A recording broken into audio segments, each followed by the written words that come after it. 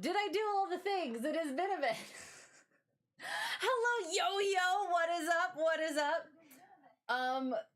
Yes, things are up. Spirits are up. Yes, it sounds bright, I guess.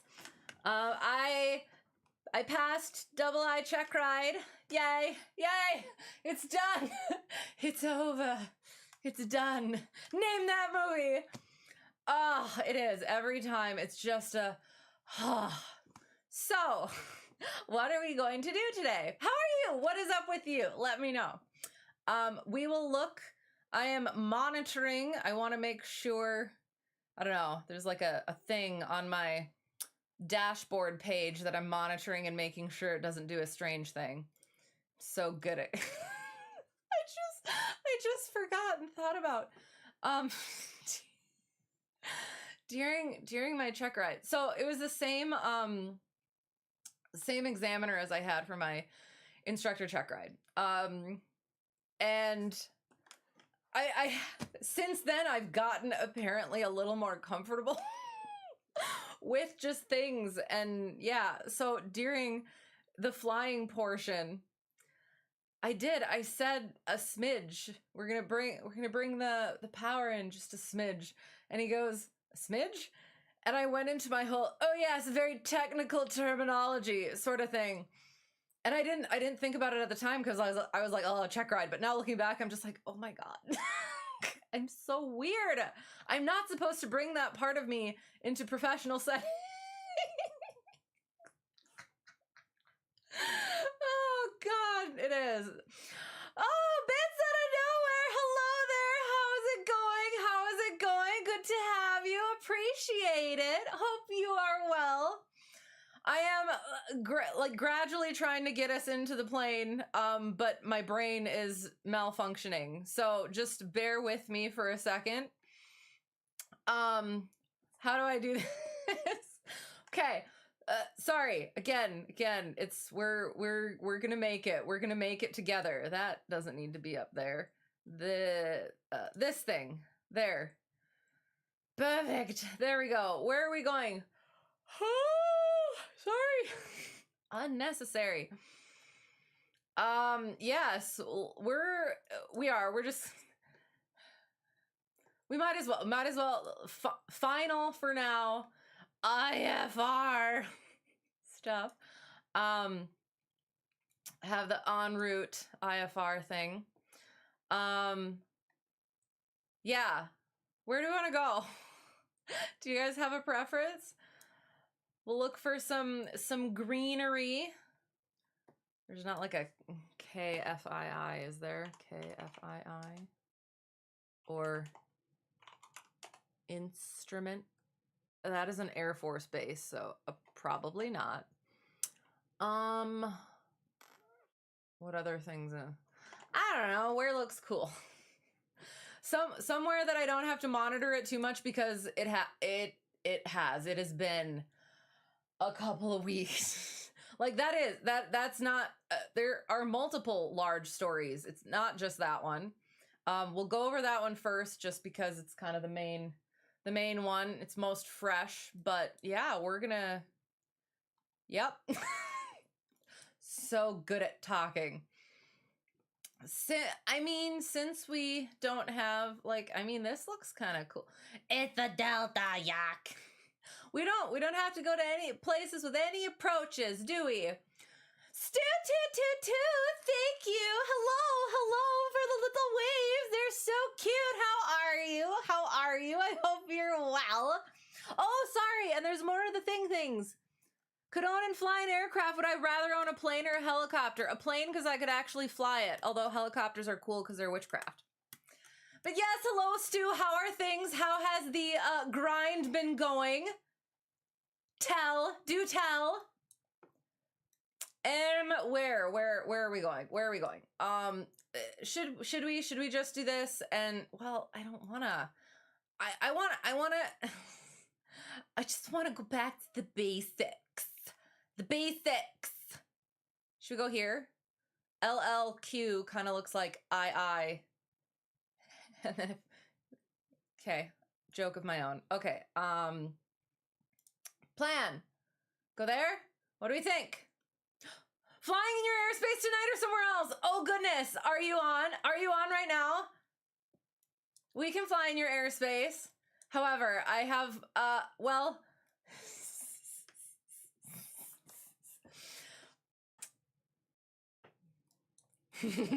Sorry. I'm like, how bothery can we be? Because the plan is just to wander around aimlessly with Storytimes. You're online, yes, like 12 hours a day, every day this month. Oh my gosh, could always do something like kabubug to Kalu or kstiff. So, okay, what would you suggest for just a bumbly flight?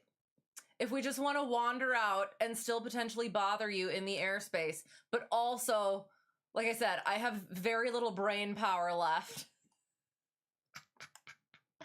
So then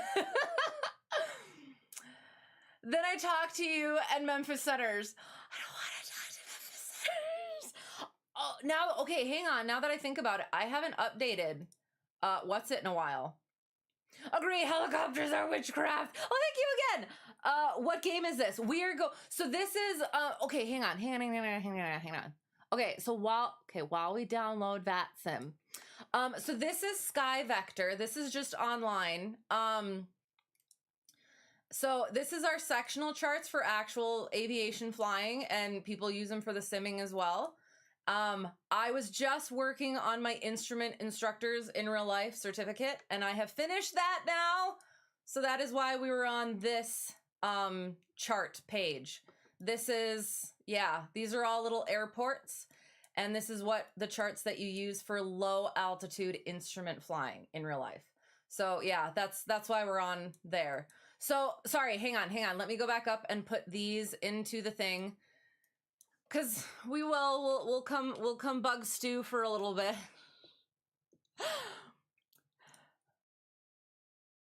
I'm just gonna put all of them in. And then, okay, that's fine, I guess. So yes, what would you be okay with us bumbling? Like, what is up? Hello, how is it going? Yes, so that's what's up. I finished my instrument instructor rating, so that's the big news right now. But yes, how are you? How have things been going? I assume you've been busy as well. Most of the precip has moved out of, there's precip. That's another thing. I had to file to my instrument instructor check ride because there were ceilings. I mean, it wasn't bad, but like still, it was like, come on, I'm already nervous. But yeah, anyway, has moved out of that area to the east. Okay, sounds good. So like, okay.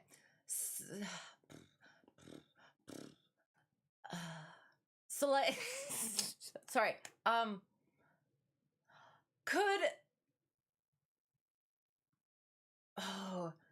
so,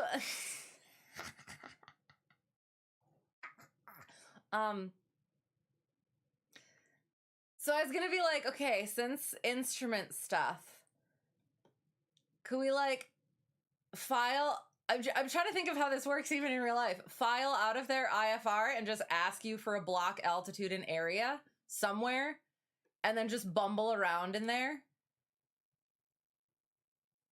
Does that like, you know what I mean? Tell me, Stu. You know nothing about flying, but you really want to learn, even though you're slightly afraid of heights. Okay, here's the thing. So, I have definitely heard of people being afraid of heights, but being okay with the flying. Because there's something about, like, having the control of it that can help. Do you know what I mean? So, yes. Well, and okay, so disclaimer. Oh, and I didn't even change the disclaimer. This still applies. Still applies there. Also applies for instrument stuff. I am an in real life instructor and very recently an in real life instrument instructor. But this is not instruction at all in any way. But yes, if you have questions, I'm definitely like, that helps me practice flows and stuff and get stuff. Yeah, it's good practice for me. We're study buddies. Klex is also a cool airport if you want to go somewhere else. I mean, I like cool airports. Whoa. So what do you mean go somewhere else? So what about my my question? How can we bumble around in your airspace? And I'm over here bugging you while I'm sure you're still controlling over there. We're already being a problem. You're always busy, right? It has been crazy at the shop buying a house currently, and your son is almost 2. It's been very busy. Well, that sounds amazing though. Congratulations on all of that stuff. And yes, some good stuff, crazy at the shop, could be good as well, but also could be interesting.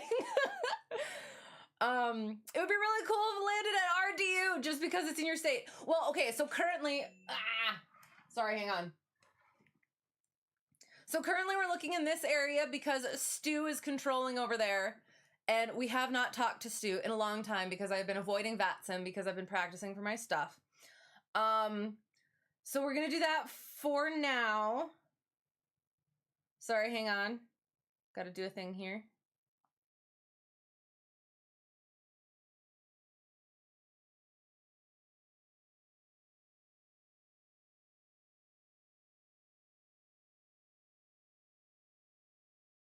There. I mean, where is Kurdu though? That's gonna be a bit away. At some point, some next flight, let us know again, and we will go there. That kind of sounds familiar. I feel like maybe we have gone there before. I think I've said Kurdu before. But that's awesome. So, are you just because it's in your state, I was gonna be like, are you gonna go start training? That's me. That is me. Yes. I like to push.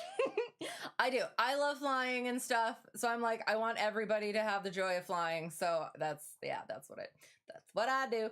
Can just do whatever and you'll deal with it. Random approaches, cruise clearance, etc. Okay. But so still we want to bumble. But okay. Hang on.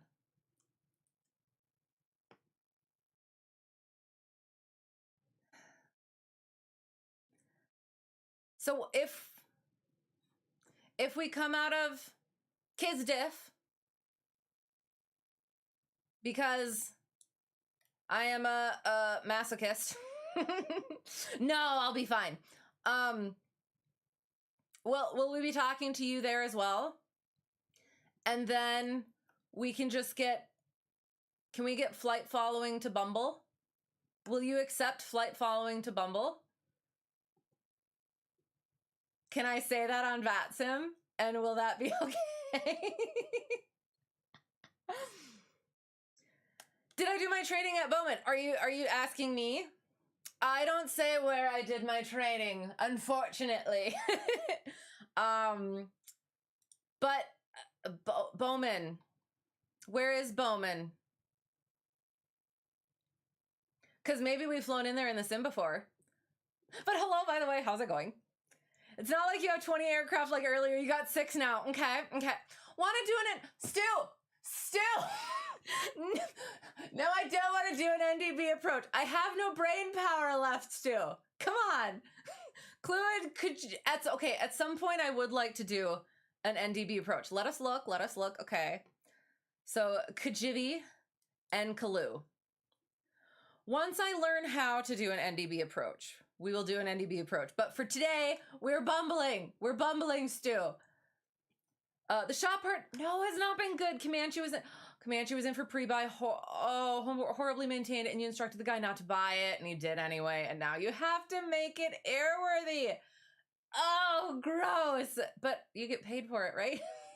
Piper Turbo Dakota needed all flight controls to be re-rigged because all control cables were way too tight and flight controls didn't have correct travels. Oh, like, it does. It just boggles my mind. That like that stuff happens. But, well, yeah, I mean, I'm sure there's some stories that I probably shouldn't say that maybe I still will. But like, yeah. And quite a few more. Good Lord. Well, I am like on one hand, like at least you're getting paid for it, but like having to deal with that stuff, I feel for you. Definitely. Say what? Can I say, requesting permission to Bumble near your airspace, in your airspace. And then we can just like, I don't know. I'm just like, my plan was kind of to just put the plane sort of on autopilot and be outside telling stories and then wander in every once in a while to switch the heading. But I mean, you know, yeah. Right next to Stiff. So good at things. Oh, it is. Oh, Clue is Bowman. Okay, it's slightly northeast of Kisdiff. No, so we're going there because Stu is controlling there, and I'm just trying to figure out how to be a pain without being a pain, if that makes sense. How to be a pain for Stu, but also not to go against the rules of that sim. And Bowman was Louisville's commercial airport before Stiff was built. Very cool. Well, and that's the thing. It's like, it's right there. Why'd you have to put it right there? I'm sure it was like an expansion and everything, right? You have a question. Okay. Oh gosh. Let's say you purchase a private craft. Would you be allowed, oops, hang on. Would you be allowed to land in a big airport? What are the regulations or restrictions? Do you have a pilot certificate is the first question. If you have a pilot certificate, then yes. And when you say like big airport, or like you're talking about like the like the big airports. So yes, you are allowed. The things that might be a deterrent is proficiency in the flying, as well as they put large landing fees, basically to deter smaller craft from doing so, if that makes sense. So as far as I'm aware, like if you file there and you're ready to go, you listen to ATC as you're coming in and everything, they'll whatever you in. But yeah, that would be the thing. And okay. Disclaimer as well. I am in the US. So if you are not in the US, then there would be, there's probably different regulations, restrictions elsewhere.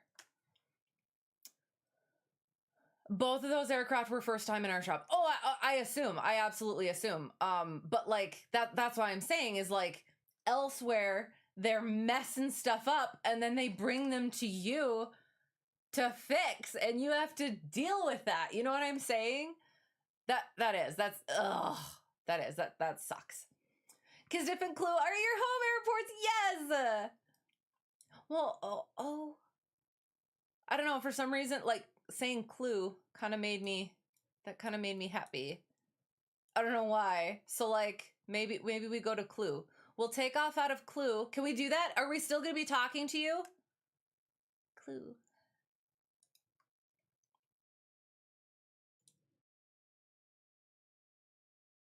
I like Clue. Hello. Hibbity hobbity heidi ho, heidi ho. Thank you for the resubscription, Kithrick. Hello, how are you? Good to see you. Happy to have you. And you have minimal rules in your airspace. Just follow instructions and listen to the frequency.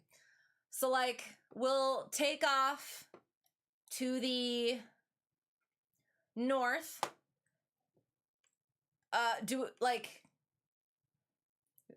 So like, can we just be VFR to the northeast and just not have a plan, and we'll just be sitting on your frequency? And you can chime in if you'd like. I would, like, I'd be like, and then I can bug you whenever, but I would not. I would be so nervous about saying something silly on VATSIM that I shouldn't say. So could we do that? Just like via VFR to the north. Where, actually, hang on. Let's go back to the sectional. Oh, there's a river. I like that. We could river run. Should we river run? Okay. How does that sound? So we'll take off out of Clue to follow the river. And then we'll just, we'll just chill. And we can just stay on your frequency. Same, you grew up in Bowman cleaning bellies for the DP. They're nice. He's like 88 now, so you don't think he's a DP anymore. Oh, I don't think that's a bar for being a DP. It depends on the rest of the conditions, I would think. Hiya, how's it going? Happy to see you. You are in the US. Okay, so my information does apply then. So yes, you definitely can. I am sure that at this point, I have not ever personally flown into a, so this is a Charlie airspace that we're talking about, Charlie Airport. So this is a very busy airport. So it requires this wider airspace. The biggest, I should say, airports, airspaces are these blue ones. Around these airports, so Cincinnati, Northern Kentucky, is one of those. So those bigger airports, like the other big ones that you're probably more familiar with, as far as I'm aware, yes, you definitely can fly in there. It just, yeah, probably call ahead, maybe file a flight plan just so they know when you're coming in, so they can like shift around. What's a crackin' malackin'? Well, yes. So, and I have to say this a bunch. Probably, I just passed my instrument instructor check ride, so that's what's crackin' malackin'. So we're just figuring out how to bug Stu without bugging Stu and getting kicked off of VATSIM. Does that make sense? So we are. That's what we're planning on doing. I like. Let's go Clue, and request the river run to the north. Does that sound okay? Towered under Kisdiff's approach and departure. So will we be talking to you, Stu, the whole time? So you're not sure if I have this info, but there are plenty of smaller airports all over the country to not have to worry about landing in a bigger business. Yes, I fly out of the smaller airports. I've flown into a lot of smaller airports. So these airports here are uncontrolled. They don't have a control tower. So we're basically just talking amongst ourselves as pilots on what is called the Common Traffic Area Frequency. So yeah, we just basically give position reports to let other people know where we are.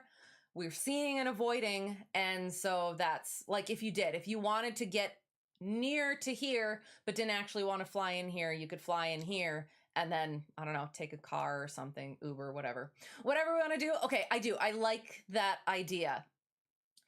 So if we river run at 1,000, so that's going to be, I should probably give that in MSL. So 546 for Bowman, so 1,500 feet. So we're going to request the river run at 1,500 feet. Does that sound okay? Am I going to sound silly on VATSIM, Stu?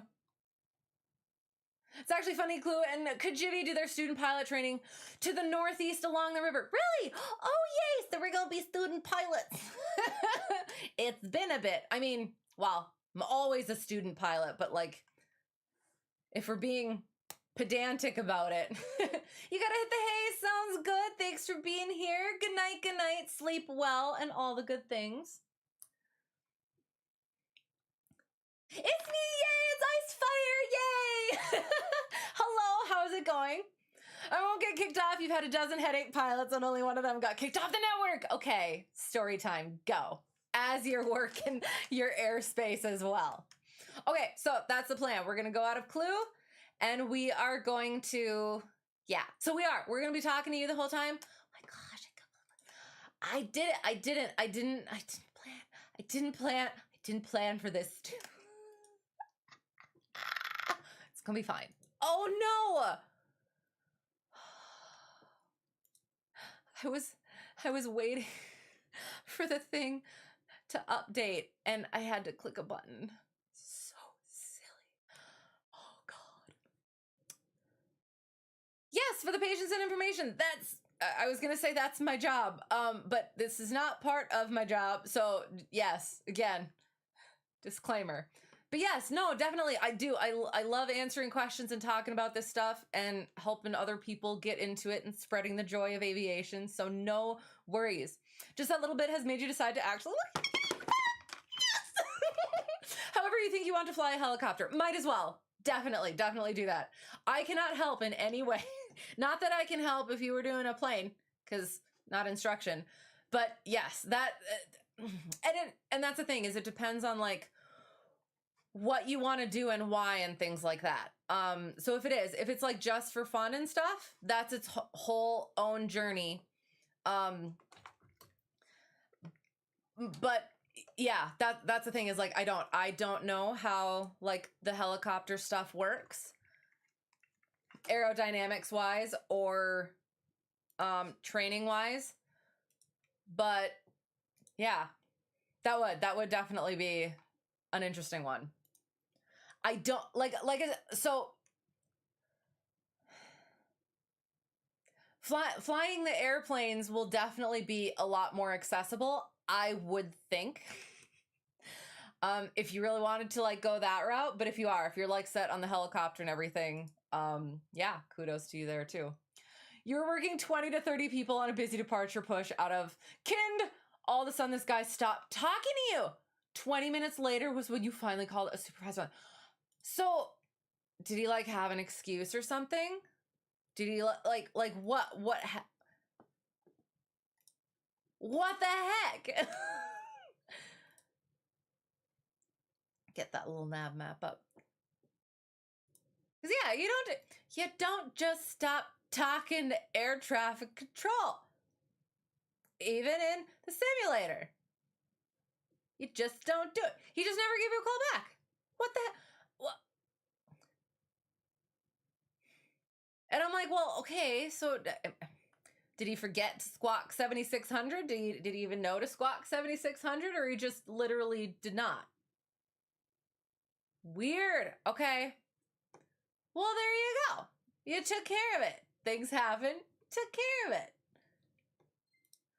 I'm happy though that like it was like a rare occurrence and not something that, yeah, happens a lot.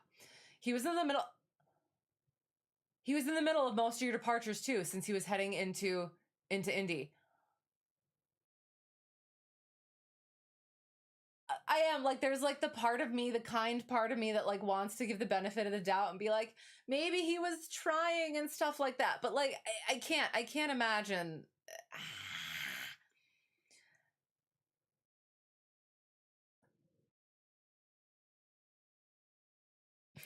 Because like we do, and again with the like, especially with the instrument instructor stuff, we have certain things that we do if we lose communications.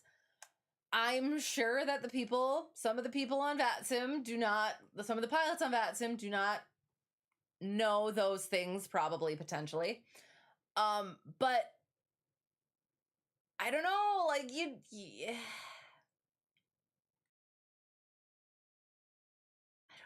I don't know. And that's what the classes are for, right? Your concerns were with the comms and flight paths and etc. Like the hellos because no runway is needed and you're only responsible for yourself or maybe one or two other souls. Fair. I mean, okay.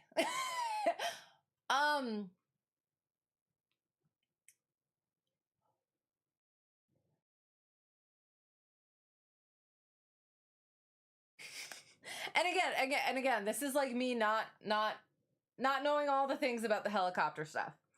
But you still need somewhere to land. And for small general aviation flying, you can land on a lot less space than you would think. So some people don't even use runways. You still have to, I mean, there's rules and regulations about that as well. But yeah, like there's and like we said, there are a lot of, hang on, let me quick go back to this here. As the sim comes up, it might be a little bit for the stream. It will come back. So bear with me. So as you can see here, so you mentioned Kurdu, right? Let's wander over there just for a second, just to look at what you got over there. So you have a larger airport over here. And actually you do have, what is this? Well, okay, that's a private one. Can't do that one. Hang on. So all of these little airports, this is a little airport here. This is a little airport here that you can come into. This one is 3,000 feet only. Some of them are even smaller. Here's another one over here, 3,000 feet. Here's another one over here. Here's another one over here. So there are a lot more runways, a lot more available runways. Ooh, look at, oh, that's a private one. Sorry. But yeah, any of these. This is a little one. This is a little one.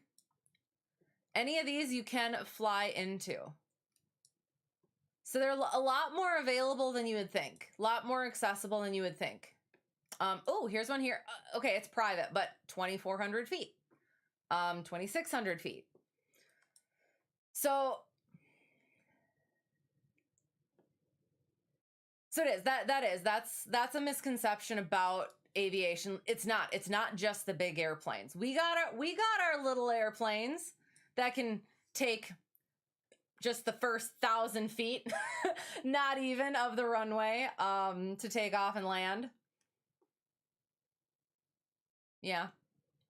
So yeah. And you don't. We got small planes too that also only fit 2 people. That's one of the ones that I instruct in. And then, yeah, the other one's like a 4-seater, but typically you kind of only put in like 3 people, depending on how much you've laden it down with other stuff like fuel. And you looked it up. He was still tuned to your frequency. I just don't understand. I am appalled, Stu. I can't believe it. Well, I am. I'm glad that you gave the benefit of the doubt at first, and then we're like, no, just take care of it, and you took care of it, and it was good. Does anything come like, okay, so we got kicked off frequency, kicked off the network? Was there any like follow-up, like what the heck? And I don't know, I can't. Real life distractions or emergencies can happen too, thinking of that as well. Oh, sure. The guy overflew his destination at flight level 300. I guess that might make sense then, and just like didn't take the time to like click off and be like, hey, I gotta go. Interesting. Okay. And Clue is your home airport. Your great uncle founded it, and you have taken off sub 100. Yes, there we go. Well, that is cool. I'm glad that we're doing this one then. That's perfect. It's gonna be perfect. What runway are we taking off from?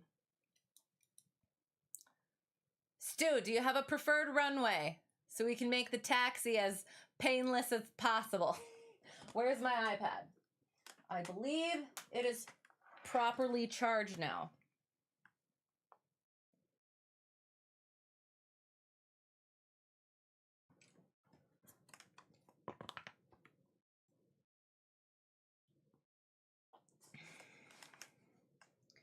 Going to Clue.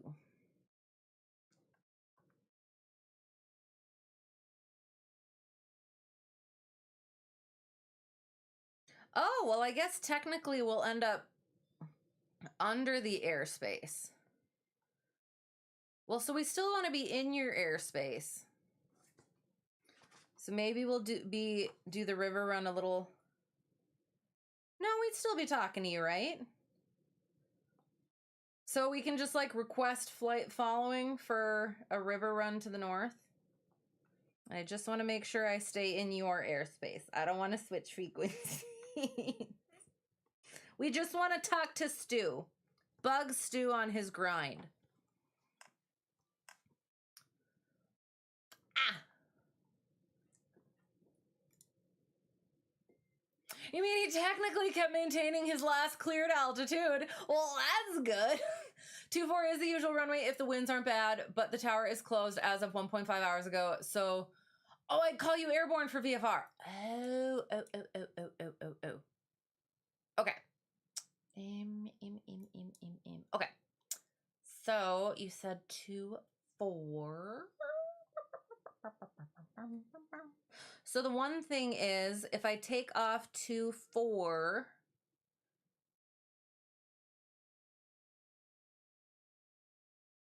that would be like almost sending me into your airspace right away for Louisville, right? Because Louisville's still open, right? I guess I could look. I am a pilot, Lord. But I've thought too much today, Stu. Louisville's 24 hours, so I would contact you, the tower, and then set. Okay, hang on. Best wind is runway 24 or 15.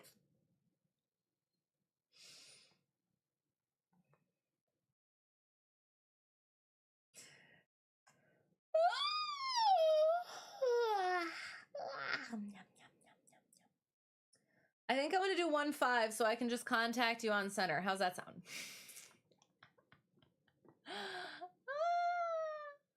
Hello!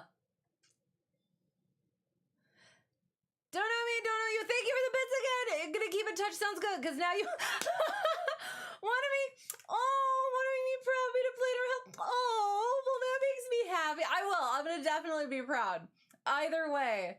So yes, if you have any like questions about like getting started or like where you need to go, I could potentially try to help like send you in the right direction for like places or like get you in contact with other people who might know better, just because like I know airports and stuff now. But otherwise, yeah, like that will. Again, like I said, I know the plane side of it a lot better. The helicopter stuff is going to be, I assume, a little bit more difficult to get into because it's not as common as you might be surprised that the small plane flying is. But yeah, I'll say aviation it's been such a privilege getting into, and I'm so grateful for it.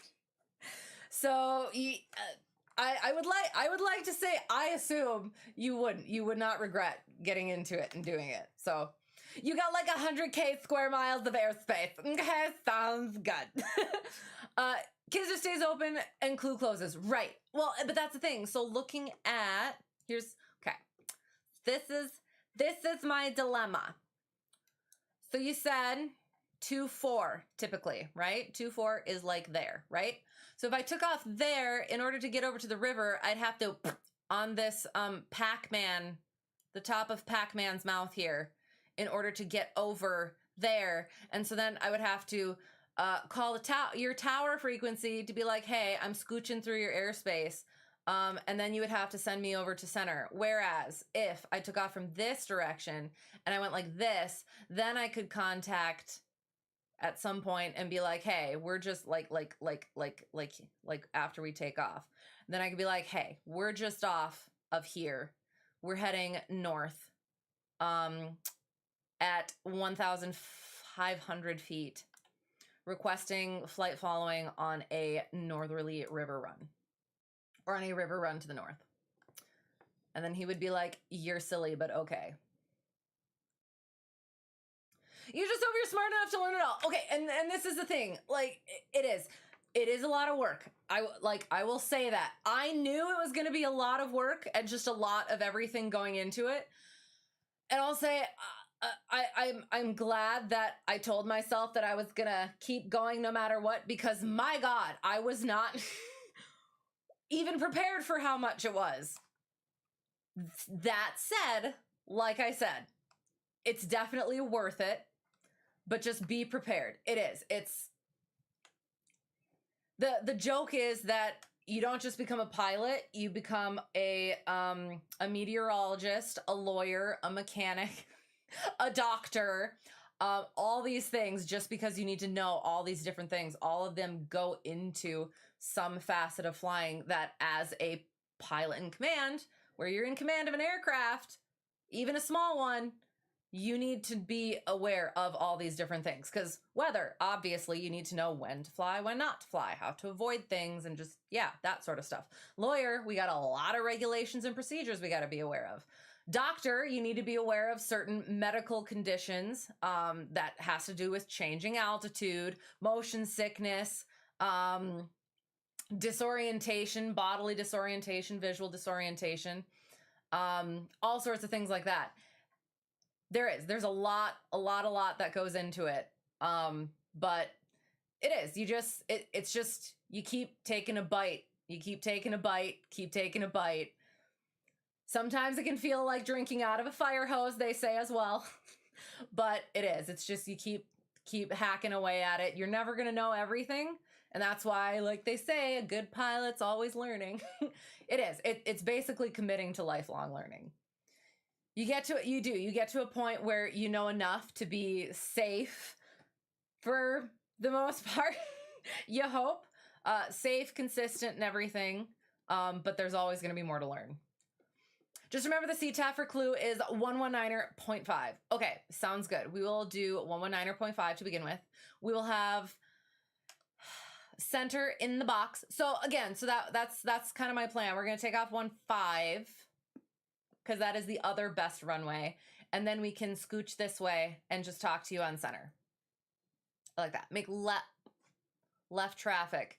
And on the downwind, call ATC. Okay, sounds good. We're going to make left traffic because I know directions now. And we will miss your airspace. Okay, sounds good. We will do that. We will do that. Yay. Thank you, Stu. Again, like I said, like I thought. Oh, for the love, we're going to have to taxi. Ugh. Can't I just start over here?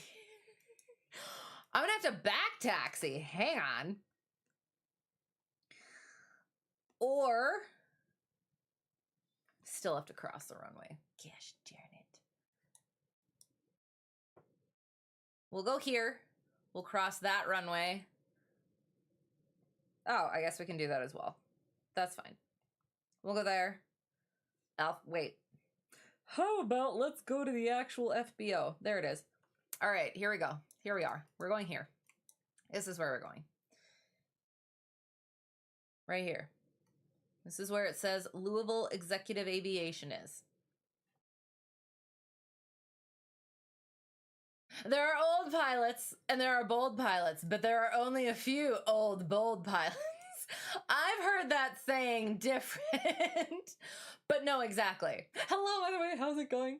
And because you were always interested in being a pilot, weather forecasting used to actually be your job tool in the Navy. See, there it is. There it is. And it is like, I have. There's been like so many things that I haven't been like interested in too much. Like weather was never really a thing that interested me too much. But going through all this, it's so cool to see how the forecasts work out, how the radar returns work out. Getting up in the air and seeing how everything's actually working and not just being down on the ground, and even being down on the ground. It is so cool. So yeah, the fact that you kind of like, you took that and went into it and we're doing that. Oh, that's so cool. Do you have any stories about that? Was there anything cool in particular, things that stuck out to you? Your paragliding teacher told you the weather is your insurance? Okay. I have not heard that one before. I haven't done the paragliding though. So like, I bet there's like different, that's so pretty by the way. You get the different sayings in the different like areas of aviation. Fun fact about Clue, Pussy Galore Flying Circus from Goldfinger was based out of the brick hangar to the south. It was also owned by Curtis Wright. Oh, interesting. Very cool. Very cool. Oh no.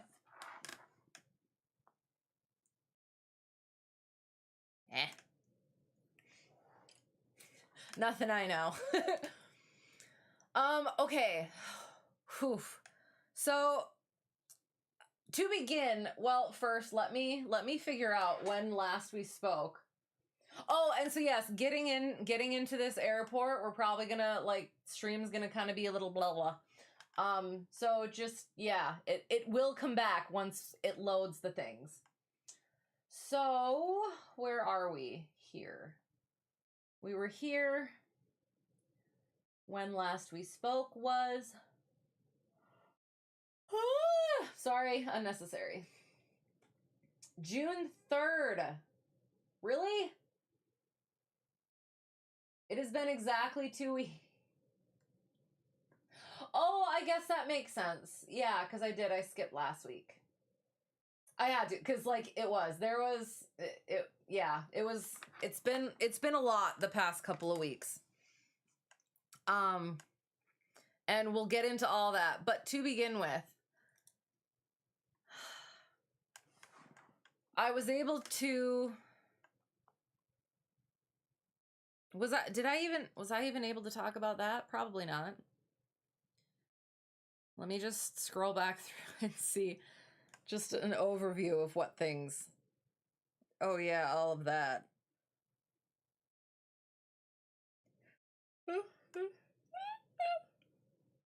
So I did talk about that, and then all that stuff, and then all that stuff.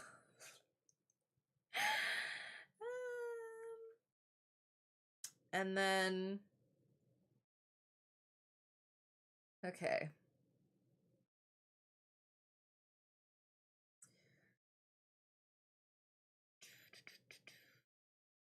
So I need, when did I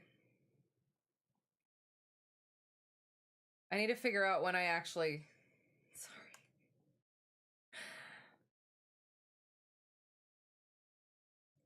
sorry. Oh yeah, we did talk about that.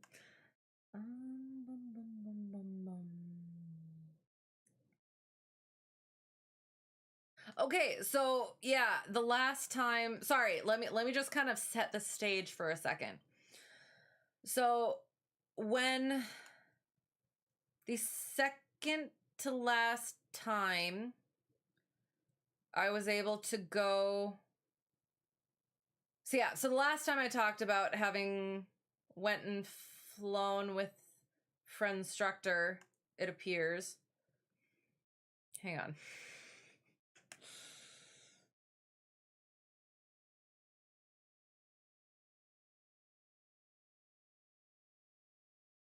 Yeah, so I was able to fly with friend instructor, getting ready for instrument instructor check ride. And I asked at that point, I was like, hey, that was like That was like 2 weeks ago only. And here we are. And I asked him, I was like, okay, so you think I should see where my examiner's at? And for instructor's like, yeah. And I was like thinking, yeah, it'll be like a month out. So, and that's what examiner said, is he's like, yeah, usually I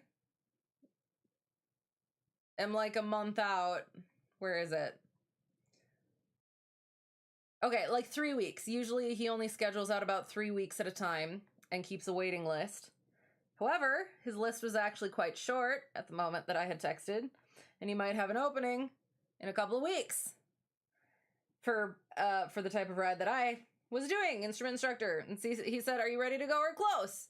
And I was like, I'm close. So the plan was to finalize the next week from there, because for instructor was leaving on a trip at that point for his big boy job. And then that next time that he came back, then we were going to finalize everything. Make sure we got all of our hours in, sort all the paperwork and everything, get my endorsements and all that, and then should be ready to go. So then he said, okay, possibility was the day or whatever. And I was like, okay, think that should work. And so he said, okay, how about like 11 a.m.? And then he said he could also start at 8:30 or 9. And I was like, 11 a.m. Asked for FTN number in the aircraft. And that was it for the time being. Very soon after that, my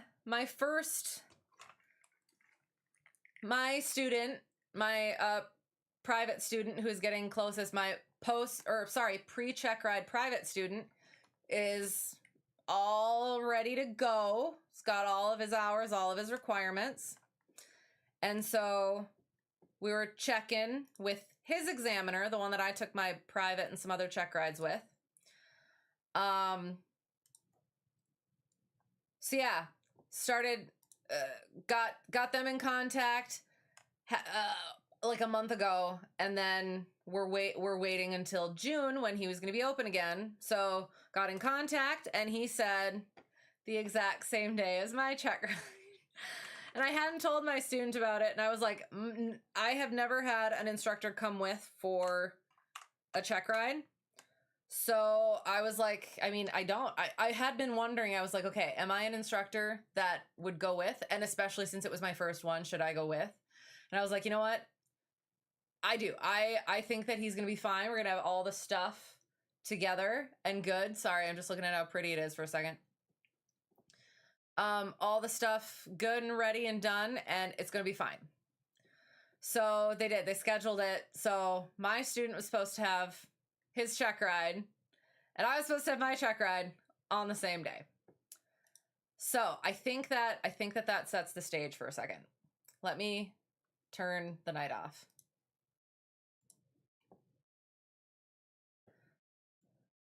Whew. Oh my gosh, you know what we could do? We have autopilot. Could I just, hang on. Okay. Could we just plug in the river run? That would be cool. Okay, sorry. Before I get into pre-flight, we're gonna go here for a second. I'm gonna go back in here. You're both frightened and uber excited to actually get into this pilot life. Oh, a healthy dose of both is good. That's one of the things. Is like you really do. It is best thing in the world. So freaking fun. You have to respect the words I can't say because I'm a lady out of it, because it can be very unforgiving, permanently unforgiving. So that being said, again, as long as you respect it and you take it seriously and everything, it's great. Definitely really fun. Yes. It's you paragliding. Okay. Gosh darn it. Gosh darn it. Sorry, hang on. Okay. My laptop isn't working. Oh, for the love of God. Okay. Oopsie. Okay, hang on. Let me.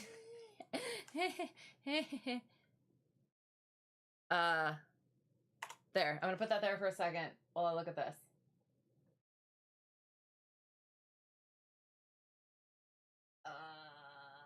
How do I?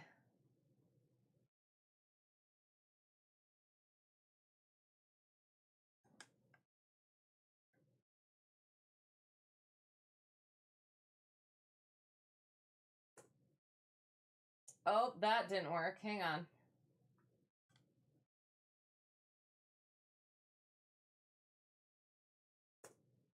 Can I do it like that?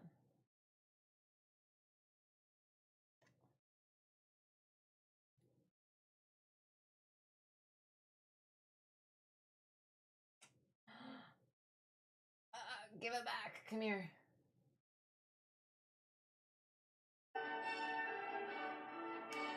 That's so freaking cool.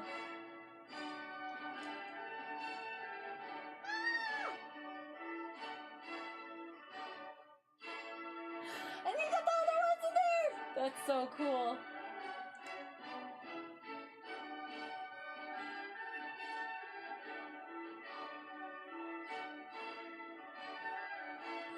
Sorry, I probably should crack open the energy drink. Oh my gosh. It's so weird kind of like going from the sim into like a real life thing. I don't know, there's just like a little bit of a disconnect and having to like rewire for a second. That's beautiful. And that's one of the things, like being in the little planes rather than like the big planes, you're like that much closer to everything around you. And then there's this. You're like, there's nothing between you and everything.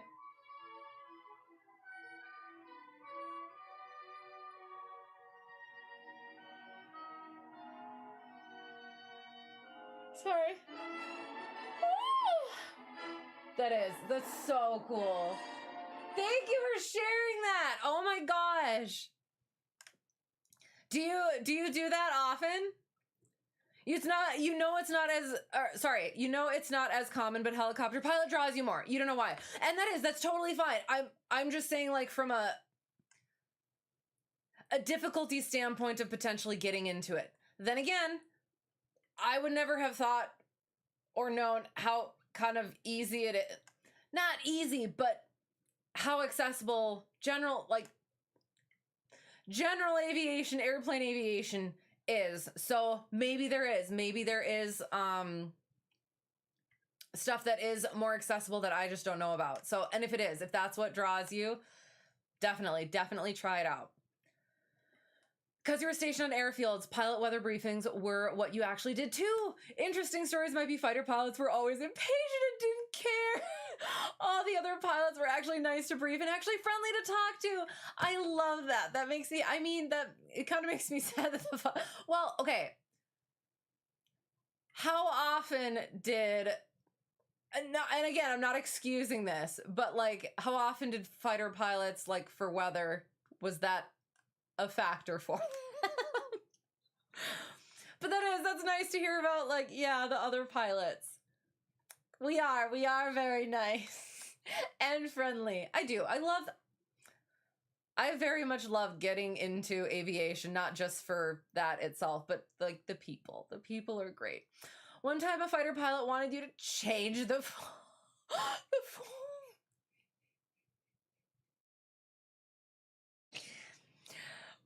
to change the forecast to not include thunderstorms that were actually right over the base, just so they can refuel and leave. Yep, fighter pilot, not allowed to refuel during thunderstorms. I love that and hate it at the same time. Like, what the heck, man? Thank you. I appreciate you sharing that as well. Oh my god. just wave your magic wand and change the weather. Wow. There's things I'd like to say, but we'll leave it at that, I guess. You finally have a flight again after over 6 months. Hopefully no one breaks the plane in weather holds. Yes, let's go with that. It will. It's gonna be fine. It's gonna be fine. Gonna stop at Lee Bottom. What is Lee Bottom? Where is Lee Bottom? Sounds like a fighter pilot. Oh no. Oh no. Okay. Well, I was gonna say, I was like, okay, I've mentioned, and maybe I haven't mentioned it to you guys, I'm looking into joining the Air National Guard if they'll have me. So if I get into that sort of a slot, and maybe that just means I'm not gonna get that sort of a slot if I'm not that sort of a person. Oh no. I hope it doesn't change me. It was one of your best things you did in your life. Started 2011 and ended 2016. Okay. Oh, that's so amazing. And flying needs, yes, a lot of time. If you can't invest it, it's better to stop. That's absolutely fair. Yeah, they do. They talk about like the Sunday afternoon or something, or weekend warriors and things like that, where it's like, just fly every once in a while just to keep up that currency. But that's one of like the big things in training ourselves, as well as having to do instructor wise, that it's about the proficiency. It's not just about currency. So yeah, but some people don't think like that. But that's good that you made that decision for yourself, and I'm really happy that you got a chance to do that. It's a grass strip just to the northeast, sits right on the river.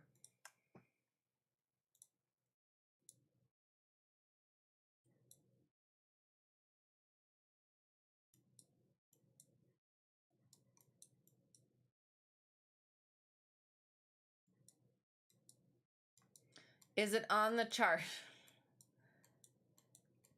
Is it this one? Oh, it is! It says Lee Bottom! Oh!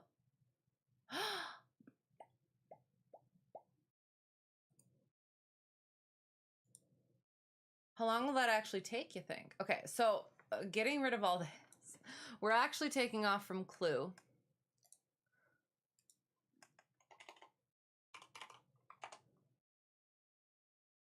So we'll take off from Clue. We'll river run up to Lee Bottom. And then continue our river run to Robinson. Keeping on talking to Stu.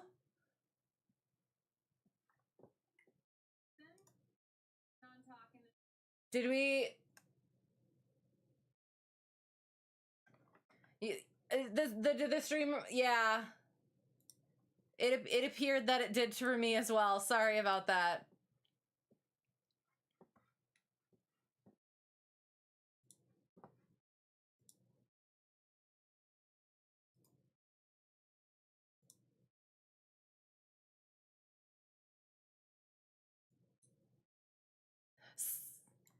I kind of like that. Does that work, Stu? Are you still here? Go to Crowd. Where? What?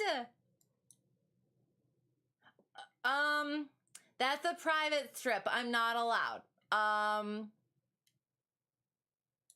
But we... It's the sim. Back, okay, yay! You have permission. Okay, so we have permission to go to Crawdaddy. Sorry, I said that a little too... Shouldn't have said it like that. Okay, that is the plan. To do a river run with some stops at airports along the route. Do we have to say that, Stu? And you have permission, will be fine. Sounds good. Excellent. Excellent. Mustana, hello. Good evening. Moose Heart. Good to see you. How are you? I hope you're well. We are just sort of planning our stuff. Doing a wonderful job. So yes.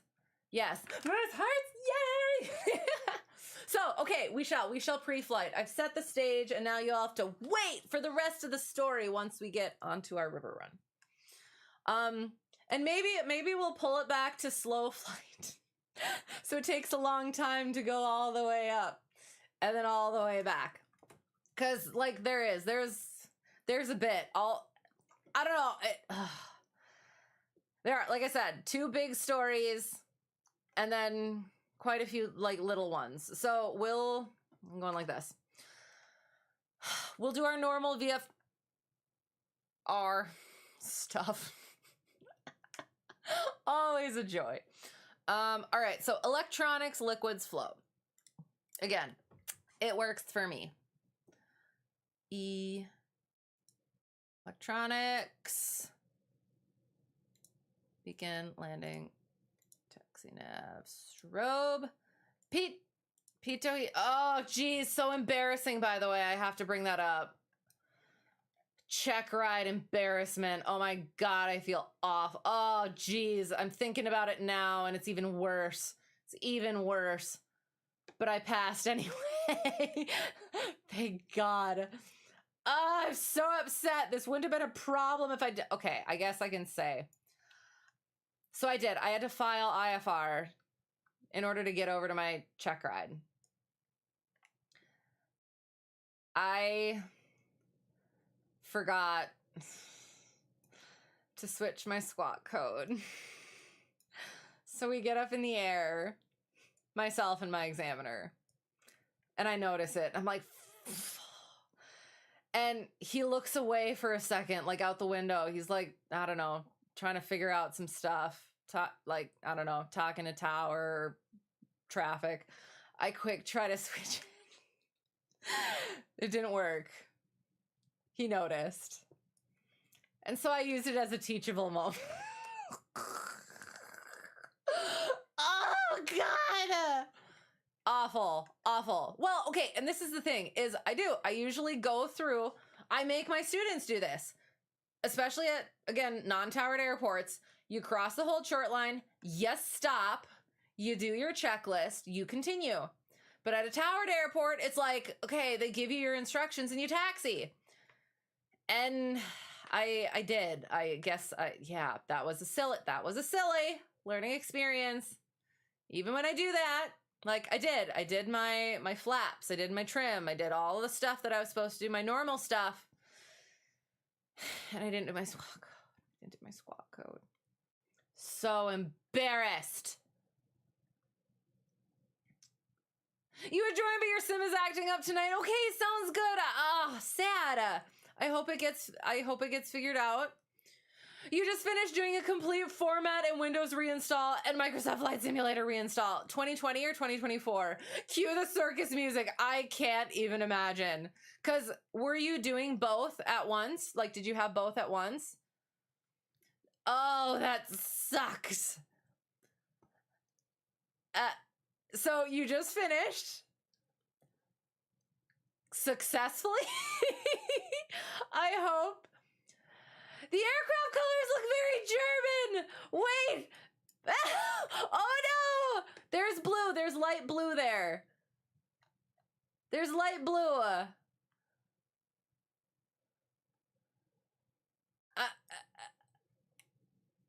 I mean, I guess there's nothing wrong with it, but I don't have any. I might have some German ancestry, I guess. But there's also light blue there too. My patriotism is to America. Sorry. We're back! Yay! Did we go? Okay, did we go down again, or was that just another time? Okay, you just finished reinstalling 2020, and 2024 will come soon. Okay, have you been having issues? You can't unsee it now. There's blue. There's blue. Okay, I can see it too.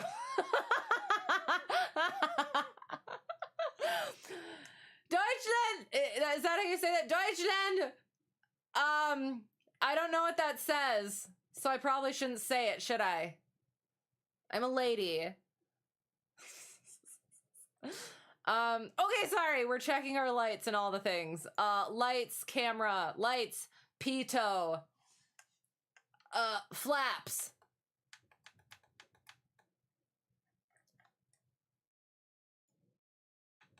There. Good. We did it.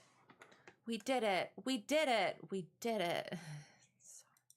We're gonna leave the beacon on. Where was that's the beacon? That's exactly the one. Sorry. Electronics, liquids, drain a little bit of fuel. Okay, I'm just gonna I'm gonna do it, but I'm not gonna do it like I usually do. So drain a little bit of fuel, strain it from belly. Check the quantity, oil, check that quantity, quality. Then we do our liquids. That's our flow then. So static port, vents, pitot tube, drain hole, fuel vent, leading edge, wiggle, wiggle, the wing, aileron, 4 bolts, wiggle the rod, 4 bolts, connection, wiggle the rod, connection, give a little wiggle, wiggle to the whole flap. Baggage door, if there is one, tire, and make sure there's no hydraulic fluid leakage. Fuel caps, antennas. Did I tell that story? I told that story, right? Did I tell that story? Hang on, when did that happen? When did that happen?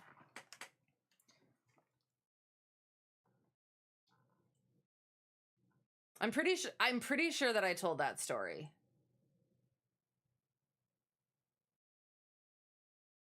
June 3rd.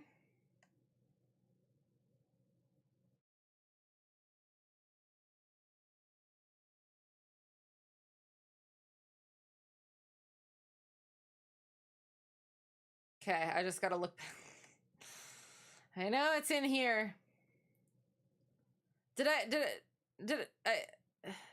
Yes, the antenna on the 172 got ripped off.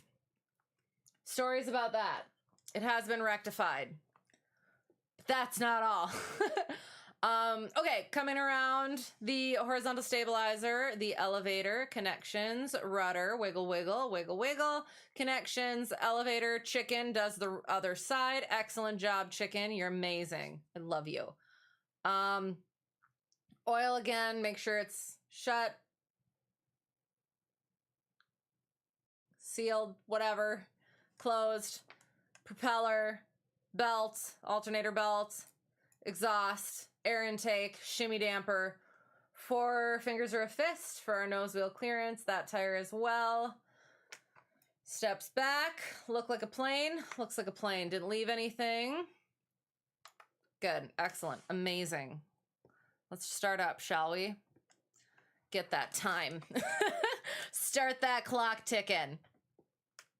All right, so fuel's on, trim for takeoff, circuit breakers, but if we lose sterile cockpit, no talking during takeoff and landing, seatbelts on at all times, exits out the doors to the left and right. For now, make sure they're shut and locked. If we lose power on the rollout, we'll stop on the runway. If it's after takeoff below 1,000 feet, we'll land straight ahead. If it's above 1,000 feet, we'll consider making a turn back towards the runway.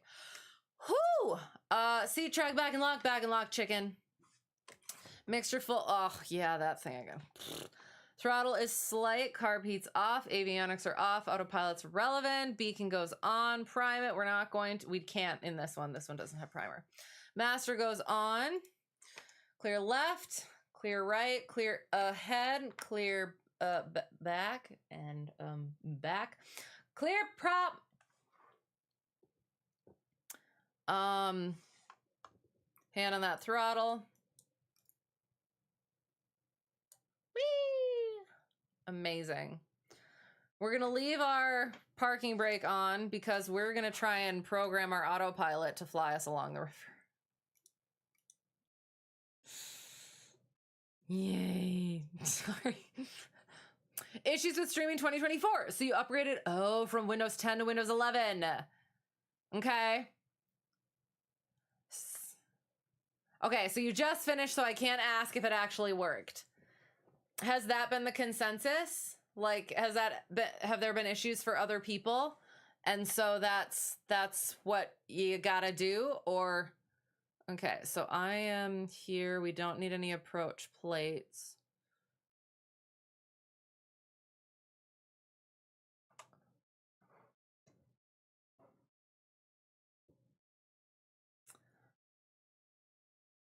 It's from their national anthem, translation roughly Germany, Germany over. Okay, sounds good. So nothing naughty. You wouldn't make me say anything naughty when I didn't know what it was saying. And you don't know yet? Okay, sounds good. I do. I hope it goes well. Fingers crossed and all the things.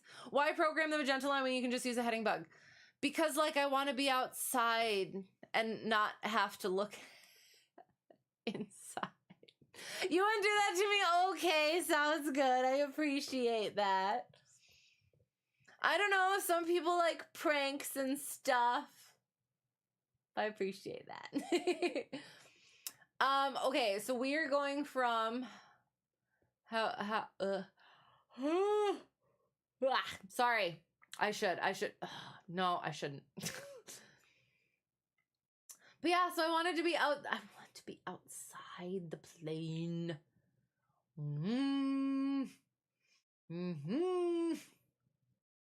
Flight plan. That's what I wanted. I don't want to do that though. I mean, we only need to really be... We'll be fine, right? You won't yell at me, will you, Stu? Unless I'm, like, doing something egregious. As a fellow streamer, you know the struggle. Okay, sounds good. I appreciate that. No, that makes sense. Okay, fine. Well...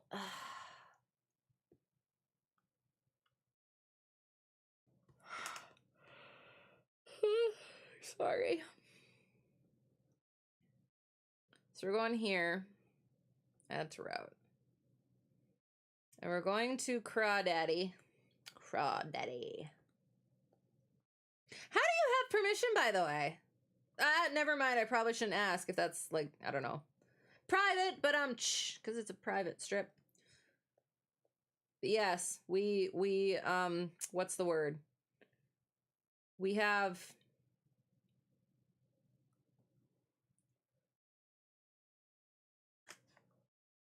permission adjacents.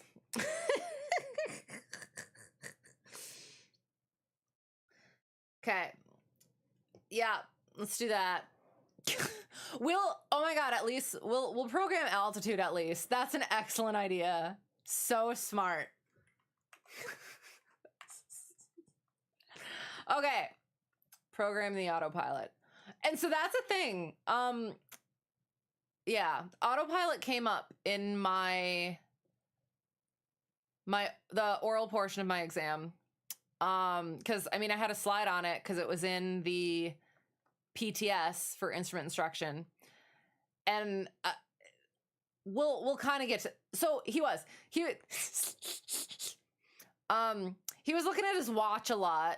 So it's like I didn't like blast through the stuff. I kept on my practice thing or whatever for the most part, but then it got to a point where I was like, I could kind of like skip over some things.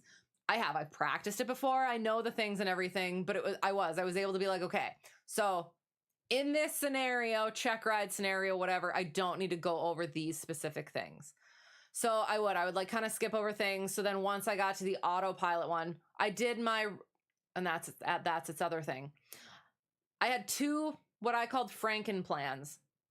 Regulations and publication in the cross country, smooshed together, talk about why, and then the aircraft instrument, so the instruments and navigation equipment, plus the instrument cockpit check, both smooshed into one each. So it was just two lesson plans. So I did the regulations publication / cross country planning first, and then the equipment and all that one second. So we were close to the end of that plan, and that was where the autopilot came in. I had a brief slide about it that was basically just what I had in my instructor, my initial CFI. And so I was like, okay, part of the thing am I going to be teaching with it? I don't have it. So we came onto that slide and I was like, do you want me to talk about it? Because we don't actually have it in our plane. But then we went into it a little bit, and I just kind of like let him talk because it was like, then I don't get so many questions asked. He definitely asked questions, but that's one of the things. Is just like let your DPEs talk. And then that takes up some of the time, and then they can't dig too much when you're already nervous. Okay, so we're going to be taking off 1-5. And then we're going to be in the downwind. Let me find procedure, our airport diagram. I am going to set 330, just so that we're slightly, what am I doing? So we want our, okay, flight director. We want to be in heading mode. We're going to set 330 so that we can turn it on and it'll take us to the river.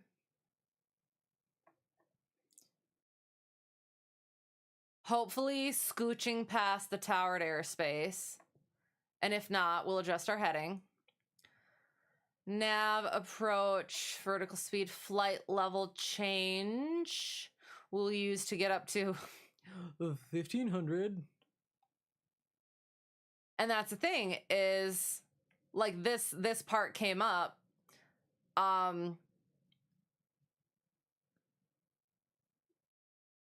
So he mentioned the whole, like, using the autopilot, and if it doesn't have the, like, power management with it, that's how you end up stalling the thing.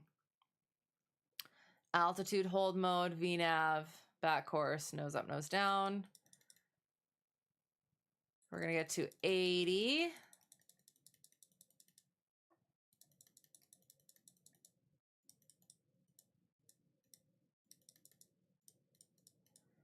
I should double check. Hang on. Are we safe at that altitude?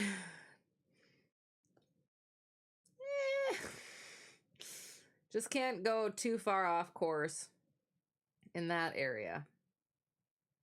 We'll see what happens. 546, 580. We have to do our weather. Meetar. Bowman Field. Clue, the 18th at 0453 Zulu does math. That is most recent. Automated, 180 degrees at 4 knots. Look at that, 150. 10 statute miles, clear of clouds, 292 degrees Celsius, 21 dew point, altimeter 2989er, remarks CO2 is different energy precipitations, the level of pressure 10117, temperature is 22.2 and 21.1, and whatever that last one is. Let me look. Let me see if I can figure it out. 27.2, 21.1.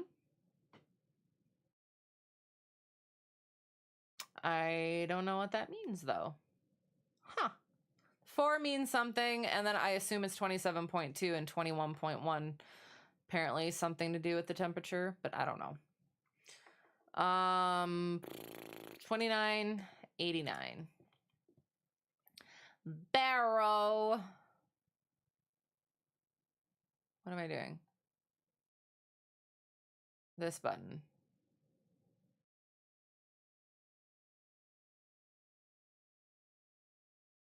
$89.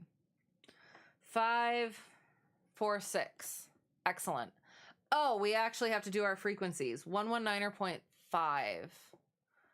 Calm. 119er. Oh, I guess we could listen. Could we listen to the weather? 85. No, 119 or 5. Wow. Oh my God.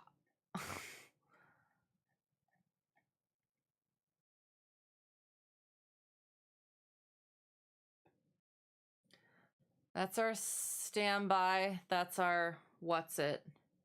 And then we'll look on what's it to do the thingy. You don't ask for permission, you ask for forgiveness.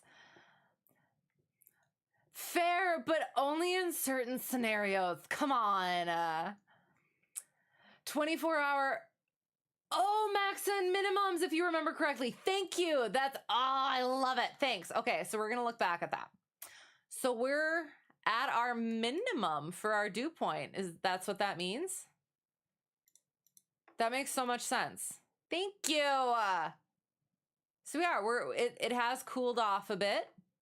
So that means that our air is getting more saturated, getting closer to that dew point, or getting closer to being dew. Yeah, all that stuff.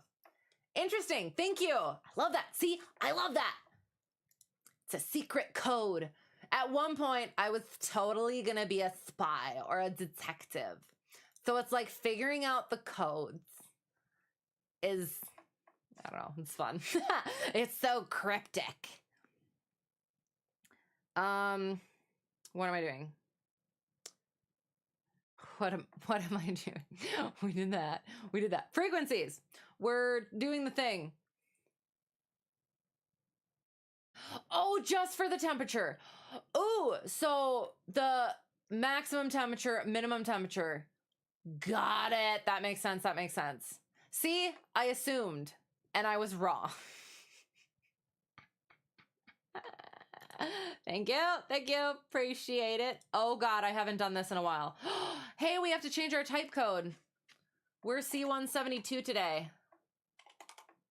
Okay. We're a Skyhawk. Heck yeah. We're still Hotel Tree 1 Delta 1. Connect. And then we get to see Indianapolis 128.225. 128.stu5 or stu25. Wow. I messed that up entirely. Stu25. Oh my God. Okay. On one hand, I'm like, I definitely should have the energy drink. On the other hand, I would like to sleep at some point tonight. What am I doing? Frequency 128.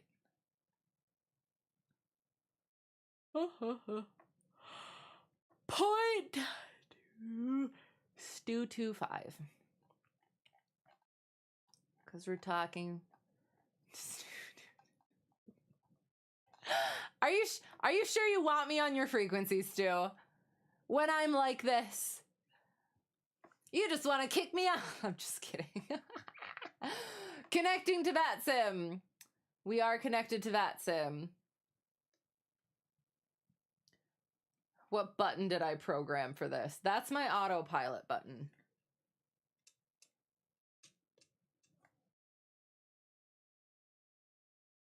Right?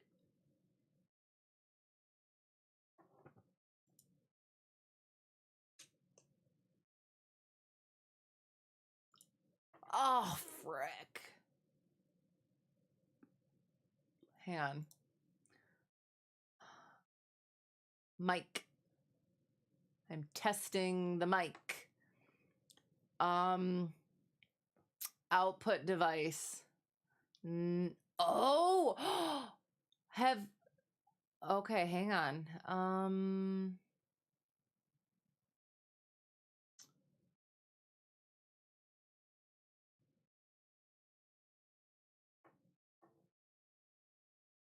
Whoa. Hang on. No, okay. Okay, that's why I don't have my mic in. El gato. Okay. So I have that in, but apply first. Apply. Output volume. Dang it. Okay. I'm fire it again. Oh, shoot. I have to like. Hang on.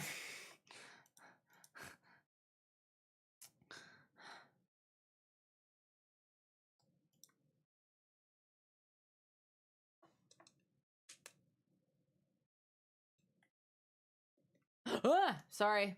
I'm testing things. You've had worse. Okay, sounds good. Way worse pilots. Okay, that makes me feel better. It also sounds like a challenge. I'm kidding. There's a whole section in your Navy training manual that covers all the possible code groups and entries that can be put into a me turn chat. That's so cool. You have to reference that more again. Been a long time. Yay! That makes me happy. I would like to do better about that, but it is. We talked about, there's so much that like you kind of have to juggle it, but at the same time, sometimes you got to focus a little bit over here, focus a little bit over here, come back and keep adding strings to the puppeteering. I don't know. Output volume. So should I turn it up? Can I do that? Output volume. No. I feel like I shouldn't do that. Adjust the mic volume slider so that the peak level indicator remains in the green band while speaking normally. Okay, so I should... Okay, hang on. I need to bring this back. I need to bring this down a little bit so I'm not screeching, apparently, in Stu's ear. There, maybe? I'm... Okay. I'm like all over the place. Now I'm up in the red. And now... okay, and that... For the love of God. Okay. I don't want to blast your ears, Stu, but I don't think that my normal talking voice just normally stays in the green. Is it okay if it's a little bit in the blue rather than the red? But also, I still feel like it's not actually like connecting. There, where's that? I'm talking there. Okay, we're gonna leave it there and hope for the best.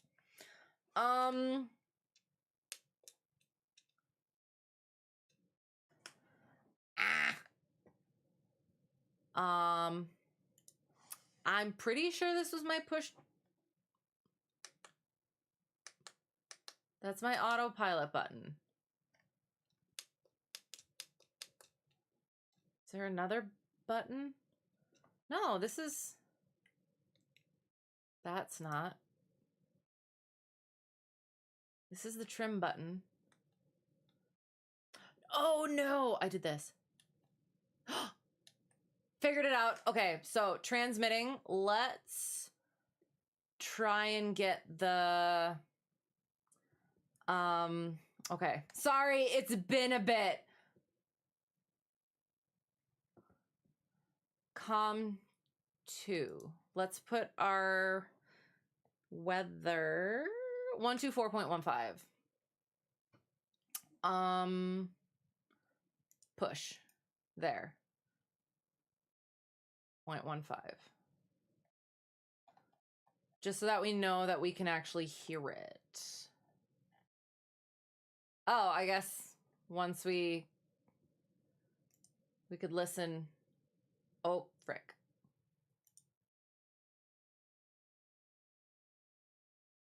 I'm gonna...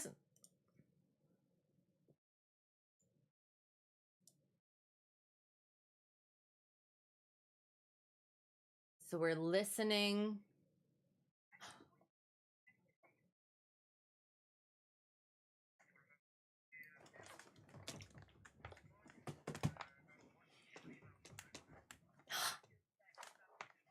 You said tree. I'm so happy. Yay!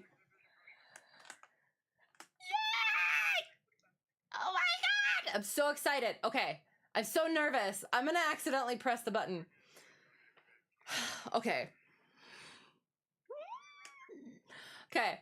I'm gonna swap it because I am going to accidentally press the button. Oh, okay.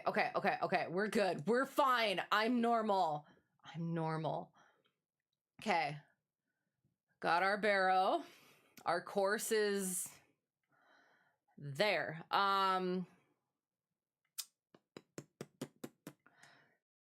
Oh, frick if I know. I don't know. Lee bottom. You know what? Let's... Okay.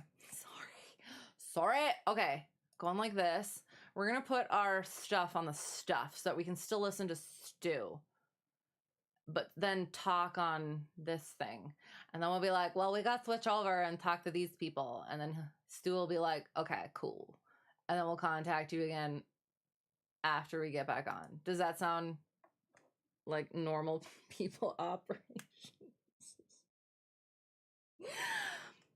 I promise, I'm a professional and a legitimate pilot. Oh, shoot! Yes, you should have. Sorry, I have the desktop on. Sorry. There you go. Thank you. Yes, you should have. I heard you. We can swap again. Going like that. Going like this. We're gonna do VFR. We're gonna do a VFR river run to the north, and we're gonna stop off at Lee Bottom, and then Crawdad. 4598, clear, direct Wisma. Direct Wisma, 4598. Yes, so yeah, we're going from Clue to Lee Bottom and Crawdaddy. So we're gonna stop off there and then we'll come back, I think. You hear yourself? Yay! Excellent. Okay. Okay. I'm normal and I can fly an aircraft. Yes, I can. Okay. Bringing the mixture back. Okay. Does this place have run-up areas?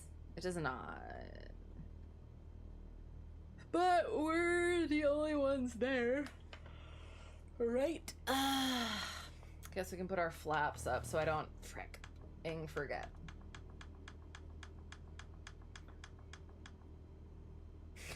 In some situations, you're not sure about that. I am not either. Okay, again, like I said, there's stuff in here that, like, I let my brain turn off, and I'm just like, all right, we're just gonna see what happens, sort of, because it is The Sim. But, like, I am locked, words I can't say because I'm a lady, in, when I thought I took that off. When I'm actually in an aircraft. I promise. Like I said, I take it very, very seriously. I feel like I sound like I'm being sarcastic there, but I'm not. But in The Sim, I get to let go a little bit. Go!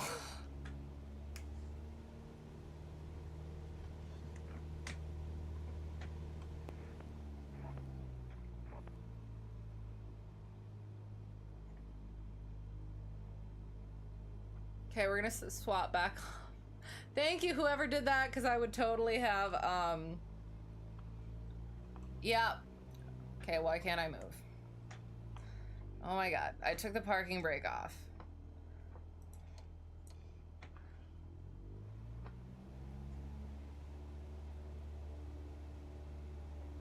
I should be taking off at this point.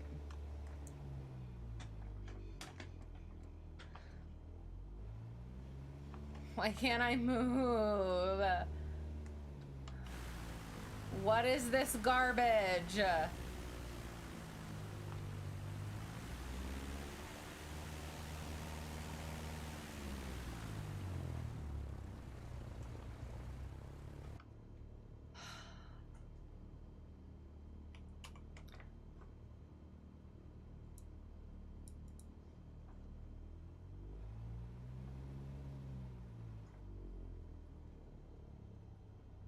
Are you about to do stuff? Oh my god. Just let me move back. Oh my god.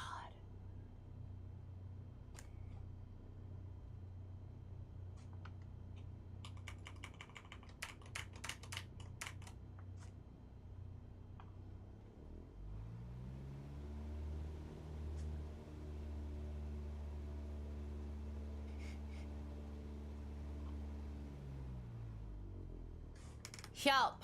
Why it not let me move? I've not had this issue before. What have I done wrong? I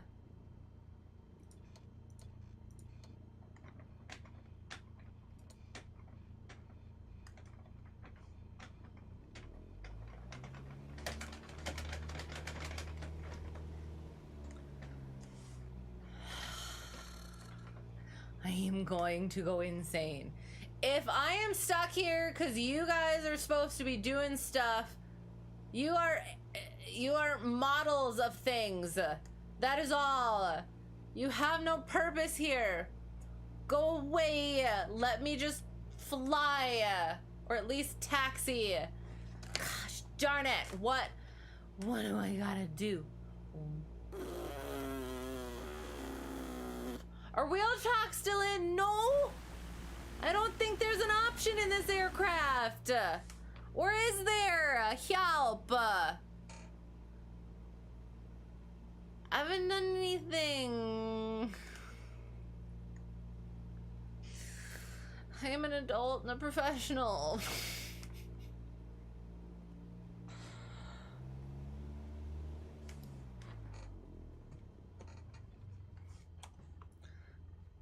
Is the tug? I don't know. How does it? I don't. Is there are no chocks? There is no tug. It's not there. I don't know. I don't want him touching my aircraft. This is my aircraft. I will do what I want with it. So, like, I have never had to do anything with them. Am I supposed to let them do something? Oh my god. I'm sorry.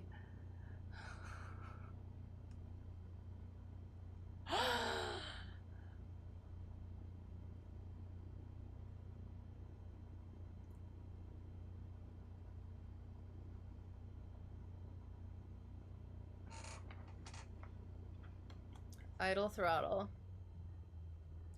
Double hit Y key.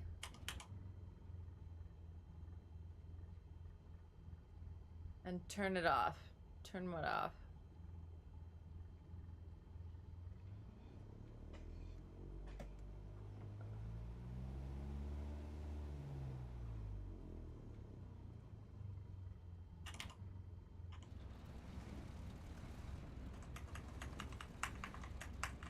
That didn't enter slew mode for me, it just went outside the aircraft.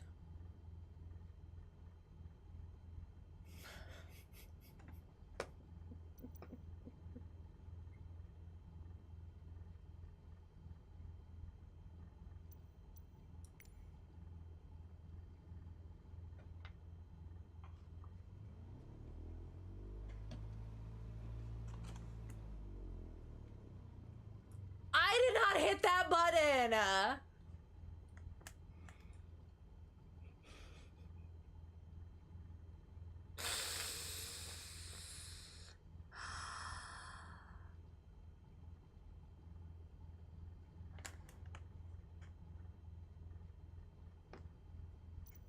This button. This button was on. I didn't hit it!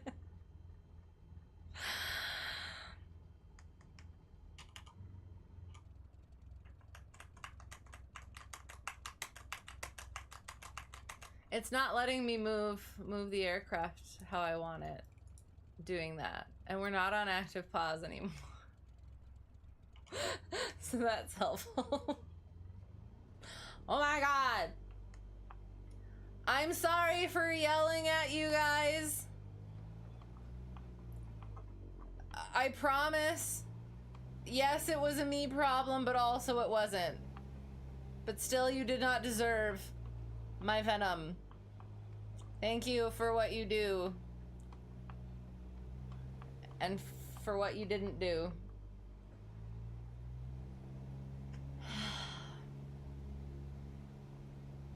It's about how this flight is gonna go.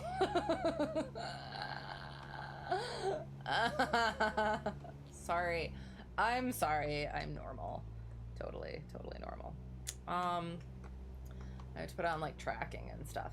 So for on these here big ol' airports, do people typically, even when the tower is closed, do like calls along the runway, or sorry, along the taxiways and stuff? Make sure I'm on the correct frequency. I'm not gonna just blast into Stu's airspace talking about I'm crossing the runway on the ground. What am I doing? That's what I was doing. Such an embarrassment. There we are. Okay. So we're gonna taxi via Alpha Bravo. We're gonna cross runway 6 on Bravo. We're gonna let them know that.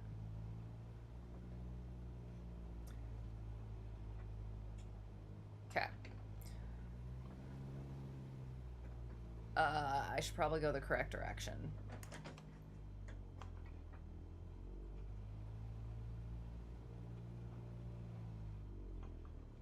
So yeah, I guess like I haven't had experience with towered airports. So like typically in the for the airports that I fly in, you don't make like taxiway calls. Some people do. But yeah, just crossing the runway calls. It's like, I mean, if I was a taxiway caller, I could say I'm going to be taxiing to 15 via Alpha Bravo. Then once I get to runway 6, I'll say that I'm crossing at Bravo. We're going to say that we're crossing the runway. Oh, we are on VATSIM. Okay. Please keep reminding me that I'm on VATSIM, because otherwise I will do something silly. Okay. Crossing runway 6 at Bravo. We are Hotel Tree 1 Delta 1. Ugh, we're on the correct frequency. Yes. Right? Yeah. Okay. And I am calling on the 119.5. Yes, yes, yes. Who?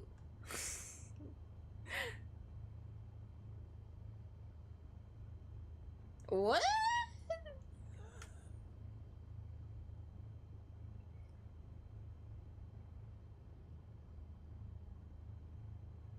Says it's currently IFR at Bowman.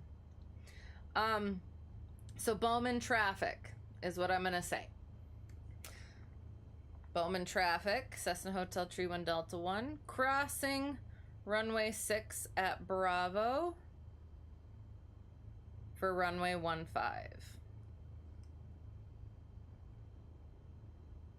Oh my god, I'm so nervous. Okay. I'm a professional. Bowman traffic, Cessna Hotel Tree 1 Delta 1 is crossing runway 6 on Bravo, heading to runway 15. Bowman. Oh my god. Again, I do this radio stuff I can't say because I'm a lady in real life, and just for some reason I get so nervous. I think maybe part of it is like I know the people who are listening to me in this, and they can hear me, whereas like when I'm in real life, I don't know those people. They don't know me. So, I don't know. Maybe that's what it is. I'm just shy. I want to be a mama-ness.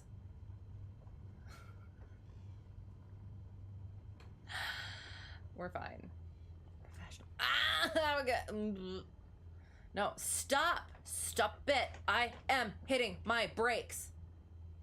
Okay. Yeah. You also can see me exactly. So it's like in real life, I'm just this disembodied voice that is like there and then not. But like here, I am here. I am, yeah, you know what I mean? You know what I mean? I just don't want to do that. Ugh, hang on.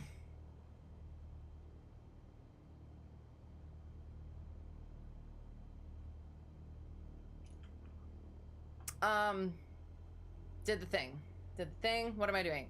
Run up. We're gonna do a quick run up. The wind is like calm, so it doesn't matter that we're that way. Nope, that's correct. Okay, so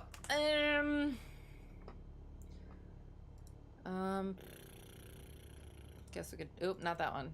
This one.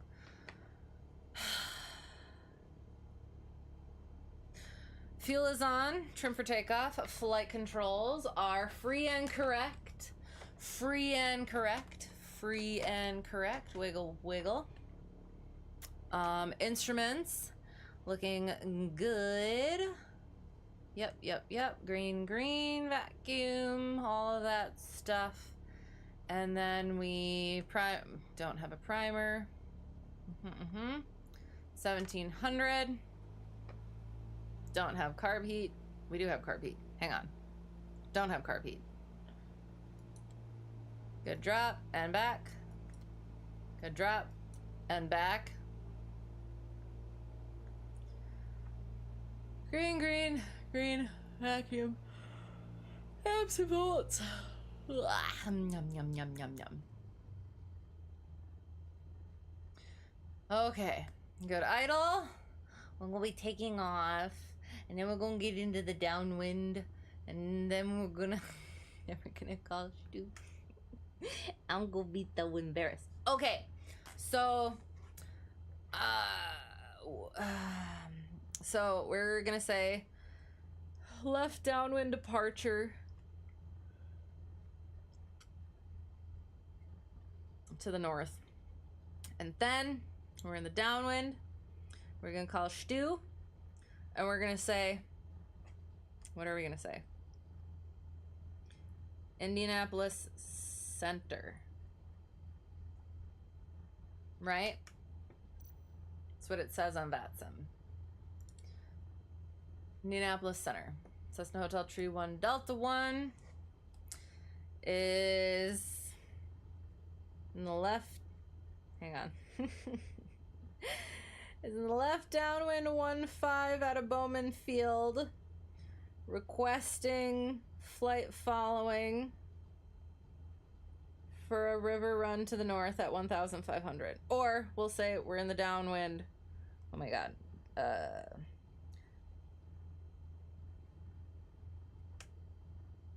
Do you want me to say request first? VFR request. And then we'll say requesting, we are, yeah, okay. So first we would say Indianapolis Center, Cessna Hotel Tree 1 Delta 1, VFR request. And then you would say go ahead, potentially, probably. I'm assuming at this point. And then I would say Cessna Hotel Tree 1 Delta 1 is in the left downwind 15 at Bowman, requesting flight following at 1,500 for a river run to the north. Is that okay? Or will that sound silly? It'll be fine, right? It's gonna be fine. It's gonna be fine. It's gonna be fine. Ah! I'm a professional. See, I don't know. I think part of it is just like, it is. I know the procedures where I am and stuff. But like, I don't know. Maybe they're different. Okay. Talking to traffic. Bowman traffic.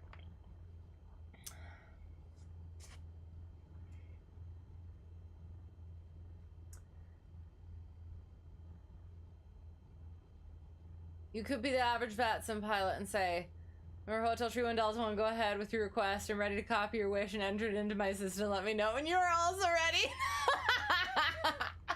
Is that how it goes? Yeah. Well, I guess we'll see what you decide, whether you decide to keep it short, sweet, simple, or whatever you want to do. I will try to be ready for anything. Oh gosh. Okay. All right. I'm and this is the thing. We have story times, and it's like, I have handled some stuff, words that I can't say because I'm a lady, and yet I still am like this. Stage fright. Okay.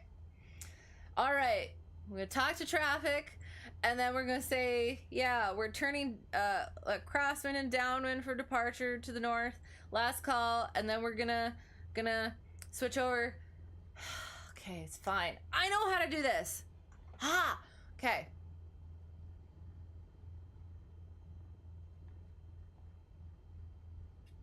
Bowman traffic, Cessna Hotel Tree 1 Delta 1 is departing 1-5, left downwind departure to the north. Bowman. Oh, that helps. Sorry. Normal. Normal! Completely. Totally. Turning.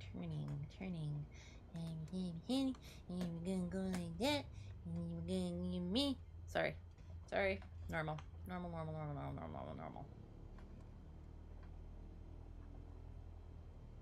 Oh, and I just remembered another story. Yeah. Semi-after check ride. But yeah, I guess we'll get to that. 1-5, we're making sure. Professional. Okay, 1-5. Looking for that number, making sure that it is correct. Yeah, we're correct. Okay, we're taking off. All right. I know how to fly an aircraft. Yes, I do. Airspeed's alive. Engine instruments are in the green. All right, normal operations. This one probably rotates a little bit. Not that slow, I guess. I was trying to do the math between knots and miles per hour. Oh God, I still need to, hang on. 22, ah! This is why we don't, heading. 1-5, go like that. I'm gonna fly like this. Make sure I don't, yeah. Okay. Okay, we're just gonna turn. We're fine. Power's up. Throttle. Green. Turning crosswind.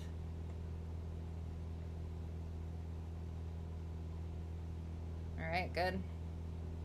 I'm totally not cheating with ForeFlight. Oh, hush. And we're gonna turn downwind. And we're gonna let it fly.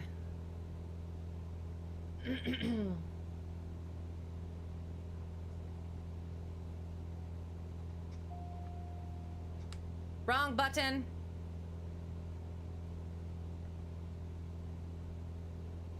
Bowman traffic, Cessna Hotel Tree 1 Delta 1 is left downwind 1-5, departing to the northwest. Last call, Bowman. Okay. Power change. We're gonna be squeeging right past that other airspace. And we're gonna go call Stu. Flipping it. It's level 400. Climb maintain 5400, share 67. Okay, VFR request. We'd like to do a river run to the north. Just north, we're gonna be like 2 miles north of Bowman. Requesting flight following at for a river run to the north at 1,500.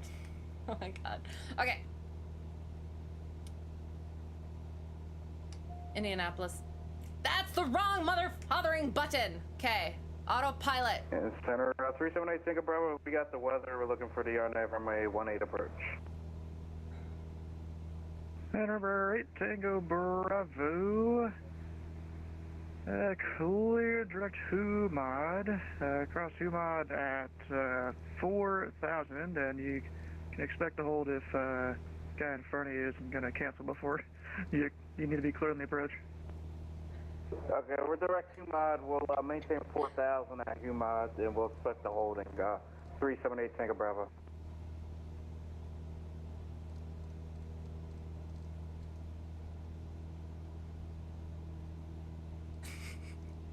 Okay, I'm stalling. All right. We are about 3 miles, 3 to 4-ish. Indianapolis Center, Brickyard 5616. Permission to reconnect and unpause. I unfortunately disconnected when you stepped away about an hour ago. Breaker 5616, that's fine with me.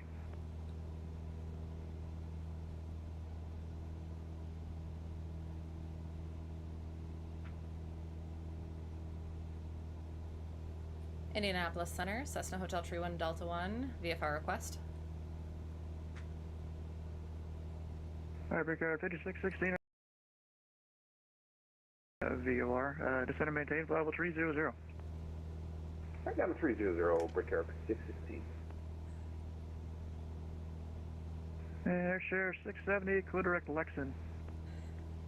Clear direct Lexington, Air Share 670. Someone with a VFR request, say again? Indianapolis Center, Cessna Hotel Tree 1 Delta 1 is 5 miles north of Bowman Field at 1,500, requesting flight following on a river run to the north. Our Hotel Tree 1 Delta 1, Indy Center, the Louisville altimeter 208.9er, squawk Tree 437. 29er, and 3 Delta 1. And I forgot to say tree, I'm sorry. I was so, Okay, 29er, got that in. Transponder, how do I work this thing? Code. Tree 4, tree 7. I should have, what code are you gonna give me, Stu? Following the river, the river, the river. Oh, look it! Remember 1 Delta 1, radar contact 5 miles east of the Clark Regional Airfield. Stay aircraft type. Cessna 152.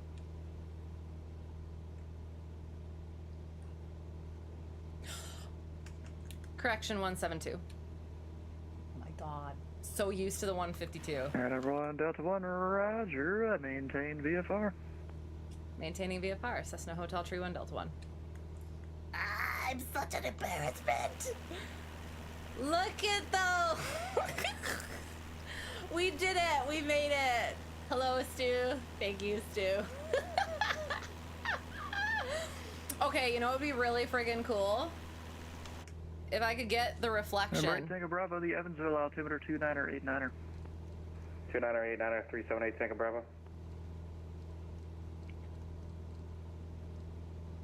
Meow.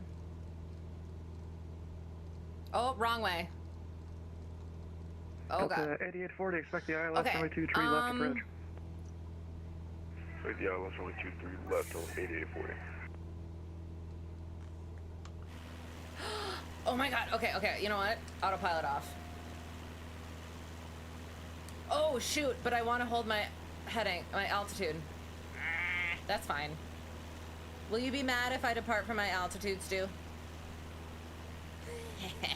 You didn't technically assign me an altitude, so.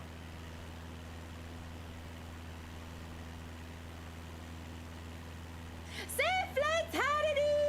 Hello, how's it going? How's it going? Yes, we are currently safe-ish. Oh god. I am a professional. I can always turn it back on. I'm not seeing my reflection. Indianapolis Center, Brickyard 616. Any chance we can get the winds and altimeter for Indianapolis? Brickyard 6616. Okay, yeah, we're not. Drop the whole meter here. Got as of 0554, the wind's 210 at 6, 10 mile visibility. The sky's few at 700, broken 2,200, temperature 23, dew point 22, altimeter 2986. All right, Brickyard 616 copies all. Thanks. We were looking for the ATIS over there. Didn't see one. Yeah, I can only put out 4 ATISes at a time. Okay, sorry. Okay, so we do need to be doing story times. It's a lot better than a couple of years ago. You can only put 1 up. So yeah. That's crazy. Set the, Yeah, it's a whole bandwidth issue thing. well, Oh god. I don't know how we want to do this. Stay fish is a good start, right? Exactly. Yeah, how did I set the stage? So yeah, so my student and I were both scheduled for check rides on the same day. Him for private, me for instrument instructor check ride. We're gonna make sure we don't run into this large tower that's over here. I'm gonna try and like slow us way down while also, oh wait, I can't do that because my freaking trim button, stupid. You know what? Let's see what happens. That's the way to do it. Go really low and slow. How high up? Oh god. How high can we go? Low, please, actually. How's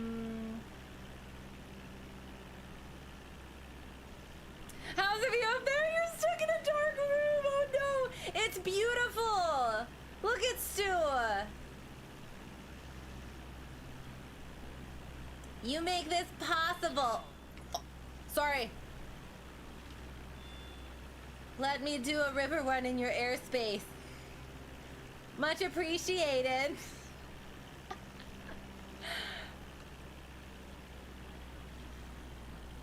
Yeah, that is some commitment. Okay, I gotta bring the power back a little bit. Gonna maintain, we wanna go slow. Okay, so yeah, so that was what was happening there. And I think... Yeah, 751, descended via the DLF 8 arrival, landing south. The local altimeter sorry, 2990. continuing. Yeah, so then... descending contained via the stars at 51. Do I have to go all the way back? You know what? Let's just go in order. 5616, descend via So that the happened. Techbit 2 arrival, landing south. The India altimeter 2986. Gotta get my logbook out. Alright, descend via the Snake Pit 2 arrival, Brickyard 6. That. Oh, okay. So, Delta 8840 heavy, at Larry, cleared the ILS from a 2-3 left approach. the Larry, cleared the ILS. Bonanza pilot that also owned a 172, he needed to go somewhere for maintenance for his Bonanza, so I was enlisted to fly his 172 while he flew his Bonanza to go drop the Bonanza off for maintenance, and then we would both fly the 172 back. Relatively long flight. I've flown longer, however, it had its own things. So, what happened was he's in another airport, so we figured out that we could... Number 9 Whiskey Romeo, no traffic is heard between you and the Owensboro Airport. Report for cancellation in the air or on the ground this frequency. Frequency change approved. How did that go, actually? Roger, and we'll let you know when we cancel 9 Whiskey Romeo. So at the time, Roger. the... Sorry. The 150, the 150 was in maintenance. It was taken over to home airport for 100-hour and to figure out the charging issues. For the love of God. Yeah. And figure out the charging issues.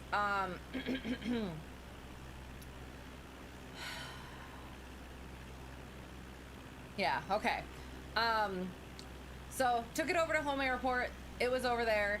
It was supposed to have lessons. It was supposed to be back the next day, but it wasn't. So canceled a bunch of lessons.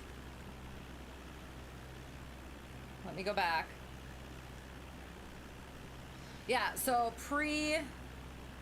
okay, I need to fix this. My stuff is falling. I forget how this works. This goes like this. That's there. That will work.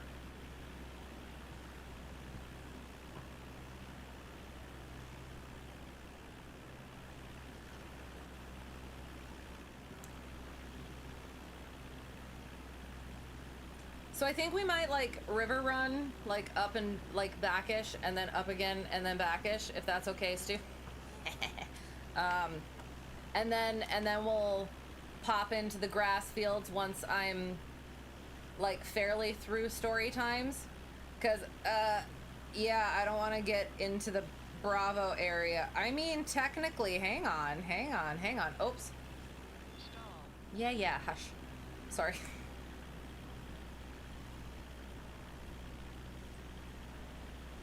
We wouldn't get into that airspace until for a bit.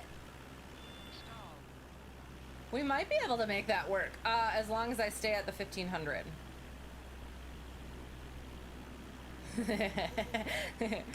That's the trick, isn't it? Okay. So, I guess let me just make sure that I won't be getting into other airspace. Yeah, no. We'll be with you the whole time. Okay. Auto transponder, mode C. Okay, good. Okay, sorry. So yeah. Post solo private student had to cancel lesson because the plane wasn't back. Did some ground with my pre-check ride private student. Test 1410, Indy Center. Welcome aboard. What do we have to do? We had to do a little bit of paperwork, and we went over a little bit of more check ride stuff.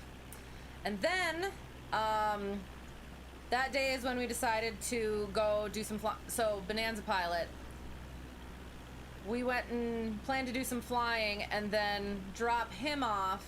So in the 172, drop him off at his airport, do a little bit of flight planning, and then I would take the plane to my work airport, hangar it, because the 150 was over in maintenance, so it was going to be open. So let us get down, shall we? Yes, let us.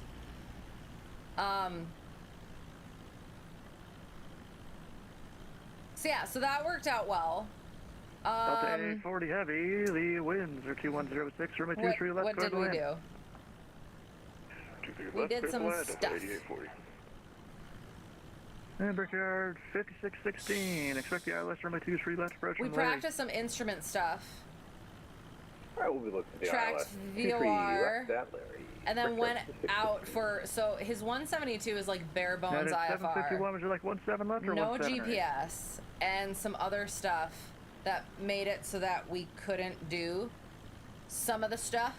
So we were gonna try and go do this approach into an airport, and like technically 751 in the center? it wouldn't work, but we did it VFR.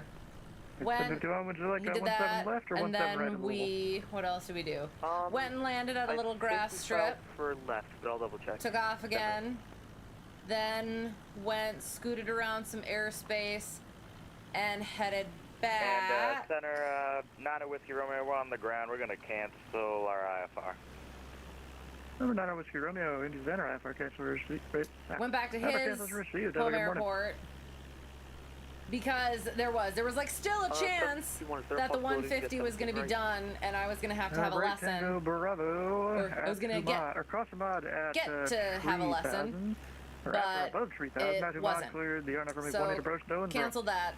Alright, And at Bravo 3000, clear for the RNF runway 18 approach, November 378, Tango Bravo. Went, did some flight planning. I took the 172 back to home or work airport, hangared it, went home, made sure I packed, got a good night's sleep, started off early, and then, my post or pre-check ride private student was also supposed to have solo that day, but he wouldn't have because the plane was not done yet. What was the flight numbers? So, yeah. So yeah. 37 in the center, welcome aboard. Flew. Went to go fly. For a ways. And it was like new airplane again, and there were like certain things that he had told me to be aware of, keep aware of. Like one of the cylinders, he had an EGT gauge, CHD gauge, that whole thingy. And one of the cylinders just generally runs hot, so keep it like at this one and whatever, and do this, do that, whatever. It's like, okay, yeah, I can do that, fine. But it's always like still flying a different aircraft is still, you're always listening for different things. You're unfamiliar with the sounds of the aircraft and everything, so you're just kind of aware, hyper aware. I ended up taking off, I think, earlier than he did, because I was slower anyway, because he's going to be in a Bonanza. So eventually he took off, started catching up. At one point, he's like, you know, there's some weather moving through, right where we're supposed to, like, go through. And I was like, gosh darn it. I had a certain plan. There was some airspace that I wanted to scoot around, but I either had a towered airport that I could have gone into, or a non-towered airport kind of just before it.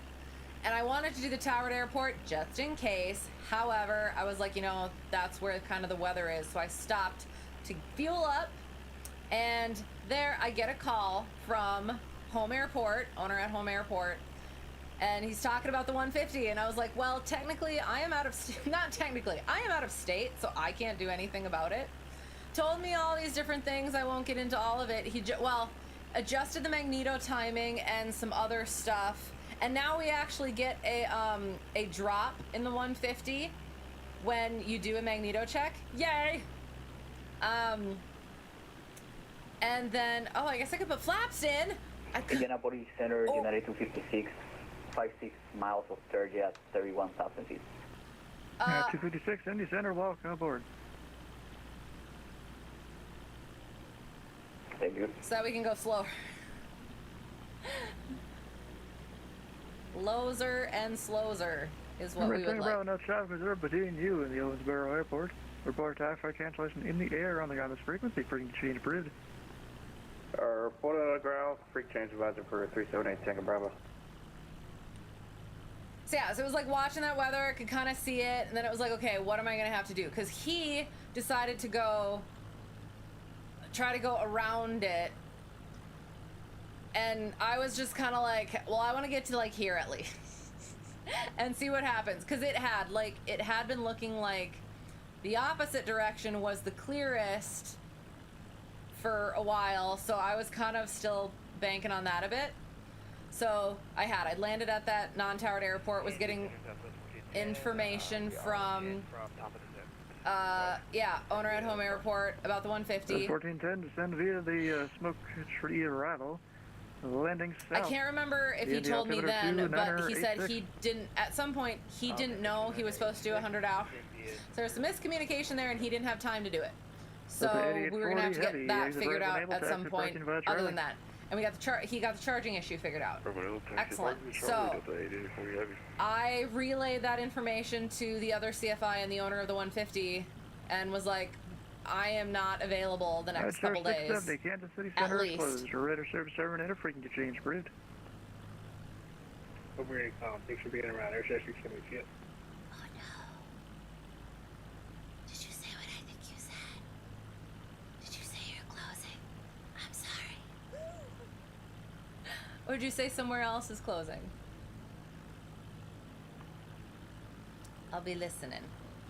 Where are we even? Oh, we are past Lee Bottom. That's okay.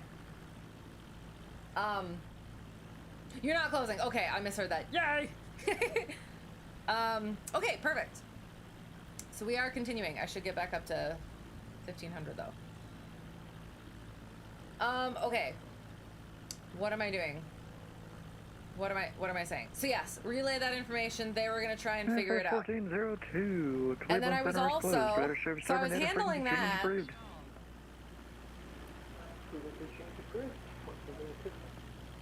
So yeah, so I was handling that, and then I was also handling, like, if they could get the plane back, my post, okay. Yeah. Okay, I'm clicking it in the right direction. November Hotel 31 Delta 1, the Cincinnati altimeter 29er 89er. 29er, 89er, Cessna Hotel Tree 1 Delta 1. Was that a I'm not at my altitude? So if I get a little bit higher, that's okay, but a little bit lower, you're starting to be worried about me? I think that was someone calling into center there. I heard like 2 syllables. Oh my god, was I pressing the frickin' button? I'm not saying it. I'm not admitting it. Yeah, Delta 8840, I see you kind of went the wrong way there on Charlie. Make the left right there, that's your next taxiway. Cross runway 23 left and then go northbound on Delta. I think I was using my radio button trying to do my flaps. Northbound Delta 84. I was thinking I could just taxi all the way down. I'm sorry. I'm so sorry. I'm glad you only heard a couple syllables. Just pop a UE. Yeah, see, I'm an embarrassment. Delta 8840, approved as requested. Should not have my flaps so close to the communications button. Illegal stuff. It's not that illegal. You got it approved by ATC. Okay. Mother, father. Sitting there, trying to get my flaps. Why aren't they American working? 330, Indy Center, you on frequency? God, I'm sorry. I'm sorry. So embarrassed. Okay, moving on. Okay. What was I saying? So yes, so my couple other students were supposed to have 5616 at Larry with the ILS runway No, 23 left approach. post solo private student was Yeah, supposed to Larry have some cleared solo, and it was like, oh, are they going to be able to have the 150 left back in time? No, they didn't. So it ended up just being canceled. 751 Quain with the ILS runway 17 right approach. So then it was like handled that ish, and then took off from there, and I decided, I was like, okay, the weather is a little bit of rain, so I was like, okay, I can handle rain. Rain is fine, and I have outs if necessary, so I'm gonna just kind of, it's coming, moving in a direction, and then, yeah, I think it's gonna be fine. I had to scoot around some airspace, and it did rain a little bit. There were some little pockets, but it was fine. And then I get past the airspace and almost past, like, the weather. And center November 378 Tango Bravo 1 And I get a text. Well, I get a call, and my thing wasn't connected to my Bluetooth. Good morning. And so I get a text from the Bonanza pilot, and he said, I'm stuck at this airport where he had just been about to take off from. He had a rough mag check. So, okay. And he's like, I think I need you to come here for now. And in hindsight, I should have just kept going and I could have turned around. But I went there instead. And of course, he had picked an airport that had what he thought was services like maintenance, just in case. And it was right by some airspace. And so I was like, I'm quick briefing as I turn 90 degrees to head towards this airport. Gotta make sure I'm contacting the right people. And I get in contact. I check various things, all on the fly, call up and let them know inbound. And they're like, yeah, okay. Enter a right base, something towers. 10, expect the ILS runway 23 left approach. And I was like, okay, expect a right base. And sorry, what was the last part? Keep east of those towers. I was like, oh, okay. Clear, direct so Sargo. I'm scooching past some air. Sargo for arrival. I'm looking for the towers. I find the towers. 29 or 89. And then he also said. Clear for He also said, runway 18 left. What else? Altimeter 2989. He'll call my turn or something. And so I was like, yeah, read all that back. And then, whoa, sorry. And then I get on that side of the towers, and I'm on that base, and I'm following some traffic in, I guess, and oh yeah, I think it was a bit of a big one. Oh my gosh, I have to get down. I don't know, do I want to keep river running underneath the Bravo airspace? 256, descend via the circle for arrival. Descending for arrival, United 256. Are you controlling the Bravo as well, Stu? Descend via the smoke tree arrival. Landing south. Is that like that top-down stuff? 2986. So could I like get a clearance into the Bravo in case? Yeah. So like I'm planning to stay below the Bravo, but like can I just like request we've intercepted ILS. Request into the Bravo so that we can continue our river run?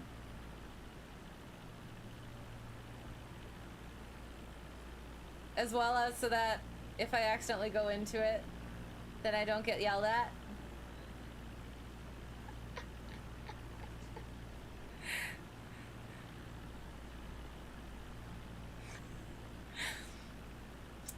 So yeah, so that was some like, and this is the thing, this is why I'm sitting there being such a big baby about like trying to contact on here and use the VATSIM and everything. And it's like, I nailed that words I can't say because I'm a lady and handled it and it was fine. Anyway, so yeah, so. Oh, and then like I got onto the base and it was whatever traffic was before me landed, and the controller said, "You're something about what's the terminology? Not your discretion, you're the danger one." I want to say at your own risk, sort of. Like I can't remember. It didn't seem that bad though. Maybe it was just my discretion. I don't know. But it was just like, oh, okay. So landed, quick checked out the taxi diagram, was like, okay, there it is. Turned and was like, hey, I'm going to here. Went all the way over there, and Bonanza Pilot texts me a picture of where he is. He's on the opposite side of the airport. So I have to contact ground again and be like, I actually have to go over here. So they had self-serve. 751, the winds Fuel are 2003, runway 17 right, clear to land. At that airport. Clear to land. So, yeah. Anyway. So I had a taxi over there, found him, he waved me over to between some hangars where his plane was, and there was a guy who was working on the stuff. Okay, this is why I need to not go here. Need to go down, because the low Bravo is at 2,100. So I need to scooching.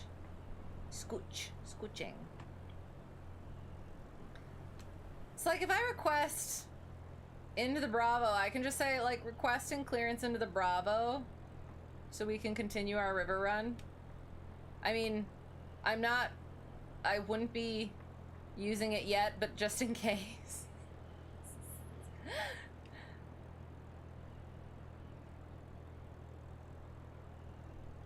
This is the thing, is like, that's the other thing, is I wouldn't do this sort of stuff in real life, so I would never have to ask either. Okay. So yeah, so it waves me in there, and then it's just like the tail of the Bonanza was like pointed in my direction. It was like there was very little room, so like where am I supposed to park here?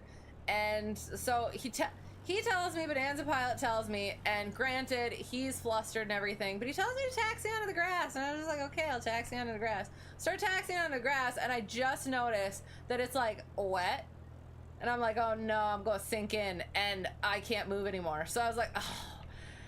And so I shut down or whatever, and I was like, you told me to taxi on the grass, and he's like, I'm sorry. And then he does, he tells me all this stuff, like he had the autopilot on and everything as he was coming in. He had to do like the actual instrument approach. They gave him the ILS. All this stuff. He should have requested the RNAV or something because the autopilot didn't do. Yeah, it's that anyway. So that was like a whole thing. Plus, then when he he brought something down, either the throttle or the I think it was the throttle. Brought the throttle down and like something not stuttered. There was like something that made him nervous. And he was on IFR, autopilot wasn't working the way he thought, all this stuff. And then he did. Then he got a rough mag check. So all of that stuff put together. Okay, so we would be, oh, wait. What if I wandered this way? This is also part of the... 5616, this is also part of the river. Left, clear to land. Cover the wind. So, like, is that okay if I go this way, Stu? American 330, clear direct Sargo. Descend via the Sargo for arrival. Runway 18 left. The Cincinnati altimeter 29er, 89er. That way we follow this little river Altimeter 29er, instead of the larger river. Descend by the arrival Sargo 4. Take runway 18 left. And then we avoid the airspace entirely. Direct Sargo. I like that. Direct Sargo, American 320. Little river run. And because we were going to go to Crawdaddy anyway. Yay. Oh, I guess I'll climb a little bit. So you can't yell at me for my altitude.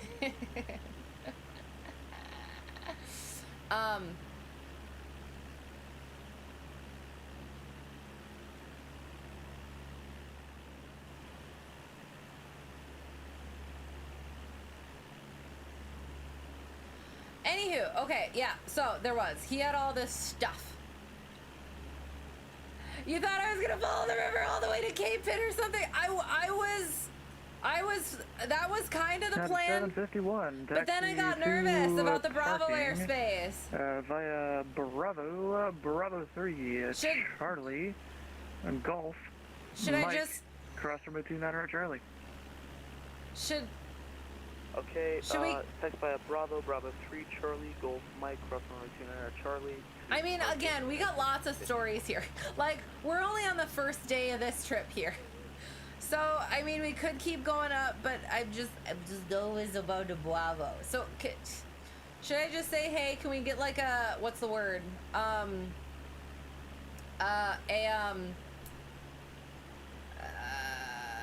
preemptive clearance into the Bravo? Can I like ask for that? Is there like a specific terminology for that that would be better than preemptive? In case I mess up. Where are we going?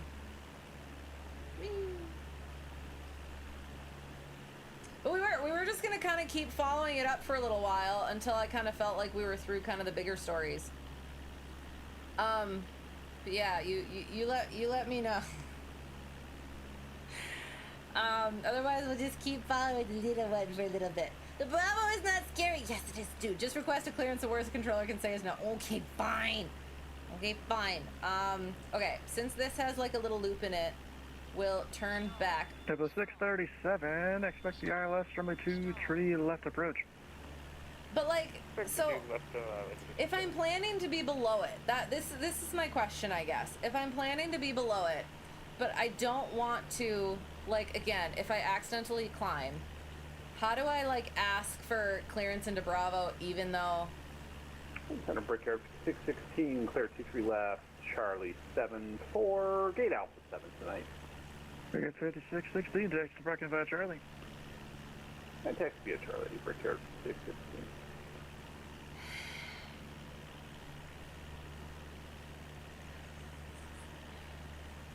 Once I enter and then leave, I need another clearance to see, that's the thing. Can I just have a blanket clearance so that if I pop up into the Bravo and then accidentally pop back down, or like accidentally, you know what I mean? So, okay, you know what? We'll stay at we'll stay at down here, and then once we get there, frick, then we have to get up to like 3,000. That's 3,500. That one is 2100, so then we could just stay up in there. Oh, Stu! And Center, can we take Charlie uniform into the gate? Uniform is part of the ramp. It's uncontrolled. Yeah, understood. Brickyard 616. Thanks so much. See, I guess it is one of those things where you don't really know unless you fly there often and you see the lines on the ground. so, okay. I kind of want to pause for a second. Is that okay if I pause for a second? Okay, hang on. We're Well, gonna I go guess I would have seen him when I got up here. Thanks for that. We'll keep that in mind for next time. Brickyard 5616. Thanks for the services. Okay.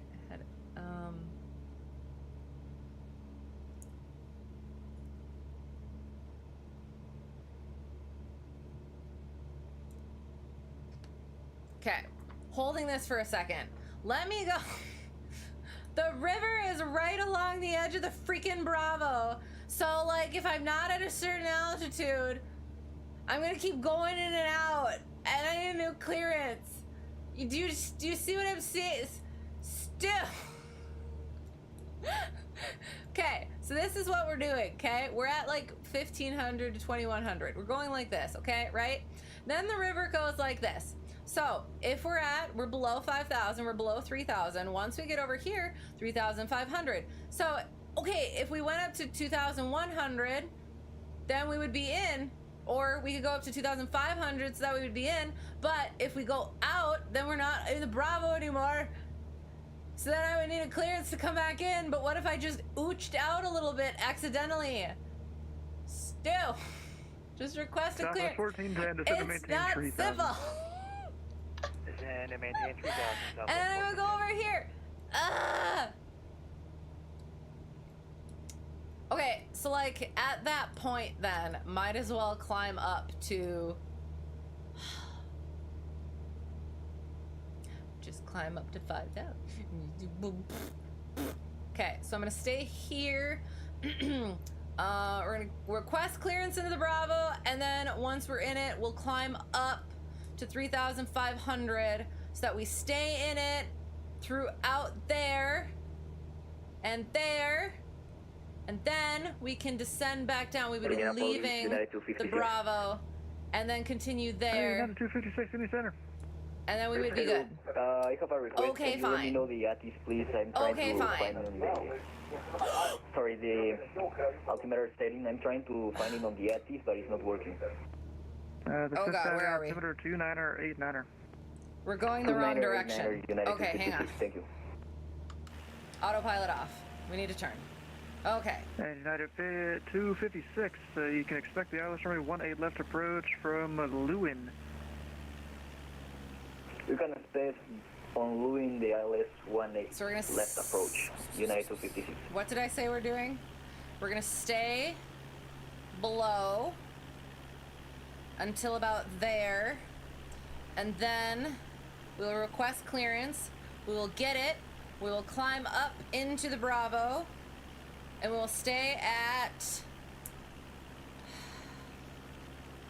4,000 so that we're nice and snug in the Bravo, and then we'll keep following the river, and then we'll be fine. Then we'll be fine.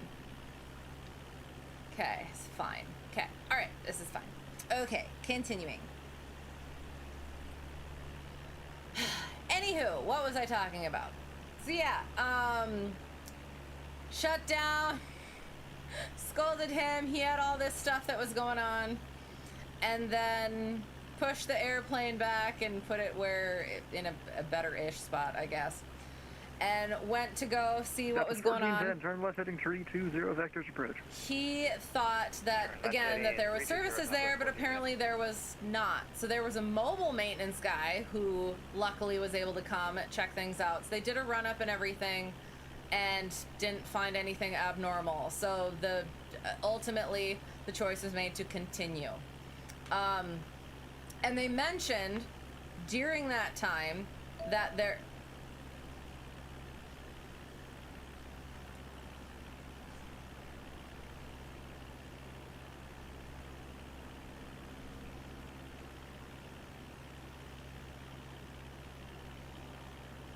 Okay. Apparently I'm going to freeze for a little bit, maybe. No! Hang on. I'm gonna have to come back to that. Ban the bot. Hang on.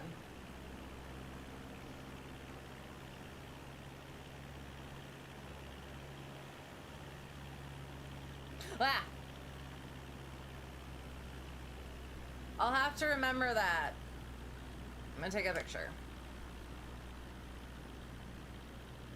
That's a new one. Gotta put it on my thingy. Thank you for the follow, SG21. Appreciate you. Oh God, sorry, hang on. We're descending, we're not supposed to, and Stu's gonna yell at us. I say that you are. You're so nice, but it amuses me. Through 2536, Indy Center, are you on frequency? That wasn't us, right? Okay.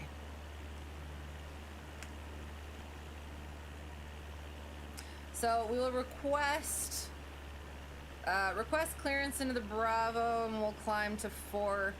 Oh God, I can't see us. No! Oh God, I can't figure out how to find us on the Bravo. Ah! Because the thing, okay, so there was a notice on VATSIM that said there's like a maintenance thing scheduled, and I can't tell where we are. It said that like we would freeze on the thing. Oh my God, I can't. Oh God, okay, I know how to do this. We are coming up on Vevey, I think it looks like, maybe. What will help me?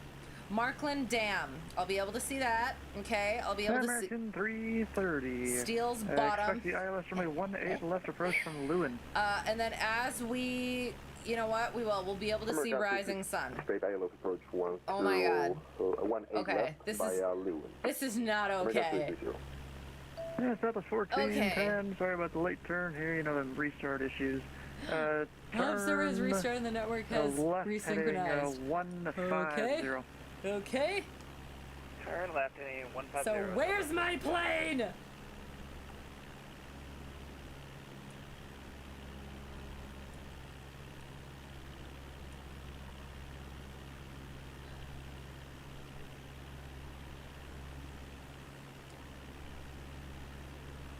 Technically 637, expect the ILS from a 2-3 left approach. I can't see me. I can't see where I am. So, okay, wait. I could just request clearance into the Bravo, even though I'm not like quite there yet. And then if I went into the Bravo, it would be fine. Okay, I have to find the dam. Okay, no, that's fine. We're about, oh God, oh God, this is, How do I get that little VFR map up? I was relying on my oh, hang on. I could just look on here. Where are we? I know how to use things. Oh my God, what, where even are we? There we are, okay. That's fine. Okay. Okay, that's fine. That's helpful.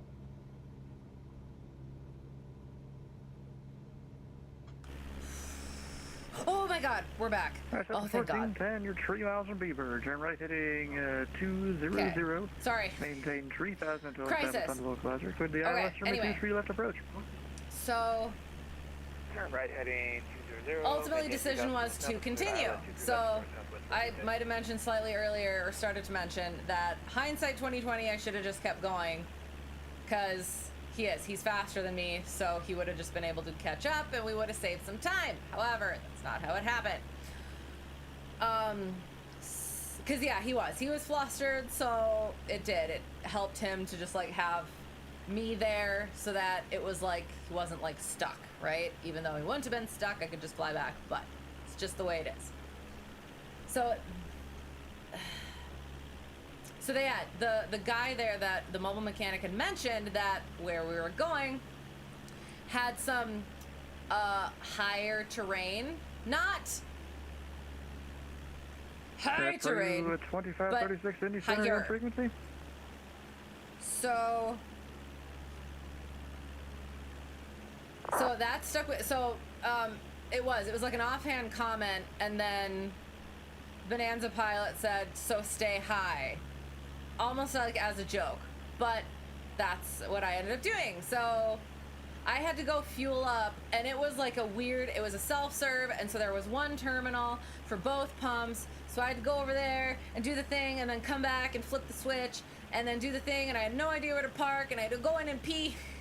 So I just asked somebody who looked like they just came from a plane and maybe worked there. So I was like, hey, where should I go? And they're like, I don't work here, but it's like, you kind of look like you do. And it seemed like it was a flight instructor, so and it looked like one of the school's planes, so I don't know, maybe I was misunderstanding. 256 at Lewin. We're the so I just pushed back, ran in and peed, and went back. So I did, fueled up, and that was one of the things too, was fuel for that specific aircraft. What I had been doing for my flight, my first long ferry flight, it was 3 hours fuel up, so you have the hour for, like, an hour left for, to play around with. And so, doing calculations as well as talking to the owner, Bonanza Pilot, and the owner of this 172, it was like 3.5 hours is what we could do. And I was like, okay. And so, that was like, the way that it was going to be is that we'd be able, I would be able to do, I'd be able to get about 3.5 hours, and then have about 3 and a little bit less than 3.5 hours, so that it would only be one fuel stop. So it actually kind of worked out that fueled up at the earlier airport and then had to topped it off, and could just continuously go to the final airport that we were going to, 1500. Okay, there's the dam. What am I doing again? So yes, as we come around here, and then we'll climb up to 4,000.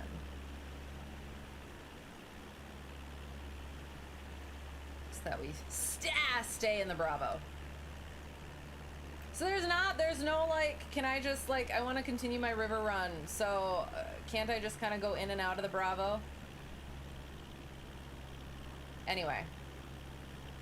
So yeah, topped off, was all set with fuel and everything, and there was sort of a layer.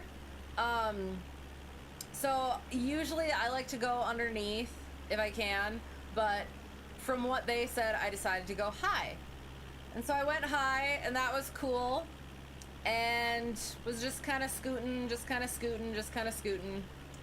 Put your big girl pants on and get a Bravo clear. I will, but I'm gonna wait. I want to stay low for a little bit. I'm gonna ask around like, coming up on Rising Sun, not getting quite to Rising Sun, and then I'll ask, and then you will hopefully give it to me. Or I'll ask a little bit earlier than that. But for now, we're gonna stay lowish. See, and that's why we're doing the river run, so I want to stay low. Over Lewin, United 256. Okay. I gotta climb so I can stay in the freaking Bravo, so I don't have to keep asking for a clearance.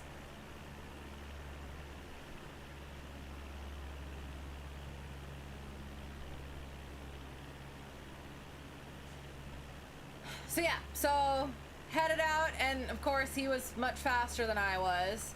So I was just putting along, and just, looking out for things, watching out for things, and there was some airspace that I was going to go above and not talk to anybody, but I decided to monitor it anyway. And all of a sudden, like, I hear on it, And I was trying to, like, there was, like, some weather still and some buildups that I was trying to avoid. Because again, this is like bare bones IFR that, like, I really didn't want to file IFR with because I wouldn't want to fly at IFR. 320, Vancouver approach. Oh my god! I lost my thing again. American 330 at Lewin, cleared the ILS, runway 18 left approach. Come back. Lewin, I don't know where I am. I was there, so now I'm there. Okay, I know how to read a sectional. I can find myself. Okay. So yeah, so it was, I was like kind of scooting, and then I was like kind of going this way, and it was like I'm getting too far out of my way this way, and then so I try and go this way, and it's like, okay, I gotta get high, and so then, yeah, so then I was trying to get, stay over some airspace so I didn't have to talk to anybody, and then I was listening to them, and all of a sudden they mentioned that this other airspace is hot, and I was like, JetBlue 637, turn left heading 260. if I hadn't been trying to divert around places, I would have completely avoided the airspace entirely. But 14, on the route I was on, I would have gone into it. So, this is why we flight plan kids, and maintain our course. So, I did, I was like, oh, frick. To the 637, so I had to turn to, might just be able to see aircraft nearby at 9,000 feet to my 9 o'clock. Left approach. 9 o'clock. My 9 o'clock is that way. 9,000 feet. Hang on. Would I be able to see? No, it'd be easier to see it that way, right? Vision 12, Kilo Echo, Indy Center, you have frequency? I don't see nothing yet. But that would be really cool. Looking for a bird. That helps. Because if you look for a plane, you're not going to see it. Because it looks like a speck. So yeah, so I was monitoring the frequency, and I was just getting ready to call up, and this other plane that they were talking to asked about what the, like, it was kind of bumpy where they were, so how are the conditions, like, would they be able to get out of it a little bit higher? And all of a sudden, the controller contacted me. They're like, hey, tail number, are you on this frequency? And I was like, I've never been called out in real life by ATC before. And I was like, I wasn't in the airspace or anything. I didn't need to be talking to him. And yeah, so 637, the winds are 220 at 4, runway 23 left, clear to land. So, okay, hang on. Just trying to make sure that I don't actually get into the Bravo before I want to. Pretty sure that that's that. So then that's going to be that. We'll see a private strip coming up in that little bend.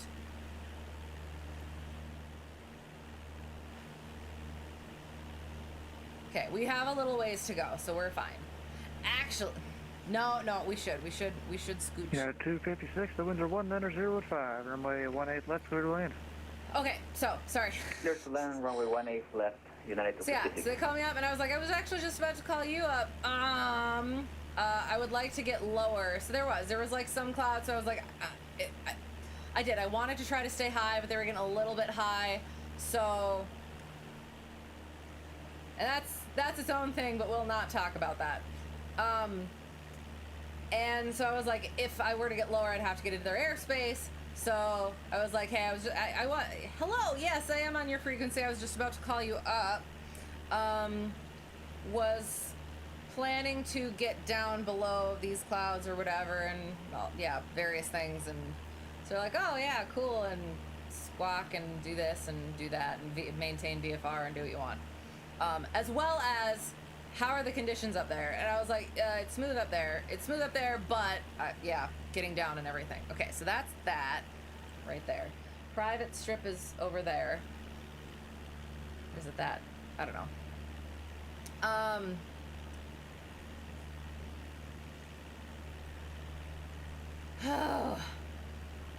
Yeah. So then I start lowering. And I was like, okay, I could get to about here. Nah, I gotta get a bit lower.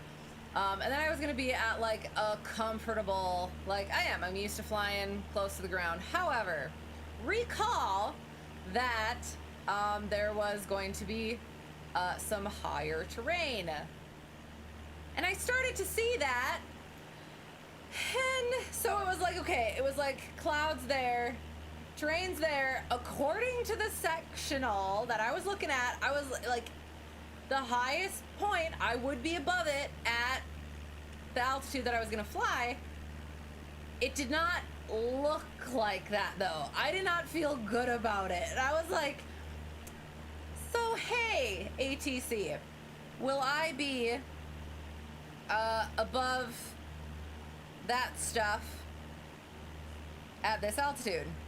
And he's like, well, I think what he said was his minimum vectoring altitude was this, which was higher than what I saw, than my altitude that I was planning to fly. And he said some other stuff, but at the time I was just like making decisions and everything, and I was just like, you know, not gonna do that. So I decided to get high again. So yeah, so I was like, okay, I'm just gonna climb, and I did. I had some like areas where I could move through that I didn't have before, so it was good that I went that way. I went like that.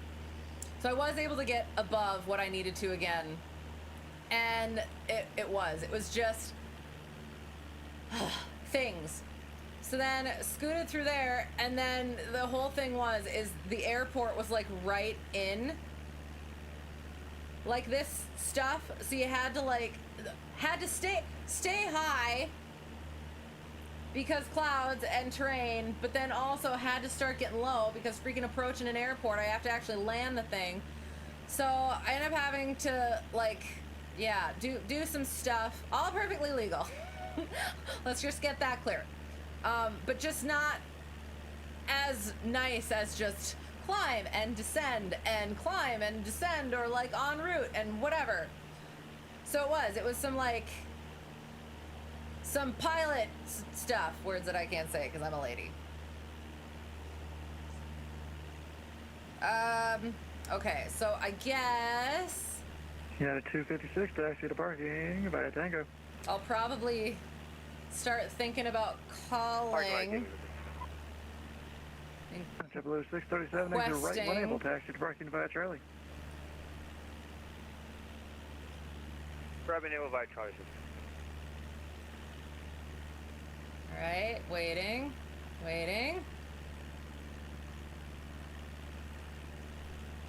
Runway vacated Sierra 4, United 256. You know what? We are gonna stay at the 15. We're gonna stay at the 1500, and we're just gonna stay on the right, and we're gonna stay at 1500. No. Would it be better to get at 4,000? No, we'll go to 4,000. We'll go to 4,000. 330 to weather 105, runway 18 left, clear to land. Clear to land, runway 18 left. Okay, I do need to start. Okay.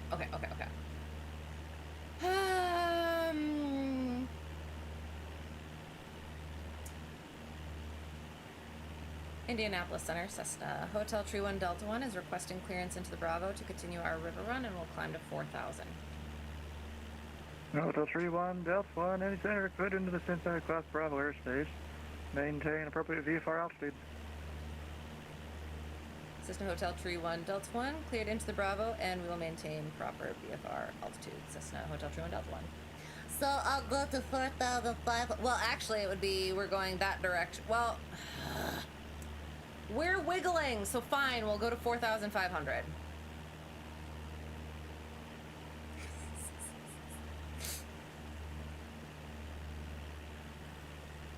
$4,500, and that's just gonna have to be what it is. So we're cleared into Bravo, and I guess we could start our. I can't see where I am. So you know what? I think we're just going to start our climb. Okay, I have flaps down. That's right. Hang on. Flaps are this button. That's not the button.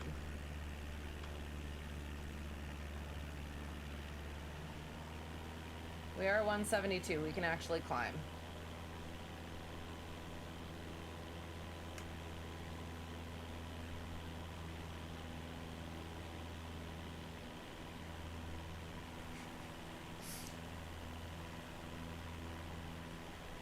So actually, if I go here, go this direction, and we can get up to 3,000. Can you climb, please?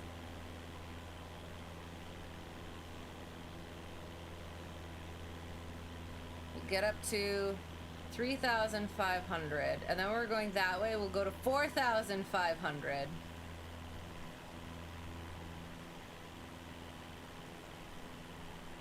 And then we'll go that way, and we can be at 5,500. So climbing will be on this side. So I'm gonna get nice and into this side.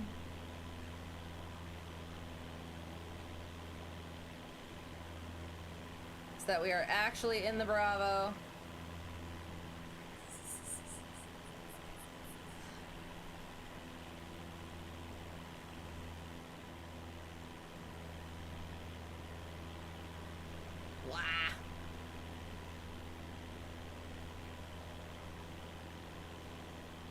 Phoenix Center, hello, Vision 12 Kilo Echo Heavy, checking in flight level 340. Sorry about the delayed check-in.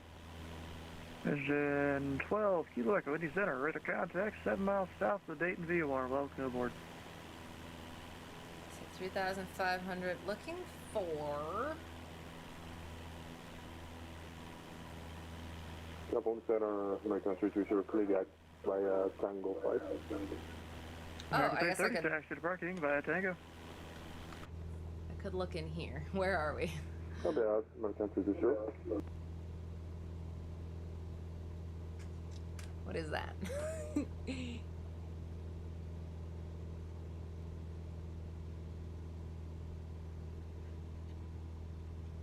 Oh.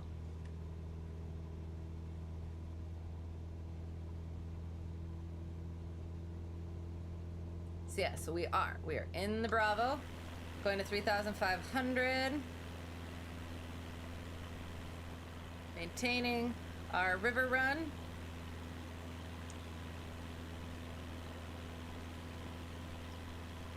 We're also staying in the Bravo. Oh God, what's that over there? We might have to turn back around.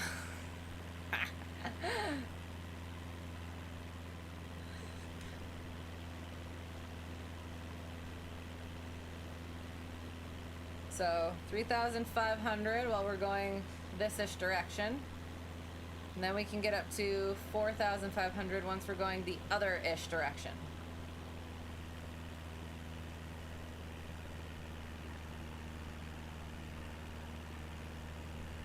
Okay, now I need to make sure to do the correct laps. There.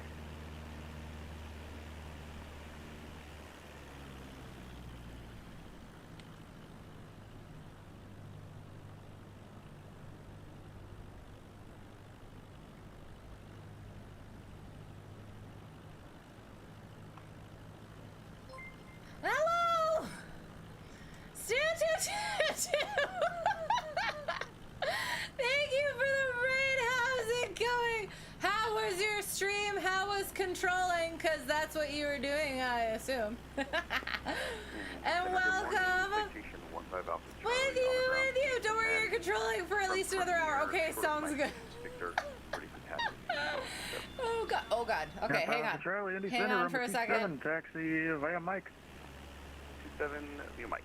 Okay, hang on. I have to make sure of where we're at. Why is it not telling me where we're at? I have to make sure I stay in the Bravo. Yeah. We're trying to do slow flight. Shooting down the United 256. Thanks for the control. That actually came up Have a in good morning. check rides. I'll get back to that. But basically it was the whole... Like, oh, people usually teach to a number when it comes to the stall, and it's like, okay, no, you're supposed to teach like what it actually is, and it's in the ACS, and that was the whole thing, and it was, anyway, yeah, anyway. Coming back in here so I can see what we're doing. We're there. We're still in there, and we are, oh, we're on there already? Oh, so we can go up to 4,500. Okay. So we are climbing to 4,500 while we're going this direction, because that is a VFR altitude. Inception stream, yes, exactly. Yeah, we're fine. Oh, I guess since we're climbing, I guess I can dump flaps. Just kidding, one notch of flaps first, and then the next. And then the next. Full power! Then we're going to continue climbing up to 4,500, so that way we are legitimately in the Bravo. Okay, so yes, so then, what was I talking about? Oh yeah, so terrain and trying to get around stuff and getting down below the clouds, but also not running into terrain. Down below the clouds, as well as trying to set up for an visual approach, pattern, I should say. And yeah. Crossing runways, so I had to figure out, okay, which one do I want to use? I'm going to use this one because it's the way that I'm coming from, and that's, yeah, anyway.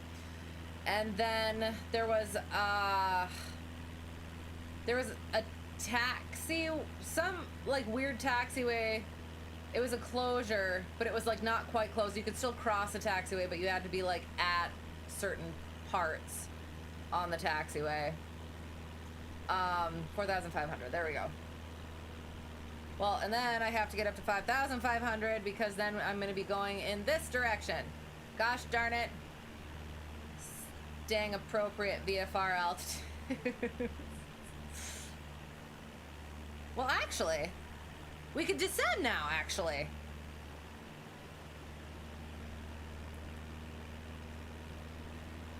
But now I'm... Hang on. Where's the Bravo? Where are we? If we stay on this side and get back to 3,500, we'll be fine. So, getting back to 3,500 and not flying through any clouds. You can't see nothing, Stu. Yo, no, you put a couple radar screenshots of me. Did I do anything? Can you tell I'm doing anything silly in those? I feel like you can't, but also feel like you can. Oh gosh. So yeah, so that was, it was like coming down, kind of had to slip it on like coming up on pattern entry. Like I wasn't even in the pattern, but it was like in order to, yeah, anyway, had to slip it. Landed, kind of figured out where Bonanza Pilot was gonna be and figured out how to not get into anything that was closed and taxied in, and then I got to shut my brain off for a little bit. I was able to refresh myself and some other things, eat a little bit, and then it was, he had been sitting there for a while because again I was slow in a 172. If you can see through it, it's not a cloud.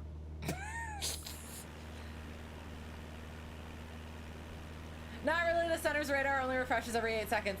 Okay, good. With my luck though, it would be on that second that I did something silly. Yes. So then it was, so the thing was, is we had planned, or at least I had planned, and that was the whole thing, that there was going to be weather the next day. So what we needed to do is we need to get back at least halfway to miss it. And since he had been refreshed, he was gonna take point on that while I, yeah, chilled for a second and regained the workings of myself.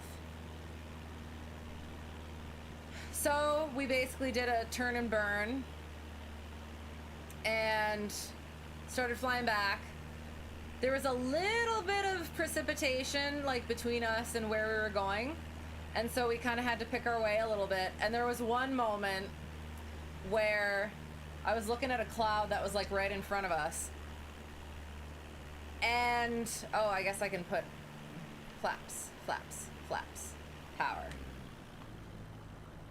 I was looking at a cloud right in front of us, and I could just see it billowing. And I was like, we should probably not fly into or try to fly above that. He's like, yeah, good call. So we went around that.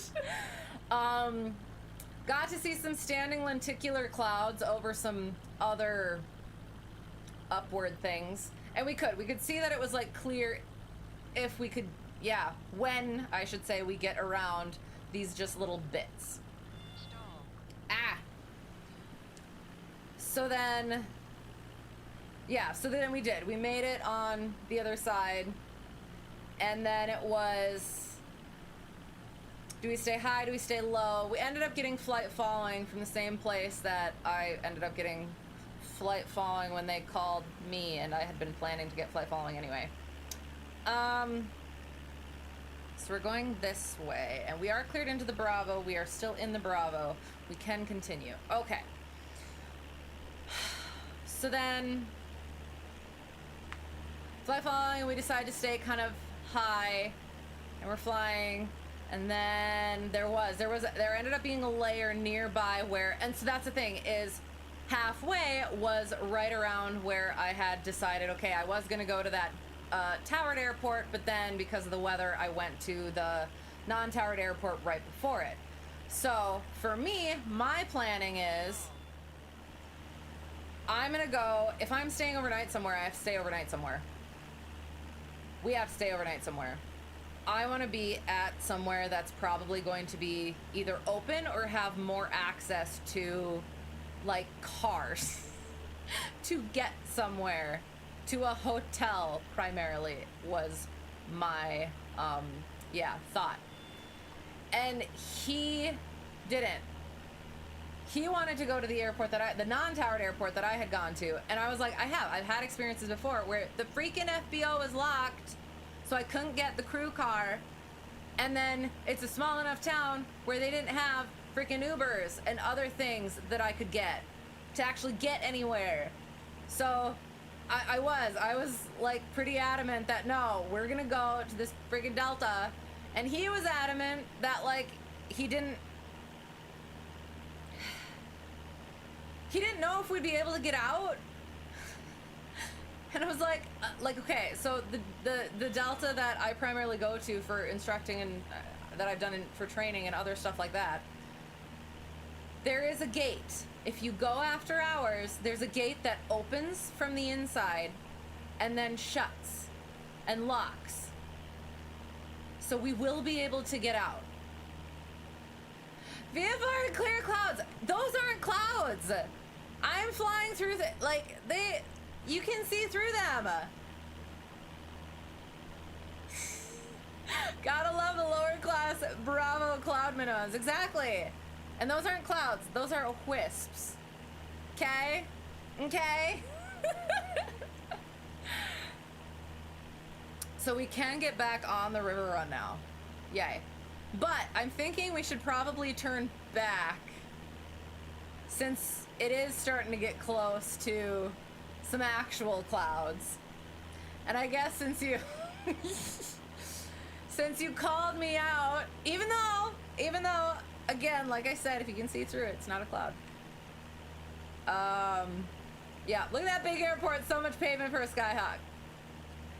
Yeah, but then I would have to like land and like taxi and stuff. And again, like, yeah. I would, but like I do. We should actually probably turn around so that we can Yeah, start heading back that way so that hopefully we can get back for a decent time. So touch and go. Gosh darn it, Stu. Frick. Which one are you gonna give me? Do I have to pay a landing fee?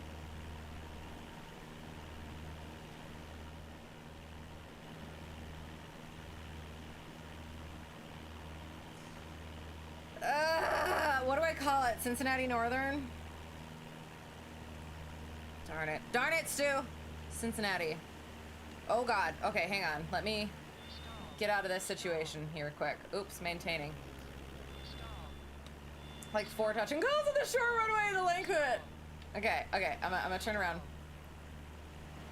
It's a landing fee of just the fuel it costs you to get there. Okay. Okay, fair.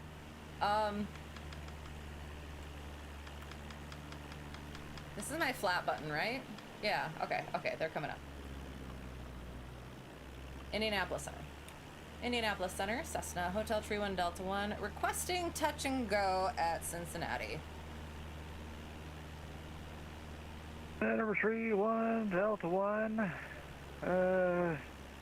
Do you plan on continuing eastbound, or are you going to go back westbound afterwards? We'll head back westbound afterwards. Cessna Hotel Tree 1 Delta 1. Number 3-1 Delta 1 into the right downwind runway 27. Right downwind 27, Cessna Hotel Tree 1 Delta 1. Oh my god, okay. Right downwind, so I'll be going like there, and then I have to go, right downwind is there, so then I have to turn there. Okay, perfect.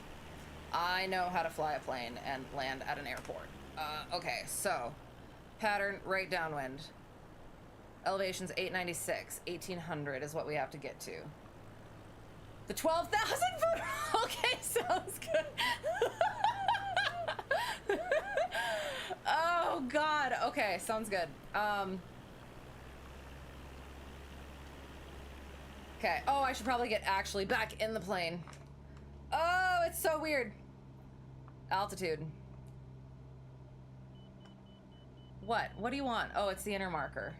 Oh my god. Oh, I'm so... Oh god. And oh god, I can't rely on my right downwind. Yep, okay. Making sure.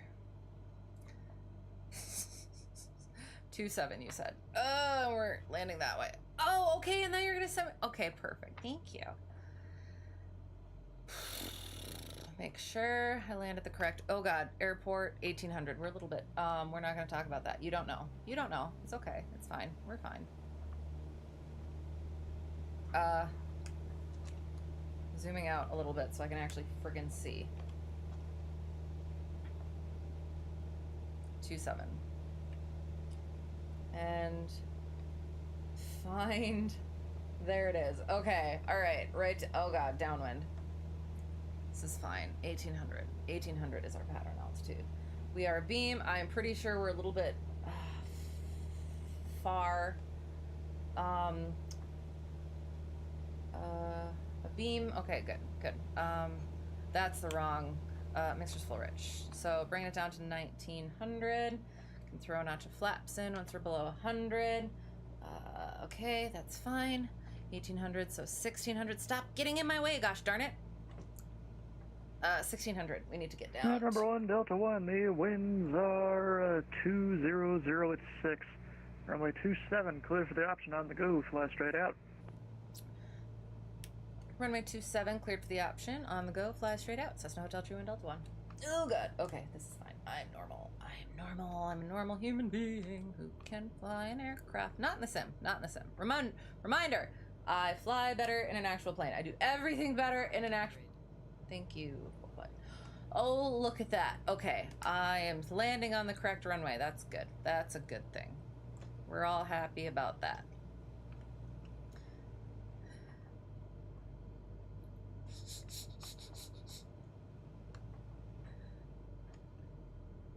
Okay, so it's like... So I'm cleared for the option. We're gonna just scooch. We're gonna scooch. We're gonna scooch and scooch and scooch and scooch and scooch. And then we're gonna do a quick land somewhere in there. Why is there something on my runway? Wee. Oh god, this is gonna be a terrible idea. Whee! Whee! Whee! Get out of the way! Sorry. Oh god. Okay, hang on. How close are we? I can't tell. I forget how these runways work. We should, oh god, do it. What? Oh god. Help! What do I, oh, it's because it's Bravo. Should I turn off photogrammetry? Oh god, what's it gonna do? If I effing crash, sorry. Like, it was right when I was in the sort of dive, too. Oh god, how is the stream? Is the stream okay? Ignore, okay. Okay, oh god, this is not gonna go well. Okay, okay. So we need to do a little touch and go. A little, oh god. Touch and go. And now we're just gonna scooch. Oh god, scooch. Oh, I need to use my rudders.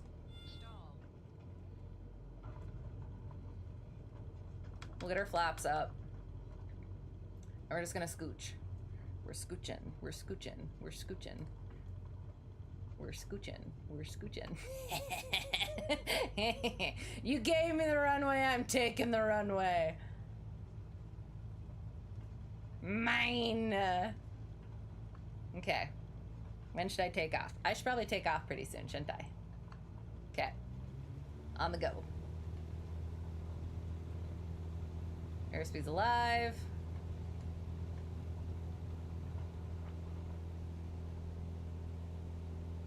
Oh, I had room yet. Okay, so we're flying straight out. All right, fine. Flying straight out. Oh god. Then I guess what we could do. Oh god, flying straight out. 27-ish. Trying.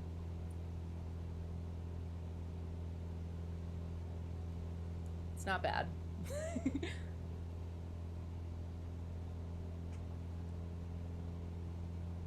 Remember, 1 Delta 1, radar contact the altitude.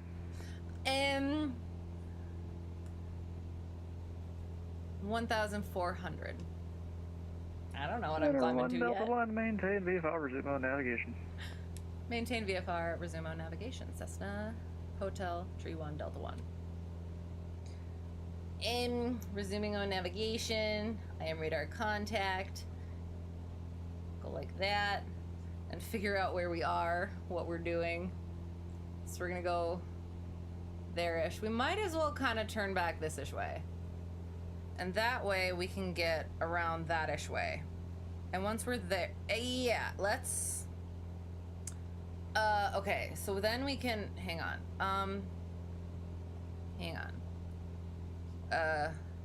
Okay, hang on. We're gonna get to 2,500 for a second. Because then we can still be in Bravo for a little bit. Vision 12, Kilo Echo. Unfortunately, Kansas City Center is closed. Radar service terminated. Frequency change approved. Switching to advisory 122.8 for Vision 12 Kilo Echo Heavy. Bye. Hey. 2,500. Ooh, okay, so now we're going that direction. I need to... Oh, frick. There, okay, so we're there. We're at 2,500, so we're still in Bravo for this little section. Oh, God.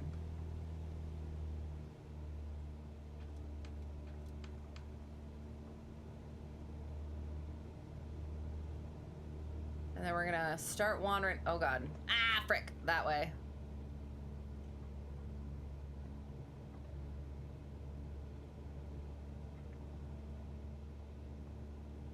And then, once we get to there, then we will descend again. That's perfect. That'll be good. Okay. All right. Okay, that was fun. Fine. But still. Okay, so where was I at? Yeah, so like that was his whole hang up, was like, we're not gonna be able to get out and everything. And it's like, okay, like they're not gonna have a way that like you're not gonna just get trapped within an airport. So we did. We ended up, I convinced, and I was like, okay, so we can just. I did not. I know I'm still. I know I'm still in Bravo for a little bit. Yeah. Yep. Okay. So yeah. So I convinced him that we like just okay. The tower is still gonna be open. Just ask them. It's late enough. They have the time. So yeah, at one point we ended up having to decide, like, okay, so it's starting to get dark. We really don't want to be over a layer, so we would have to scooch under, and we were both comfortable with, like, it was a little bit low, but not too low. And it was really cool underneath it, so that was good, that was fine. Came in, talked to the tower, and they're like, yep, you're gonna be fine. And so we land, we park it, and there was a place, a hotel that he liked. He used to travel a lot, so that was gonna work out perfectly. Sorry, I'm just gonna be in here for a second until I actually like exit the Bravo, just so that I know that we have exited the Bravo. And then I don't, yeah, that whole thing. Then once we're away from it, then I'll go back outside of the plane. just so I don't do any no-nos. Okay. I wouldn't have to do this if my freaking thing was working. Anyway. So yeah, so we park, grab all our stuff. He calls an Uber, we start trying to find our way out. And the thing is the way that we found, there was literally no gate. Like, you could just walk right in. I was like, oh, okay, that's new. I was so worried about it. Contact the Uber was gonna come, but then it was like the way that the Uber was supposed to be coming, things were like closed, like places were closed on the airport, and it was like, okay, that's gonna be interesting. Finally got the Uber, so freaking tired. It was a long freaking day, and just wanted to get to bed because then it was like, we were like kind of like bookended with weather. So if we left too early, Indianapolis Center, Nexus 8962 on the ground at Indianapolis, request a taxi. If we left too early, how was it?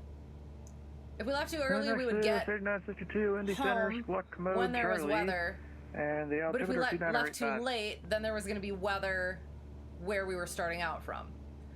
So we had to, had to be right in the slot. Taxi via Mike Delta, cross runway 32 at Delta. So we did. We had to get to bed so that we could, yeah, like freaking sleep, because oh my god.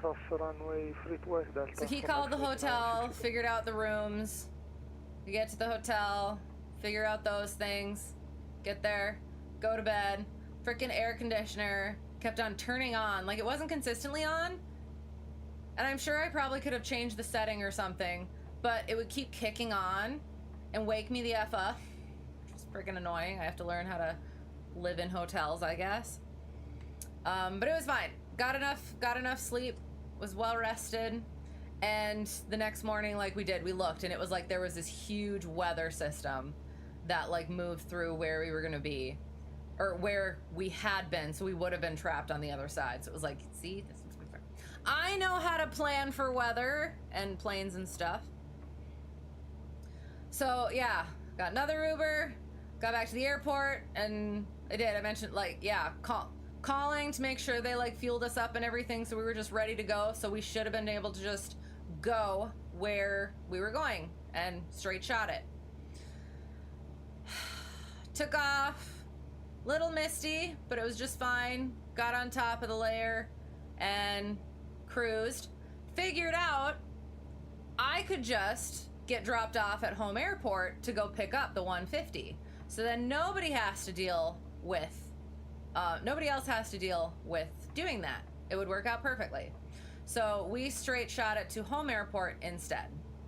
Don't think anything particular happened. So we're just about to exit the Bravo, I believe. I think I'm correct on this.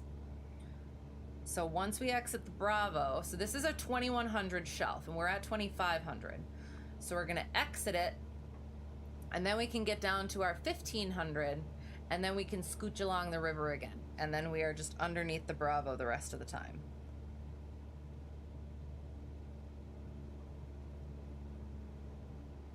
All right.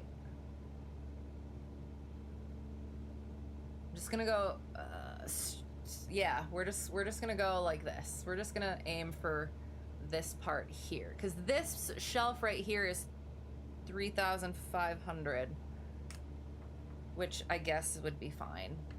So we are now. We have oh god, exited the Bravo. We need to make sure we don't go back in it. So all we gotta do is follow the river. All we gotta do from here is follow the river. Okay. Oh god, I hope that's correct. We're gonna get it back down to 1500 though. Okay, so yes, so we straight shot at it, and it was gonna be, we were gonna get there. There was gonna be a little bit of weather, but it was gonna be fine. We scooched a little bit, got into home airport, and he had never been there, so I had to kind of, like, yeah, not coach a couple things, but like just kind of mention a couple things. Landed just fine. Came in and talked to the owner, introduced them and everything. Maybe he would have maintenance done over there instead. And then he went on his way and I went off to go get the 150. So I go to get the 150 and it's outside because they don't have hangars. Well, they do, but not for that sort of stuff.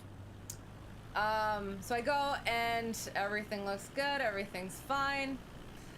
I go to start it up and it does not start the way that it usually does. It usually starts nice, the way that I'm expecting it. So then it was like, okay, so I had to pump the throttle a little bit. I've been told that that is okay, and then I've also been told that it's not okay, and I had to do it, so it was fine. So did that. I was like, okay, that's a little bit weird. Okay. And then I start turning everything else on and the Aspen doesn't come on. Like, it flicks on and then there's nothing. The screen's just kind of black. There's juice to it, I can tell, for various reasons, but it's not quite working. It's like, oh, okay, what the... So I contact the owner because he's inside and he's not an avionics guy, so he's like, he didn't like do anything except there were some wires that were like just like kind of not attached to anything, but like fly runway heading, early 23 left, clear for takeoff. Clear for takeoff, fly runway heading for the next 3960. Yeah, something. What was I saying? Yeah, so talked to owner and he's like, well, he can't do anything about it, whatever. I call the owner of the plane, owner of home airport. I contact the owner of the plane and I'm like, okay, so here's the situation. And like, there was just silence at the other end and I was like, I can imagine what's going through his head right now. And one of the things is like, okay, it was working when it went over there. And I was like, okay, yes. So, like, it was like, okay, what do we do? Like, we could take it, but then we'd have to, like, figure out, take it somewhere. What are we going to do? So, I was on the phone with him, and he's like, is that the owner of home airport there? And I was like, yes, I will go get him. So, I wandered inside and passed off the phone. They talked about it. And owner of home airport had a guy there who was into electrical-y things. So, they decided to take a look at it. So, I went and I mentioned how it started up weird, and it did start up weird again. I was like, okay, that's not okay either, but whatever. Taxied it back in, and they were there. So this is the thing. I was looking forward to, I was going to have time. I was going to get there from this trip. I was going to take the 150, fly it back to work airport, get home, and be able to get properly clean, eat some food, have some time, because I had another thing early the next morning. But no, I am sitting at home airport waiting for, hopefully, I don't know, is it gonna work, is it not? We'll see. And also, pre-check ride private student was supposed to have some solo time as well, so hopefully trying to get it back in time for that. Although the weather was also a little bit ishy, so it was like, meh. So I'm waiting. I got good dog time, so that was nice. The other thing was the other instructor over at work airport. Look at those clouds. What is happening? No. What are you doing? Oh. Heart the way.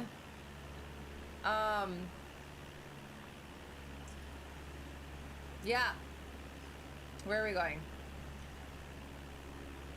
Yeah, home airport. So I got some dog time, and they did. They started making oh, sorry. Other instructor over at work airport was going to be gone the next week. And I was like, okay, here's the thing. I had check ride coming up. I had private student check ride coming up. And, like, other stuff. So I was trying... I was thinking I was going to have more time. My high performance lawnmower blew the clouds away. That's exactly what it is. I love that. Nexus 8952, turn right direct Terre Haute, climb and maintain level 400. Perfect. Turn right direct Terre Haute and climb and maintain 410. Oh God. High performance. I can't keep it at a lower altitude.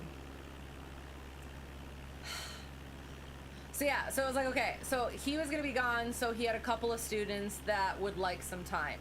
It's like, okay, that's fine. I knew a couple of them. One was just starting out, and he was gonna be doing it in the 172, which I thought was strange, with a constant seed prop. And the other one I had met was the son of one of the guys who I do GPS updates for his plane, now planes. Getting rid of one of them, but hasn't yet. So yeah, so he is preparing for check ride as well, private check ride as well. So he was just gonna want some private, or some check ride prep. So yeah, so then while I was there, this other guy who was at work airport, he recently did the double I of his son in the 172. So he contacted me and said, hey, did this kid get in contact with you? And he had, to, yeah, do some flying while that person at work airport was gone. And we talked about stuff, and I was gonna say, okay, I'll try and figure it out, and I'll get back to you. Are you working on your written test? And he's like, I am working on it. And I was like, good, keep working on it. And then, yeah, this other guy contacted, and it was like, okay, so that's a thing. Connections. They figured out the Aspen. Thank goodness. It's like, yay. So something must have just kind of came loose when the A&P owner / A&P was fiddling with stuff in there. Excellent. So there was still the issue of the plane starting. And so tried starting it up there, and it was just weird. And he had me prime it. I haven't been priming it. It was fine not priming it, but now he said potentially prime it. But then the second time I started it, it seemed like it was flooded. And it was like, okay, it's just, I never have these issues with planes. They start up nicely. They don't do this stuff, but that's fine. I got it started at least, and then flew, and it was fine. Did a little circle, make sure everything was working, headed back to work airport. And it was like, there were still some clouds and stuff, and I was like, I wasn't sure about like the starting and everything. I wasn't sure that pre-checker private student was gonna like be able to handle for a solo. And it was like, I need to get home. I am friggin' tired. And I was just like, okay, I'm just calling it, and we'll talk to the owner the next morning, because pre-check ride private student was having a mock check ride with owner of the 150 so that he could basically check my work for that student. Because it's my first student I'm sending off to check ride. I had hoped to send him off with Friendstructor, but Friendstructor has been busy, and I was also hogging him to myself when he had time because I needed final stuff for my check ride coming up. So, that was whatever, but it was okay. That was the plan. Going to do that with, that. So, went home, stuffed some food because I was still hungry. I hadn't frickin' eaten all frickin' day. Stuffed some food, went to bed, got up early the next morning to go be present for the mock check ride so I could learn stuff and also go over potentially paperwork with pre-check ride private student. So, got there, and they did a mock oral, and that was really interesting. There were some things that, like, that's the thing, is, like, we've definitely gone over stuff before, but you never know what has actually stuck or not, or, like, you go over it once, you think, oh, yeah, that's good, and then you don't go over it for a while again. And then there were some other, like, personal weaknesses where there was something that the mock examiner, I'll just call him that for now, mock examiner, owner of the 150, went over that the actual examiner is likely going to go over, which we hadn't gone over because it wasn't in our area, but it is over there. And I was aware of it during my training just because over at home airport, there is that area of stuff. I don't think that it's like doxing or anything, but like I could be wrong, so I guess maybe I won't. So it is. It's sort of like a weird symbol, weird area with some weird procedures. Not too weird, but that wasn't something that we had ever gone over because it was something that was so ingrained for me in my training because we had some of that where I was, and so I'd never had to bring it up over at Work Airport. So that was good to find out at that point. And he did. Pre-check ride student did really well. There were like certain like little things that I don't think would have been a problem. And then they went out to fly. And again, it was also, okay, owner of the 150, seeing what he thinks about how the aircraft starts now. This isn't a cloud, you can see through it.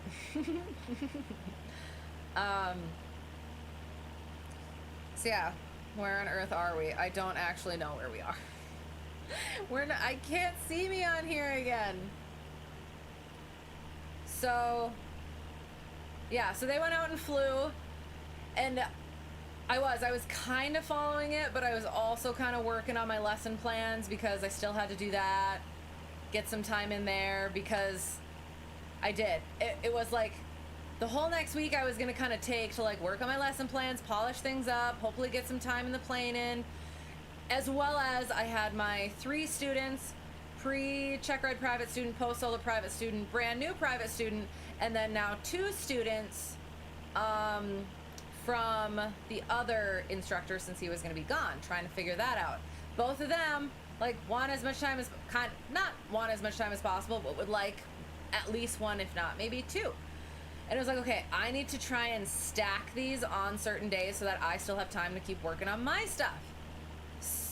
However, there's weather, as well as since the 100-hour can be done on the 150, then it would have to be done at another time. So they figured out when that was going to happen, and it was like, okay, so now I've got to work around that as well. Descending. So, and it was like, it literally is. It's either like nothing happens or everything freaking happens. And it's like, I still had to recover from from the trip. I didn't get a chance to recover from the trip. So like I took one day to like just kind of chill a little bit and worked on, we're coming up on that dam.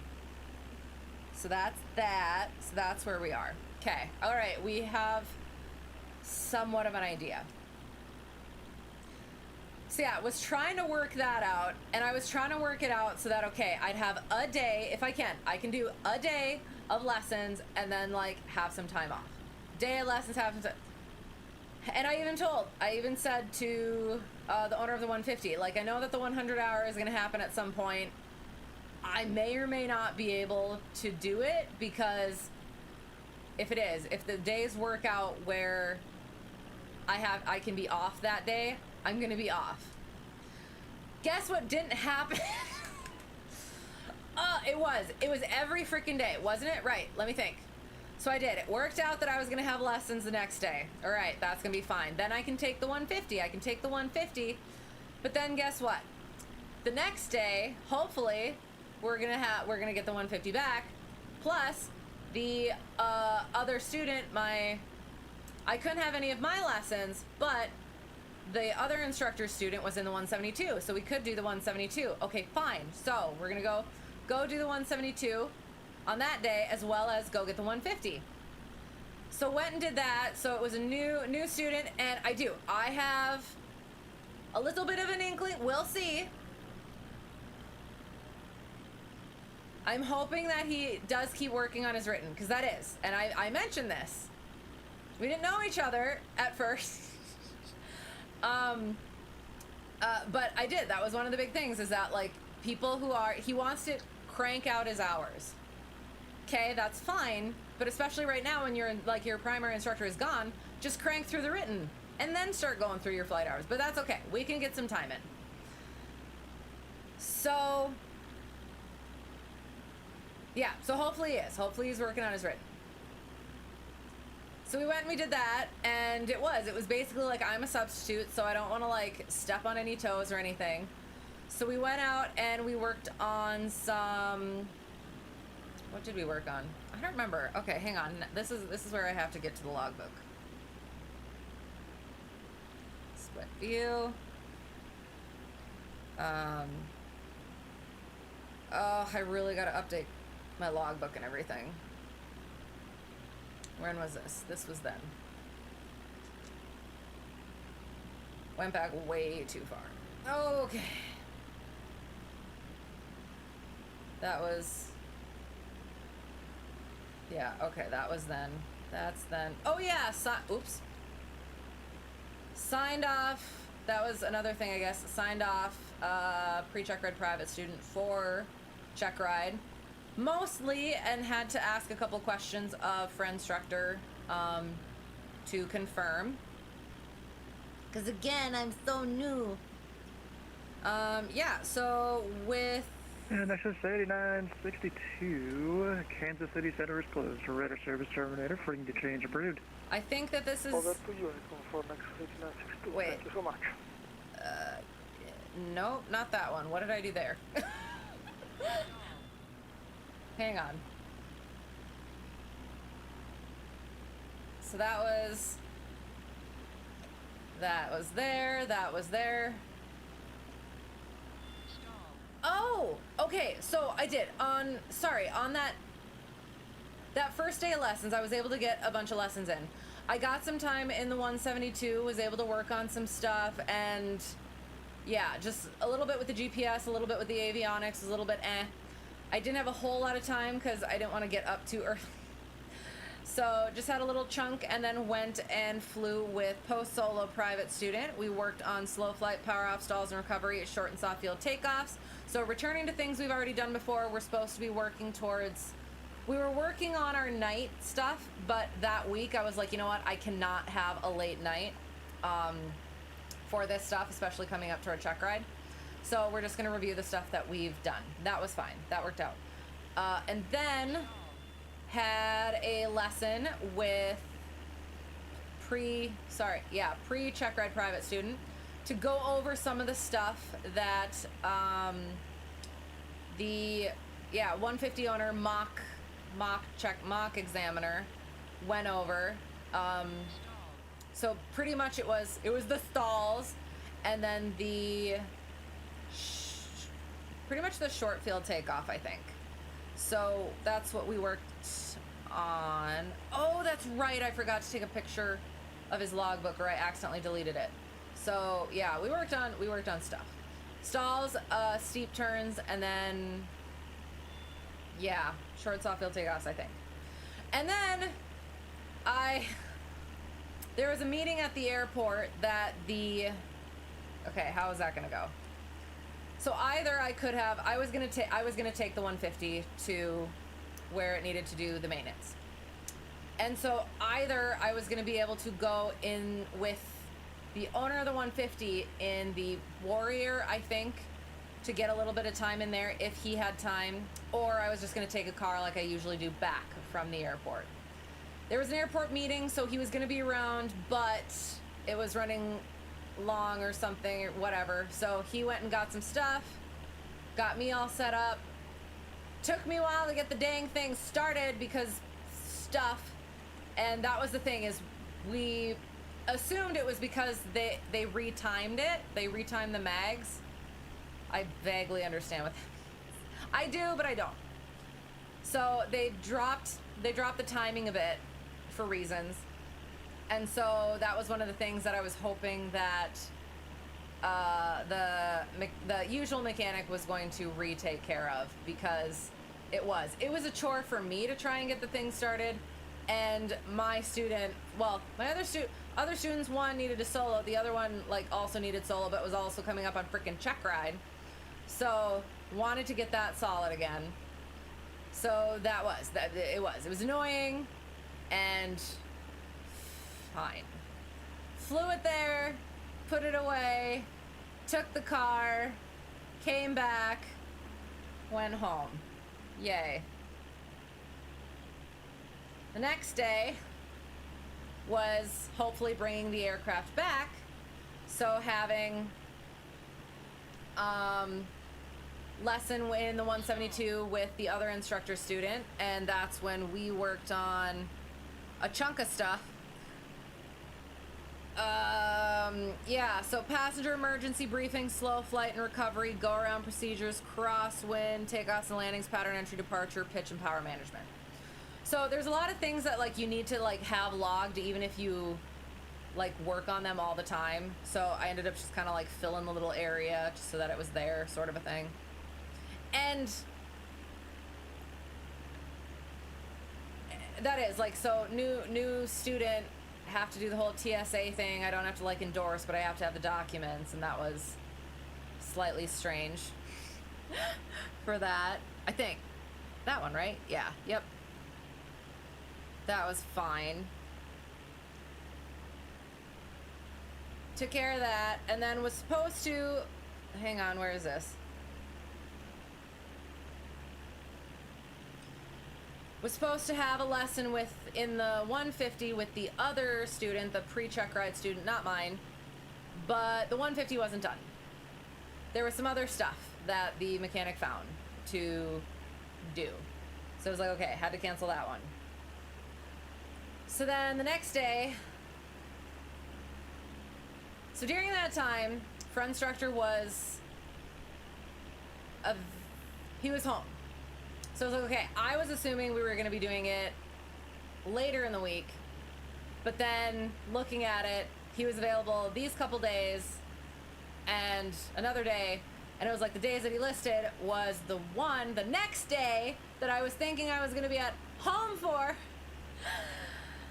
was the best looking weather day. It was clear, super clear, so we could do final flying stuff, get me signed off, all the paperwork and everything, and be good. So it was like, love of God, it did. It just did not frickin' stop. So it was like, okay, we're gonna do that. It's gonna be fine.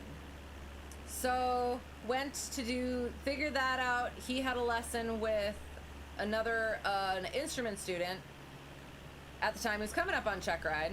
Had that before me, and then I started doing GPS updates, and then we went. And it was good. It was a little bit lower visibility than nice and clear, as well as it was starting to precipitate and things like that. And it just like, it ended up being like super rainy, and it was like, this was supposed to be a really good freaking day, but that's just the way it works. But we finished it, we went over a bunch of stuff, did fine, and got all signed off for that. I think that was about it. I did all the GPS updates. Nope, sorry. Did some of the GPS updates. But then, I still had to come back the next day because I already had lessons planned for that day. Oh yeah, and then that frickin' happened.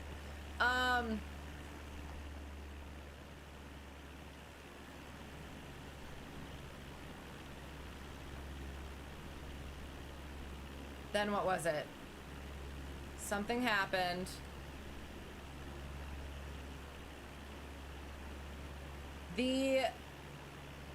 I didn't know that I was going to be there, so the owner of the 150 was gonna go and get the 150 in the morning.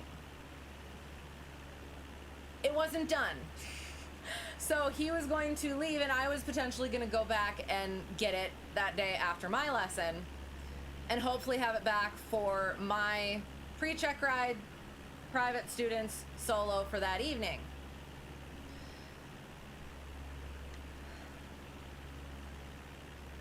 And I can't remember if just weather was crap or it still wasn't done. Oops, I said a naughty. Or it still wasn't done. And it was like, okay, I don't have the time, I don't have the energy. Cancel the solo. I gotta go home because I still have to come back the next day for lessons. So there was supposed to be... I was supposed to have I was supposed to have a lesson with new student as well as other two instructor, the other instructors, other instructor students, both of them. And it wasn't looking good later in the day for weather, so I tried to scooch them early. So I ended up having 8 a.m. lesson with the other student I hadn't had a lesson with, and it was supposed to be in the 150 check ride prep. And so that was the thing. It was like, okay, so wasn't able to get the 150 back. Owner of the 150, are you going to be able to get it early in the morning? He was like, yes, I'm going to be able to get it early in the morning. And I was like, okay. So that was going to be fine. He went and he got it, and I was there, and we were chatting about stuff. And then the student showed up. We went around. I went over some stuff, quizzed him on stuff. We get in the plane. It starts right up. There's all this other stuff. It was all good, brand new, and perfect. Good to go. We taxi out to the run-up area, and we do a mag check. And the left mag runs rough. Okay, we'll just burn it off. So we start trying to burn it off, and it's very consistently staying rough. So I text the owner. I was like, okay, did you have a different mag drop? And that's the thing, is the 150 we didn't have a mag drop with before. I should probably watch our airspace. Yeah, that's fine. We didn't get a mag drop before, now we have a mag drop. So I was like, okay, is this just normal now? And he's like, no, it was pretty consistent and everything. And I was like, okay, we're gonna try to burn it off. Not burning off, not burning off. So I text him that, and he's like, I'll be right over. He was still there, he came over, he did pretty much the same things that I did. Not burning off. No go. Mother, father! Everything happens at once. So we taxi in, and it's like, okay. Well, we could go fly the 172. It's like, okay, let's go fly the 172. Because it was just pre-check ride prep, so I wasn't gonna worry too much about like the, not worry about the standards, but it's a different aircraft, so we could just kind of go over some stuff, and he was cool with it. So we hop in the 172. He's flown it before as well, so it wasn't whatever. And plus, he mentioned his dad's plane is like a lot heavier too, so it's not too big of a jump for him as it is for some other people. So we, went through all that. I ran through how I think that examiner, how my check ride went, because I had the same examiner, went pretty well. And it started getting to the point where like there was some precipitation coming. Got back to the airport, and it wasn't yet, but it was moving. So fueled up, took care, like debriefed, all that stuff. And my new student was texting like, oh, it's not looking that good. And I was like, well, it's not raining yet, so we might be able to get time, but it's up to you. And she decided to just cancel, and that was fine because it did end up raining before we would have been able to actually get to a lesson. Okay, fine. So I started doing the GPS updates. I got like 2.5 hours before the other lesson that I'm supposed to have. Not looking great. And so, yeah, texted that student and was like, how's our weather looking? He's like, not great. It's like, yeah. So all these different things with that information, go or no go. And he was like, yeah, it's probably a no go. And I was like, yeah, exactly. Keep working on that written. Excellent. Amazing. So, wait, hang on.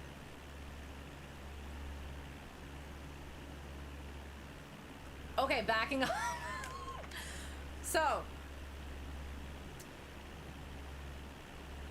the 172 got the COM2 antenna was ripped off. And talking to owner at home airport, they were going to have to take out the whole headliner, so like the ceiling of the aircraft. And there was going to be like a process. So the owner of the 172 was going to try and do it himself, but he needed another person, and he was planning to do it on the day that I was not going to be there. So I was like, I'm not gonna be there. So the day that I had the lesson with for instructor, it started raining, so he didn't want to fuel up while it was raining, so we went and we parked and debriefed and did paperwork so that hopefully it would stop raining by that time and then we could go fuel. But it didn't, so he had to leave and I went to go fuel by myself. And who shows up but owner of the 172? And so we start chatting and I mentioned, so you're gonna be going and doing that on this day? And he was like, yep, unless you want to do it right now. And I was like, okay, let's go do it. So let's look. This is what happened. This antenna, COM2 antenna right here, was completely torn off. Not sure how. Juliet Sierra Tango. From the tea that got spilled to me over comms the day I found it. Yeah, I had been flying the plane and set the tail number over at an airport, and then all of a sudden somebody contacts me and they're like, hey, is this tail number still on the frequency? And I was like, yes. And they're like, oh yeah, sorry about that and everything, but we were coming in on final, heard a snap, and that's what happened. So bird strike? I don't know. So again, anyway, it's ripped off, needs to be replaced, otherwise can't use it. So owner got the new antenna, and so what we needed to do was remove this. It's got the little screws in it. Remove that. Open up this here. We didn't have all this stuff, kind of. There's a little zipper that you can unzip. It's a little bit old and brittle, so it worked, thankfully. We're gonna get down to our 1500 and then we should be under this junk. And so it's a two-person job, because then you had to like hook the thing in from the bottom and then actually like screw thing on the top. So it was like, okay, am I going underneath or he ended up doing the stuff underneath so that I was just up on the top, putting the antenna where it needed to go and doing the screw things. And it was a little bit of a process. There was a little bit of material grinding. Nothing aerodynamically compromising. But what happened was the new antenna had the little rubber seal that old antenna apparently didn't have. So there was a little bit more space to actually get it down so that you could actually get the cord in there.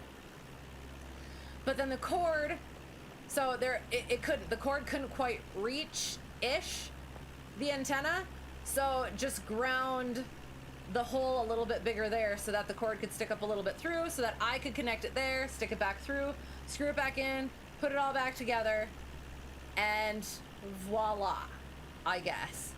So that was different and interesting. So then, after that, then it was that next day that we were talking about, canceled that, finished all the GPS updates, did all the GPS updates, got that was good, amazing. I had my next day off. so that I could work on stuff. I also texted examiner to be like, okay, is there anything else that I should know for check ride? And he was like, I was gonna text you tomorrow. Here's my fee. Here's all the other stuff. How some, like, the regulations and publications lesson plan, the cross-country lesson plan, the instruments lesson plan, and the instrument cockpit check lesson plan. All 4 of those were required as in the table. So I had already made different, like, separate lesson plans for each. Some of them overlapped, I noticed. And what he said is most people, or some people, combine the regulations, publications, cross-country flight plan into one, taking potentially like a scenario of teaching the student how to like plan and file and all that, a cross-country plan.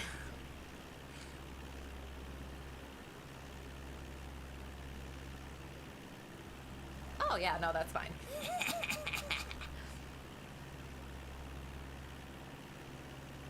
We're in golf.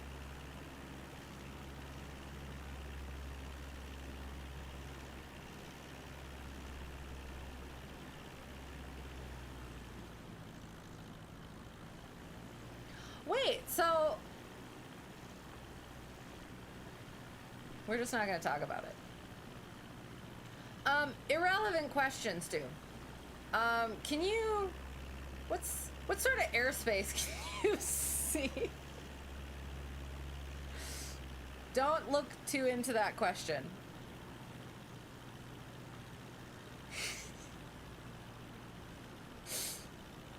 And remember, Hotel 31 Delta 1, the Louisville altimeter 2987. 2987 Cessna, Hotel Tree 1 Delta 1. That wasn't my question. That's No. Sorry. I meant like what sort of, airspace. Did I say airspace? What sort of airspace can you see? Like, can you see the, I mean, it's irrelevant. It's totally irrelevant question. Absolutely do not need to look into it.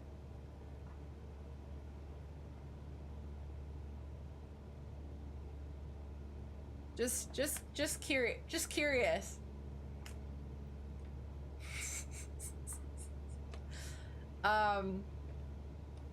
Yeah, so where was I? What was I saying?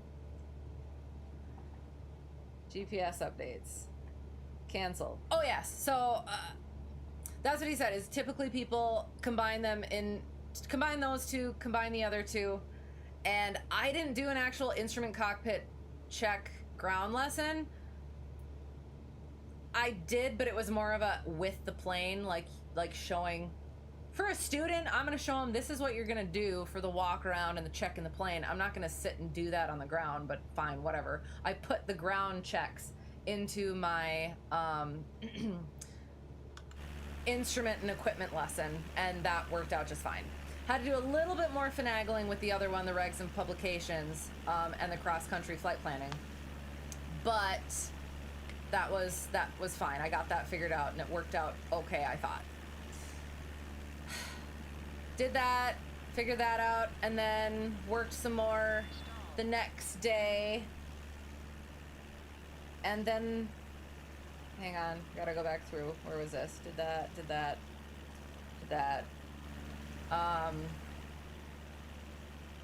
Father's Day, happy Father's Day to all the fathers. And then my student was supposed to have, or pre-check ride, private student was gonna try and get some time in again, because he was coming up on his check ride as well and wanted a little bit of solo time. So was gonna try and get some time in, but the weather didn't cooperate, so didn't get that. And then that was about it for that. And then spent my last day before, so I did, went through my whole Franken plan for my regs and publications and the cross-country flight planning.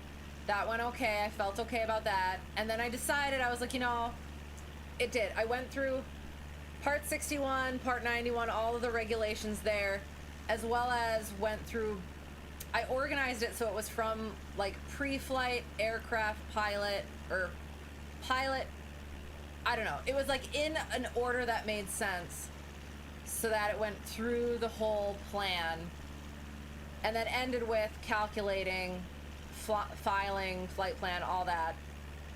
And then my plan was to just basically beyond that, after that, have a quick A to B plan and then just kind of show the stuff in flight to be like, okay, this is how we practically apply all of this. And I figured that would be good. And then finish it out with the instrument flying handbook, PTS, ACS, all that sort of thing. That was at the end of that Franken plan. So I was like, okay, I feel like that's going to be good. That's going to be okay. So then did that. And then on my final day, I took it a little bit easy. Final day before check ride, took it a little bit easy. Worked on my second Franken plan, went through that, made sure it was good. There was some weather, so it was like, okay, on one hand, and again, my student has the same check ride day, so I'm worried about him, I'm worried about me, and like my one thing is my instructor, my initial instructor check ride, I flew the airplane over the night before and took the courtesy car home and then went back the next day like that, so I didn't have to worry about flying it. There was weather. I seriously considered doing that, but there was weather the night before, so it was like, okay, I'm just gonna handle whatever comes the next day. Looks like it's gonna be good, gonna be fine. Next day, day of check ride, and so mine was at 11 a.m. My students had to fly. He had to fly about 40 to 50 minutes to an hour away, and his was at 9. So he would have had to start out early, and there was no visibility. So it was supposed to clear off. That works. That happens. So it's like, maybe it could work. If examiner could push it off just like a little bit, maybe it could work. He was still there by the time I got to the airport in order to go take my check ride. Yeah, this is fine. We're fine. Oopsie.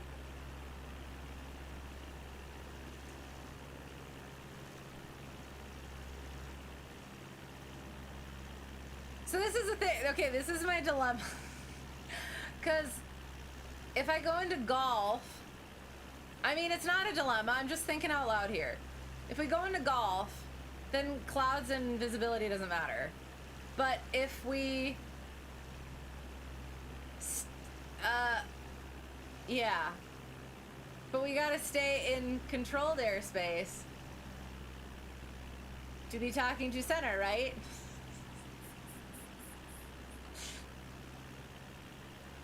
Totally has nothing to do with the current situation. Yeah. So my student was still there when I got there to go take the airplane over to where I had to go. And so they were kind of like, it was like a, is it gonna work? And you could see these tantalizing streaks of blue that, you know, it is burning off. It's going to burn off, but just like how quickly and when. I still had to file IFR, and they ended up having to reschedule. And it was like, ugh.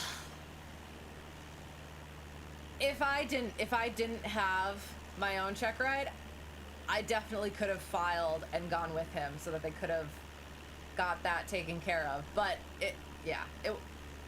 I think it's gonna be good because he hadn't been able to get that final solo time in that we both would have liked.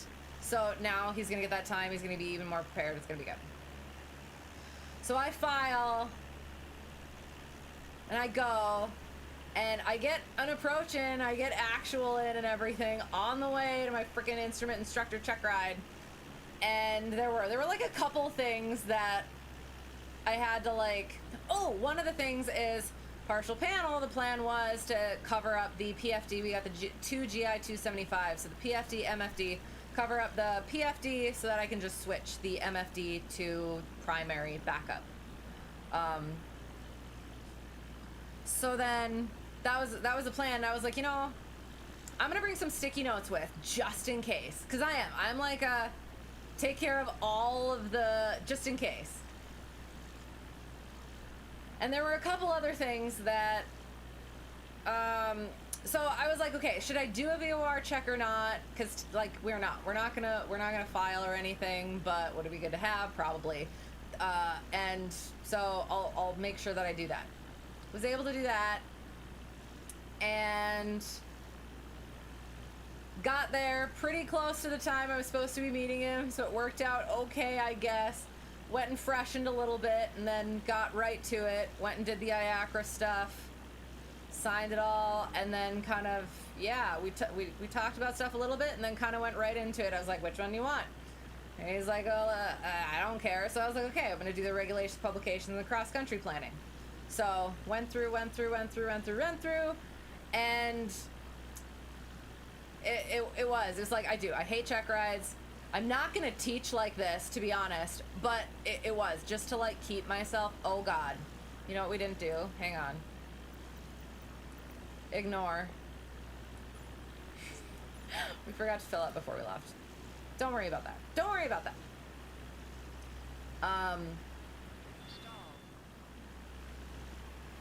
So yeah, went through. He wasn't asking a whole lot of questions. I was kind of trying to blast through it as quickly as possible while still like instructing and everything, because I did my PowerPoints last time and he was happy with them, so I did it kind of the same-ish as this time. And I mentioned that he mentioned how people usually do it, and then I did it a certain different way, which was go through the whole thing, regulations and cross-country planning, and then we're gonna have a little example here, and then go through the rest of it. So he was like, okay, sort of like a that's a choice vibe, but I was just like, this is happening, it's fine. So went through. I'm trying to remember what there were some things that he kind of brought up, but I can't quite remember. So then got through all that, and then it got to the instrument flying handbook page, and then I was like, okay, so let's say go on yield for flight. We were doing this flight. Here's all the things that we talked about here. Here's this, here's that, blah, blah, blah, nav log, briefing, blah, blah, blah, blah, IFR, altitude, file, and then it does all this stuff. Good, there. Any questions? It's like, okay, nope. And then finished off going through the rest of the documents.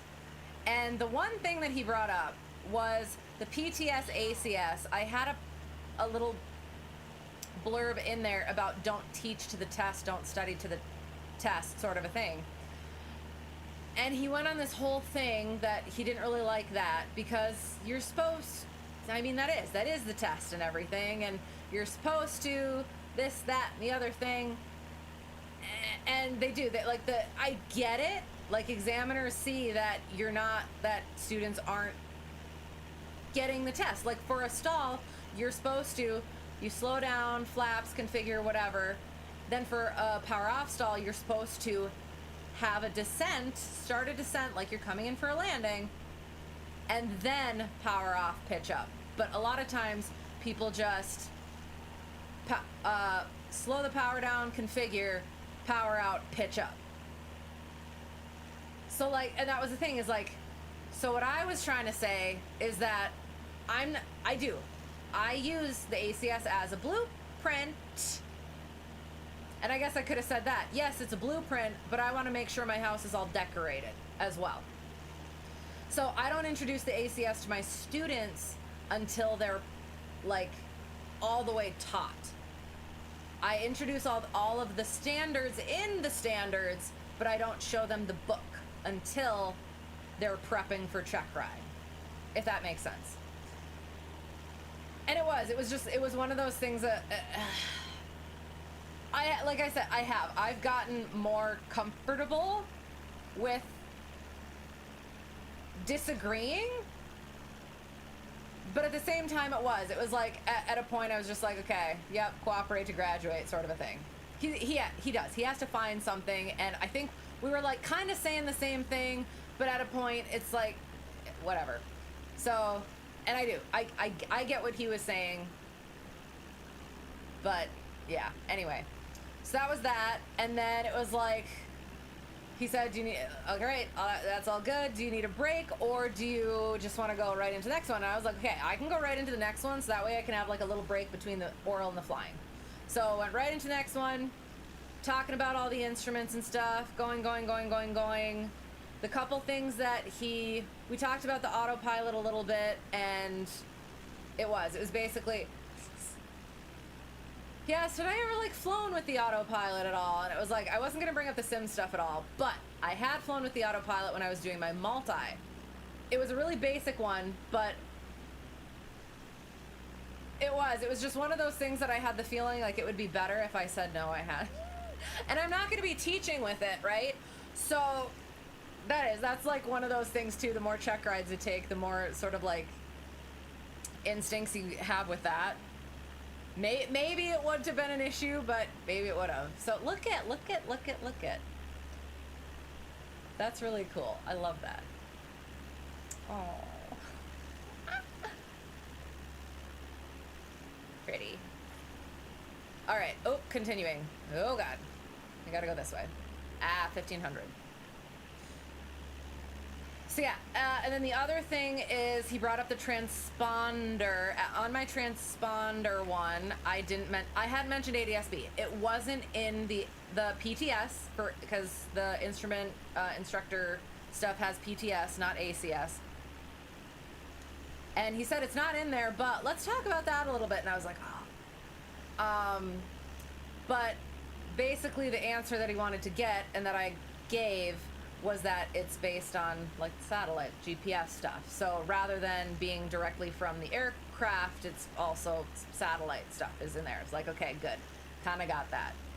Then the other thing he brought up is he went to a VOR and was like, ooh, what are those letters? And I was assuming it was the minimum operating network. So I was like, are you talking about MON? And he's like, oh yeah, sure, talk about that too.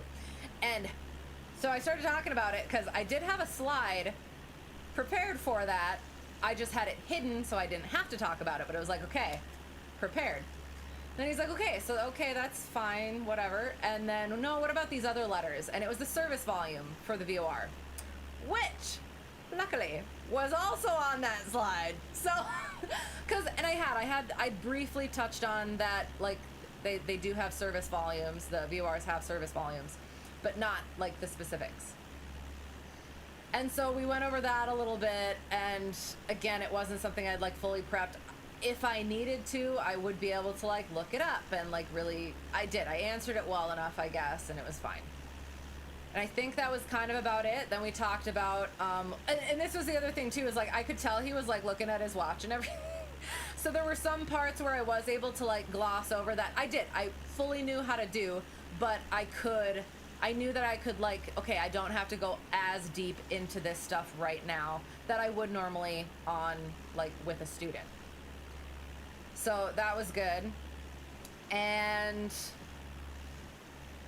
then he was like, okay, so started talking about pre-flight and everything. And I was like, okay, hold up. I need food. I need a break. And I'm going to take it. And so it was like, okay. And we talked about what we were going to do. We figured it out. We were going to go out, unusual attitudes and whatever. I would be flying that, recover, teach through it. Then we would go do a VOR. No, hang on, sorry. RNAV into a crossing runway of the usual runway. Go missed. And then he would fly the VOR while I taught. And then we'd come back around, go missed, vectors for the ILS back to the same runway. And partial panel was going to be on the RNAV that I was going to do. Okay, so while I was shoving food in my face, taking a break, I was briefing those approaches, planning, panicking, and he did. He came back. He's like, ready? And I was like, yes, I'm ready. I cut myself. I got a little bleedy, so I got to wear Iron Man. I'm not flicking you guys off. I got to wear Iron Man for my... Because those are the Band-Aids I have in my purse. I got to wear Iron Man for my instructor check ride. I don't know. It's just a thing for me. Left the logbooks in the thing and forgot to bring the weight and balance back out. So I had to go back in, get the logbooks to bring the weight and balance back out. Said it was in the aircraft where it's supposed to be. Oops. And then we went out and it was, again, Towered Airport, so I had to do the things. Almost did the run up on the ramp because I was so used to that. And he's like, we have run up areas over there. And I was like, oh, yeah, that's right. Is this FAA regs? Hello, how's it going? Not currently. We're currently debriefing my instrument instructor check ride that I took in real life recently and past. So, yes, we did go over FAA regs. Or are you talking about the flying? Yes. Don't ask questions that I can't answer truthfully or shouldn't answer truthfully. So yeah, we're so close to being done. So yeah, did that, went and did the run up, went to go take off, and there was other traffic there, and it was ATC was traffic controlled, and he mentioned, I don't know if I can, maybe I can mention this, that they're not allowed to do, that airport is not allowed to do the like practice approaches. You'd have to contact center for that. So basically you just kind of have to ask for a straight in. And I wasn't familiar with the lingo, but he kind of told me how to do it, and I was like, okay, I think I got that maybe. And so we took off VFR to a direction, and then I mentioned earlier that I had forgotten to switch my squawk code from my instrument flight plan earlier. I was so freaking embarrassed and used it as a teachable moment. Went into unusual attitudes, controlled it, recovered, controlled it, talked through it, good, fine. Go to the RNAV. Had to do a hold, so entered the hold, did the hold, had to suspend to actually do the hold, and then teach through that. And then we were doing the crossing runway, so ATC was like, we might have to break you off in order to get, there's some priority traffic. So I was like, okay, so we plan to just break off to the north. So we broke off that direction, and we let them know, and it was all good. And then we'd like to come back to the VOR, and so he started flying. So we went on Green Needles, and so I was teaching through that. We crossed that. We went outbound, taught through that. VOR approached down. Seabird 212 Echo, Cleveland Center. I know, you just mean you're from Canada rather than US, just wondering which. Oh, yes. This is US. This is United States. Hello! Let us know if anything is different. Yeah, we've had like a little bit of, and you know what, we might, we're like so close. We're so close finishing. But yes, FAA. So, anything that sounds weird is just US versus Canada thing and not something silly that I'm doing. We'll go with that. How's that? So then, came back in on the VOR. There was a whole thing. I set the minimums for something. Oh, on the RNAV, I had a problem with on the mist forgetting to put the flaps back up, and I didn't want to do that, so I didn't put flaps in on my RNAV, and I didn't tell him to put flaps in on his VOR. And so remember that. Came in, and the minimums were blaring for the VOR. I think I put the minimums in for the VOR, and forgot to take those off, and so they blared at the other ones, and so I had to like say, hey, it's for the other one, sort of a thing. So he was following it, I was correcting, did the thing, broke off a different direction because somebody else was coming in, and then we vectored off and had to make sure, like, let ATC know this is what we're doing, and they're like, okay, get these people in sight. And we're like, okay, we'll get them in sight. And I was back on flying and under the hood. So then we were figuring that stuff out, and I did at one, like, I asked on the RNAV, I asked for, the way that I phrased it apparently wasn't correct. So he had to like figure that out, and it's like, okay, fine, you do that. Great, amazing. So then, yeah, did the VOR, we were vectoring down, and they said, let us know when you're like here and something.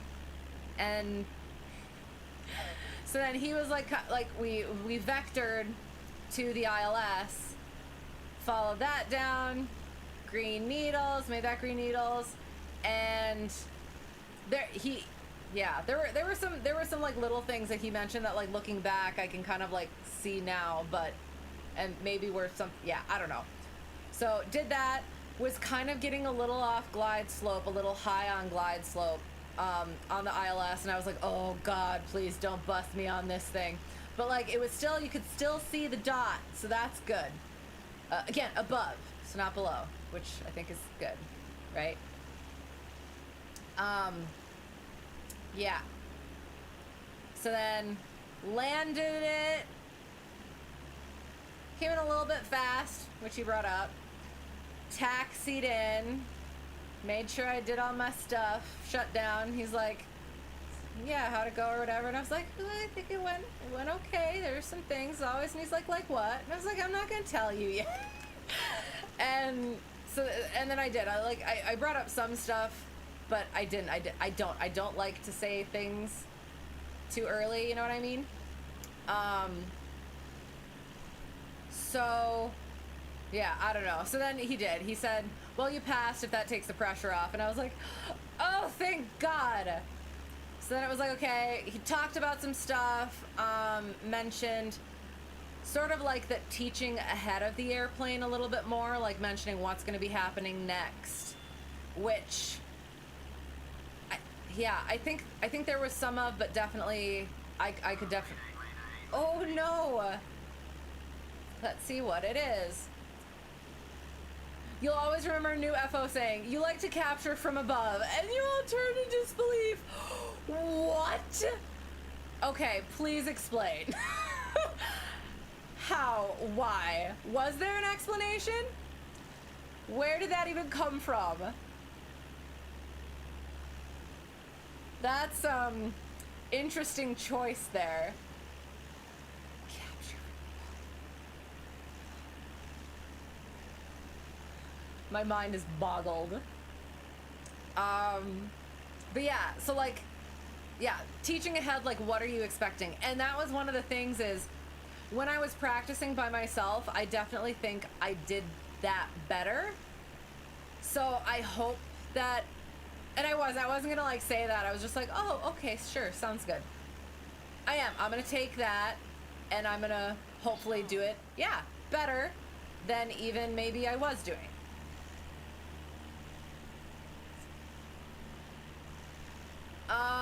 What else? Yeah, came in fast on the ILS, and that was something that I guess I hadn't actually thought about.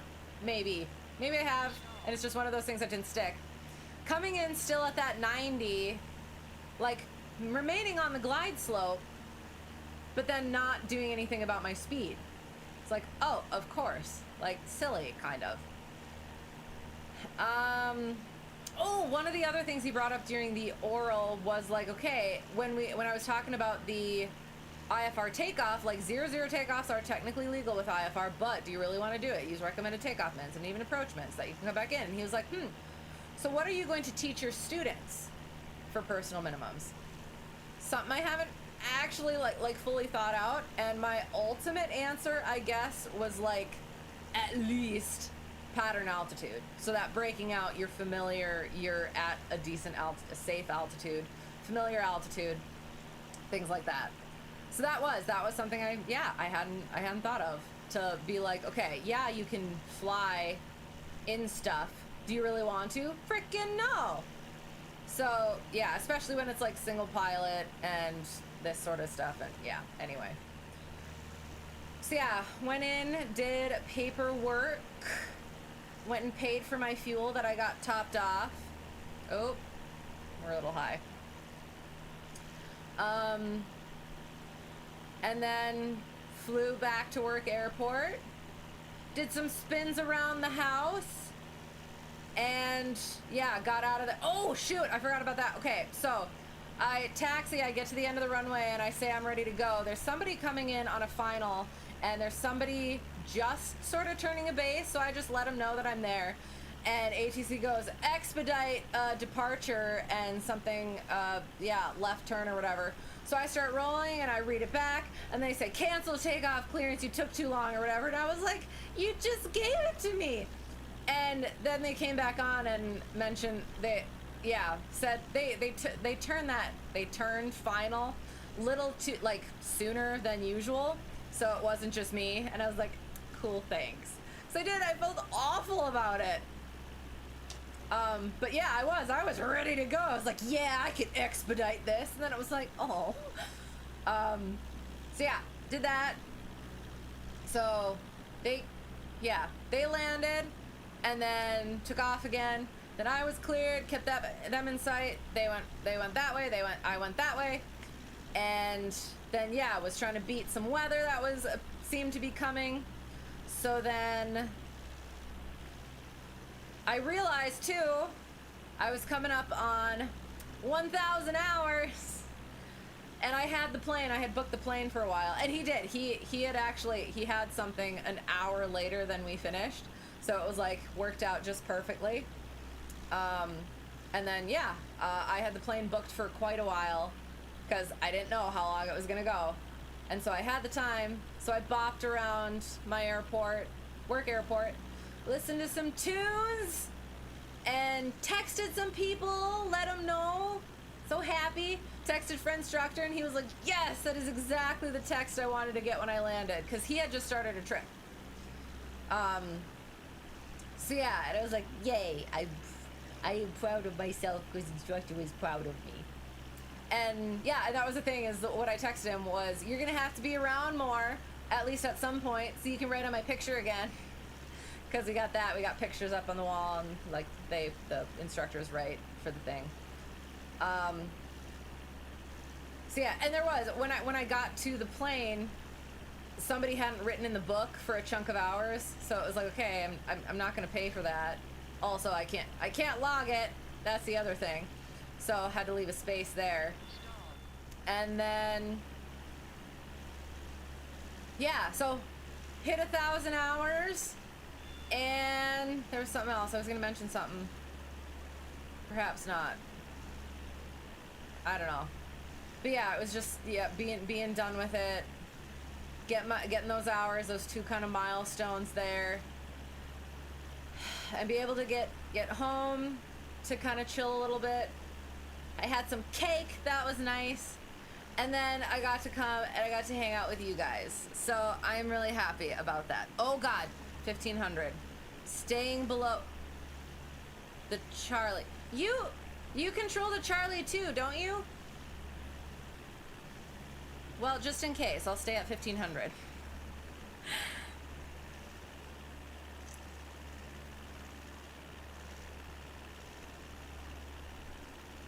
You do? Oh, okay. And so since we're in two-way communications, I could go into the Charlie if I wanted. Boom. Nailed it.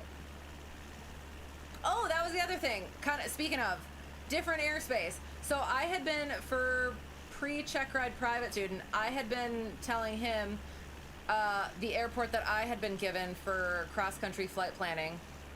Oh, and Tower is still offline, correct? But yeah, so what was I saying? Yeah, so I'd been telling him the place that I had been given by that examiner for his cross-country planning, and apparently he has switched it. So we got to talk about some new stuff. Not like new, but it came into play a little bit more than if it hadn't been to where he was actually supposed to plan it to. And then, yeah.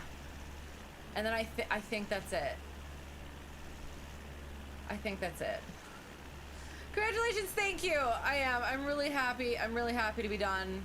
That's like one of those things. 'Cause, yeah.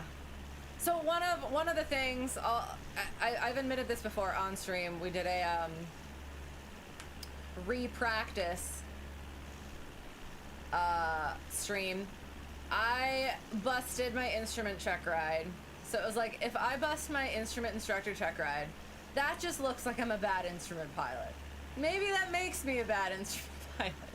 So it was like, there's a little bit of pressure there too for that. And then I think, so yeah, so getting into that, I have some instrument students actually kind of lined up. One of which, hopefully, is owner at home airport that I talked about earlier. He's got to do his instrument at some point. And then, yeah, we'll keep instructing, get my one student through his check ride, get my other student through his check ride. Still gonna work with, I guess, a little bit, the one private student of the other instructors. I'm gonna start my way back toward Bowman, I guess. Whee!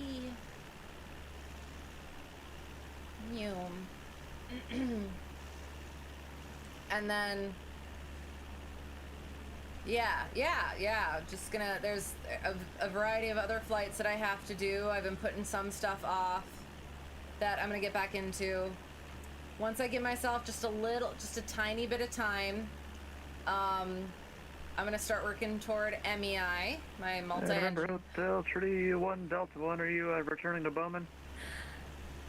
Affirm, Cessna Hotel Tree 1 Delta 1. I didn't want to cancel yet. Should I cancel? November 1 Delta 1, the Bowman Airport is to your 1 to 2 o'clock, 3 miles reported in sight. 1 to 2 o'clock, we'll report in sight. Cessna Hotel Tree 1 Delta 1, thanks. Okay, I guess I could go inside the airplane so I can actually see the airport. 1 to 2 o'clock, 1 to 2 o'clock. Cheats by looking at ForeFlight.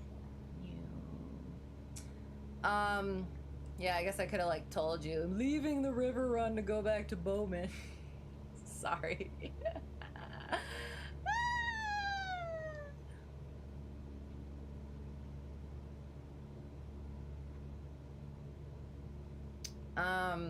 Yeah, so, yeah, gonna start getting multi-hours because I have a place that I have a potential contact with, but I need multi-time for it.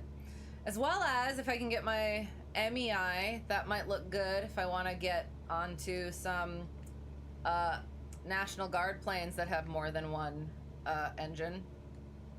So I'm going to get back to studying for that test as well. And I also, I'm trying to think. Yeah, I don't know if I've brought this up yet, but got the airport in sight, I guess. So I will. Indianapolis Center. Indianapolis Center, Cessna Hotel Tree 1 Delta 1 has the airport in sight. Alright, 1 Delta 1, roger. No traffic between you and the Bowman Airport. Radar service terminated, squawk VFR, frequency change approved. Squawk VFR, frequency change approved, and thank you. Cessna Hotel Tree 1 Delta 1, have a good night. Oh, it's so sad signing off! Frick, how do I squawk VFR easily? Clicks VFR. Perfect. Okay, then I gotta switch to what's it.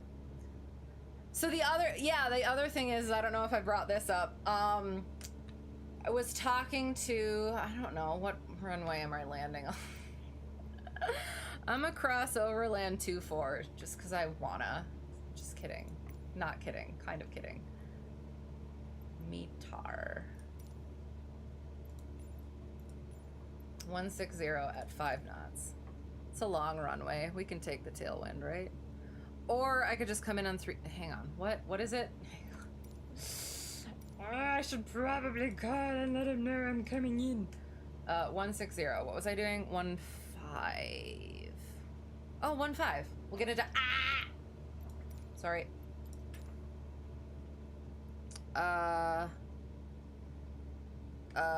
Just get in a base for 15.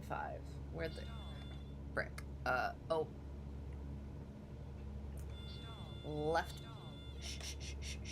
Oh, wake up the feet. Wake up the feet. Oh yeah, I have like all my flaps in. I forgot. We'll just do it nice. Let them know. Let them know. Let them know. 1-5. We're gonna turn. What way are we turning? We're turning this way. Oh, okay. Okay. Okay. Okay. This is fine. This is fine.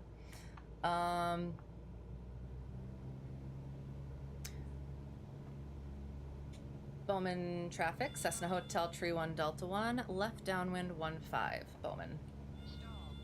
Kind of.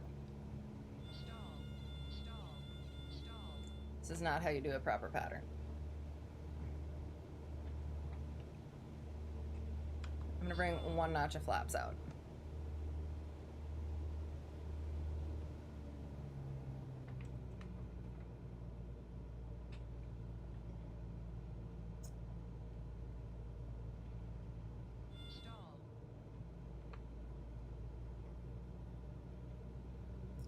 Yep. All right, we'll like land this properly and then I'll do final closing thoughts, I guess. Carb heat, fuel is on, undercarriage is fixed. Mixture is full rich. Power propeller pump, safety, seatbelts, and security. Aim for the numbers. Do do do do. Do do do do do.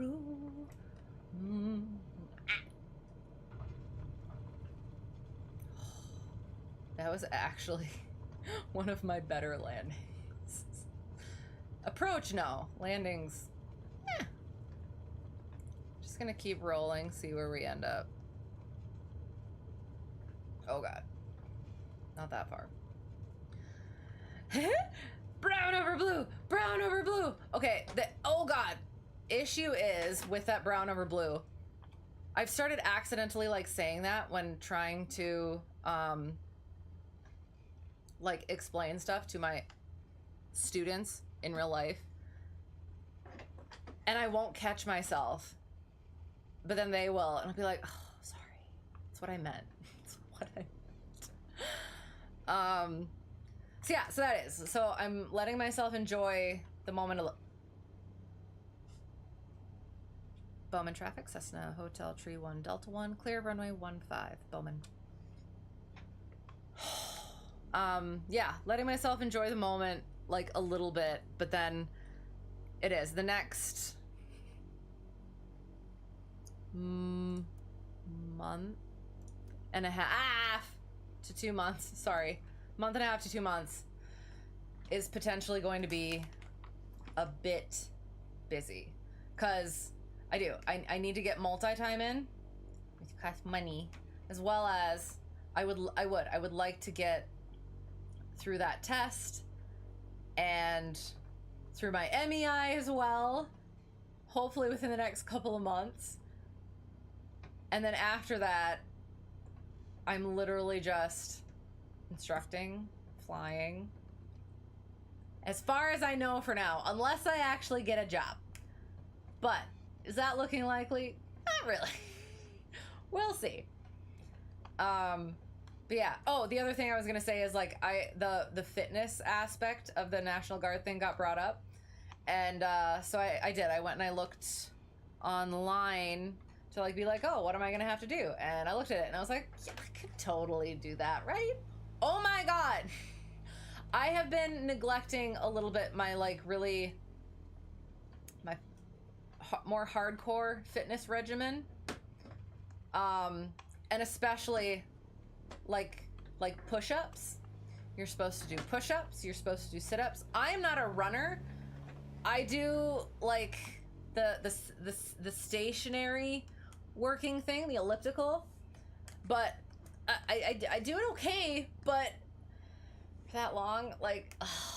So I was like, I'm happy that I like figured that out now, or was made aware of that now, so that I have time, hopefully, to actually get to a point where I could pass the thing, however pitifully. So yeah, so that's the other thing. I've been doing the workings out more, which is good, obviously. But it had, like, oh my god, what did I do? It disconnected. Why did it disconnect me? Because the connected party did not properly respond after a period of time. What did I do? Failed because connected host has failed to respond.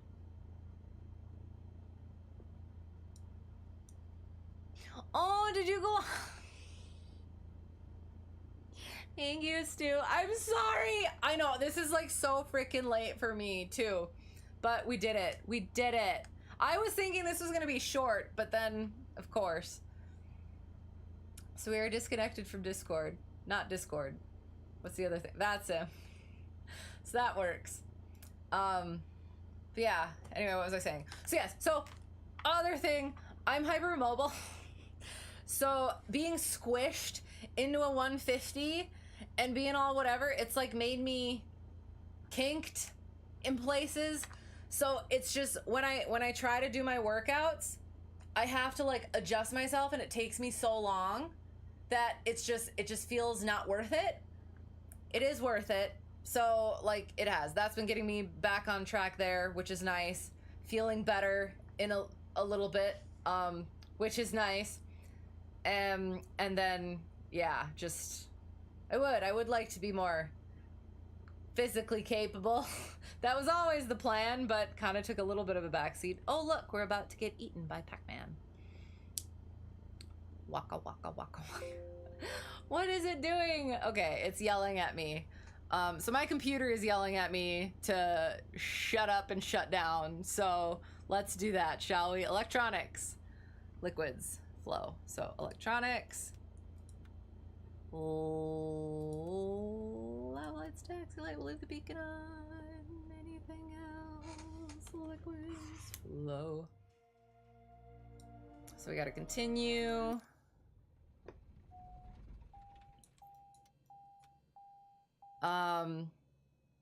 But yeah, so that is, I was so excited to be done with Double I, and now just like there's like certain deadlines, for the love of God.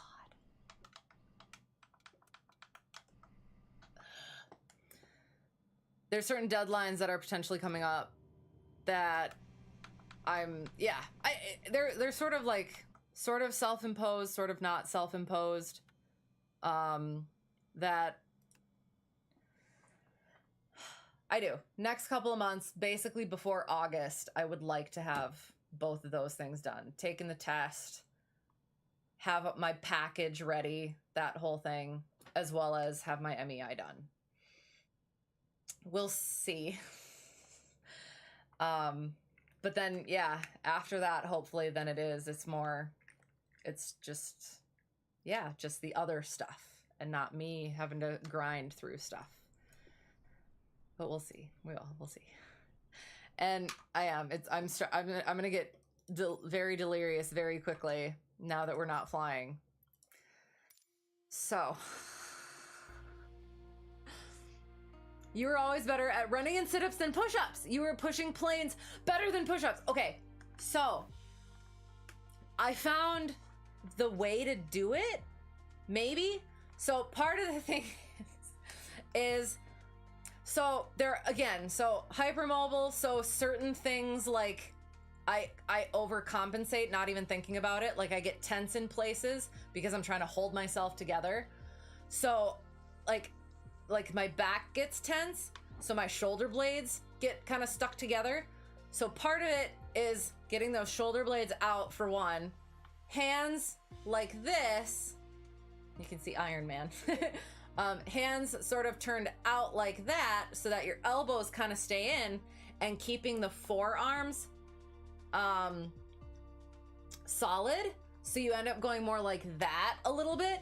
And my God, I read some people talking about it, and it's like that works more than they do in their other push-ups. So I was like, oh, is this gonna be good for me? It's gonna be good for me. Oh, and like making sure that like the core is all solid and everything. And it's like, I can never tell when my core is solid and stuff like that. And then I've started doing them like raised first. So I'm not doing full push-ups. I'm like on a table and I'm trying to work myself down, doing like 3 sets of 8 and stuff like that. working into sit-ups. I can do like the reverse crunches and stuff, but like the sit-ups, yeah, we're getting there. So yes, I can push planes a heck of a lot better than I can do a push-up as well. I feel you on that. You've been controlling for about 13 hours so far today. Are you crazy? Yes, but you are carrying that thing. Probably, but you're dedicated to the craft. That's what it is. That's exactly what it is. If you can't do diamond push-ups, then keep trying. Let me get there. Please just... I will get there, maybe, if my joints allow it. Well, and that's the other thing is like, okay, is that gonna be a complete disqualifier? But that's where I'm going like this, right? And the push-up. So then how... Can you... I assume you can't keep your forearms straight for that. Ugh. I'm trying to... How... I don't know. Can you do diamond push-ups? I'm hoping it's a no, but probably not. Oh my god. Little nap map. Download of weather didn't work. Let's get our little nav map. Okay, going like this. Oh my god.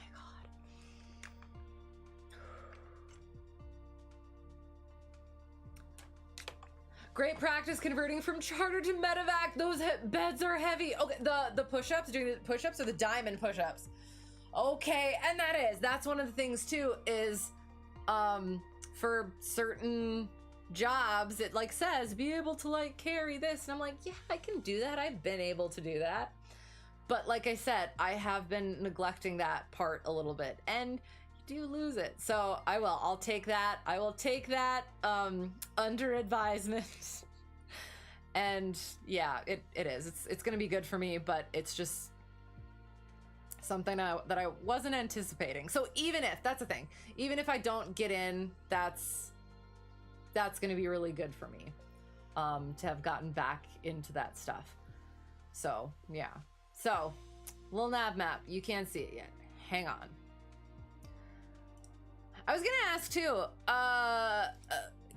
your experience, now that you've brought some of it up, all the questions, go! Or like all the, I'm too tired to ask the questions, so just answer whatever questions that I'm mentally sending. Your old elbows and belly only allow 3 a day, but do the diamond and chest goes to the floor to complete 1. Okay.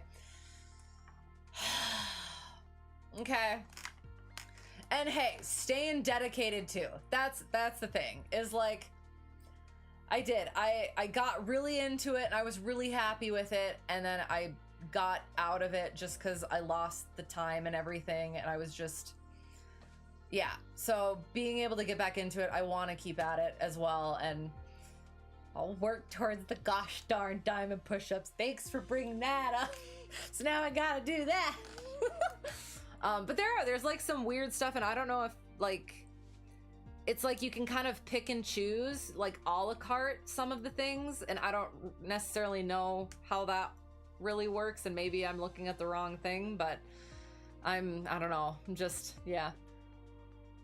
Again, in the time frame that I have, or that I'm giving myself, I'm hoping to at least get not the bare minimum, slightly more than the bare minimum. So it's like, yeah, I did it, but I'm not entirely, not hopeful, but I don't want to expect too much. And then, yeah, so we'll see.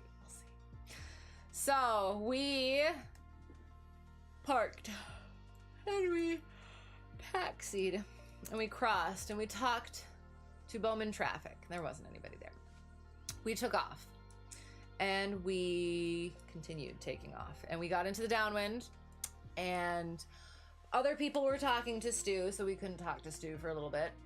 So then we started working our way that way, and then we finally talked to Stu after I got over being a big baby. And then, yeah, we did the squawk thing and everything, and yeah, thanks for reminding me to squawk VFR at the end. Clearly I forget.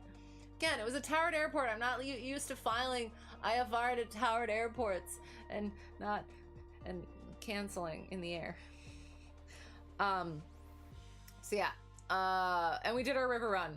We followed the river. We followed the river. Look at how nice we followed. Okay, and then, because I started looking, ooh, it's a shoe. So I did. I started looking ahead and getting,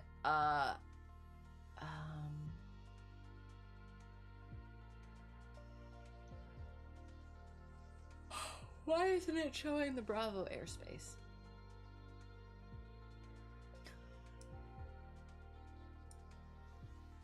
Which one is airspace? I can't figure it out right now.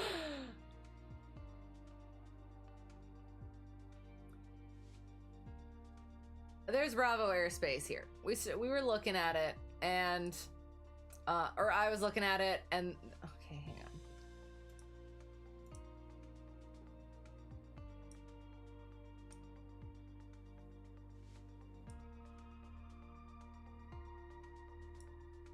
Okay.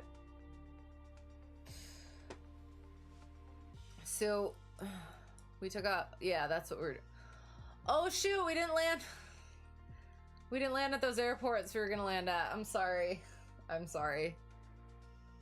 ran out of brain power apparently. So we were at 1500 and so we were scooching and I would end up being at like 2000 once in a while. So I was looking ahead and I was like, okay, so shelf 5,000, shelf 3,000, 3,500. Over here is 2,100. So I could have tried to continue scooching there, but we would, again, I was getting close to that 2,100, if not up past that 2,100. So I didn't want to, yeah. But then if we would have stayed at the 1,500 and got cleared into the Bravo and got up here, then if I ended up getting out here, then I'd have, that was my whole dilemma, was, yeah, like if I was at an altitude for this one, but then ended up bopping out here and going out of the Bravo, then I'd have to get re-cleared back in, and it was just blah. So that's why I was gonna try and get up to 4,000 so I could be here. And then Stu reminded me I had to be at VFR altitude. So I was like, okay, so right here, we're gonna get up to about over here, ended up at about 3,500. So that we were in there, stayed over here, and then we climbed up to 4,500 for here. And then we went back down to 3,500 for here. And then we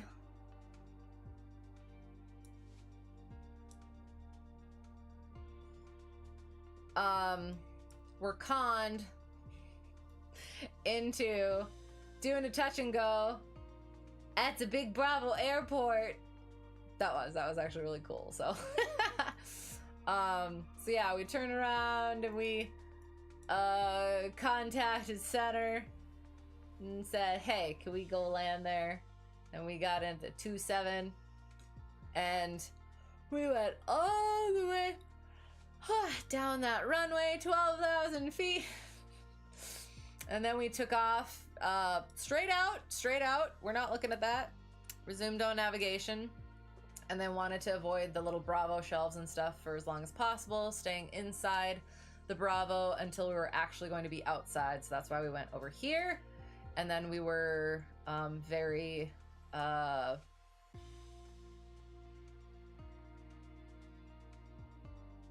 concretely outside of the Bravo, went back to our 1500, followed.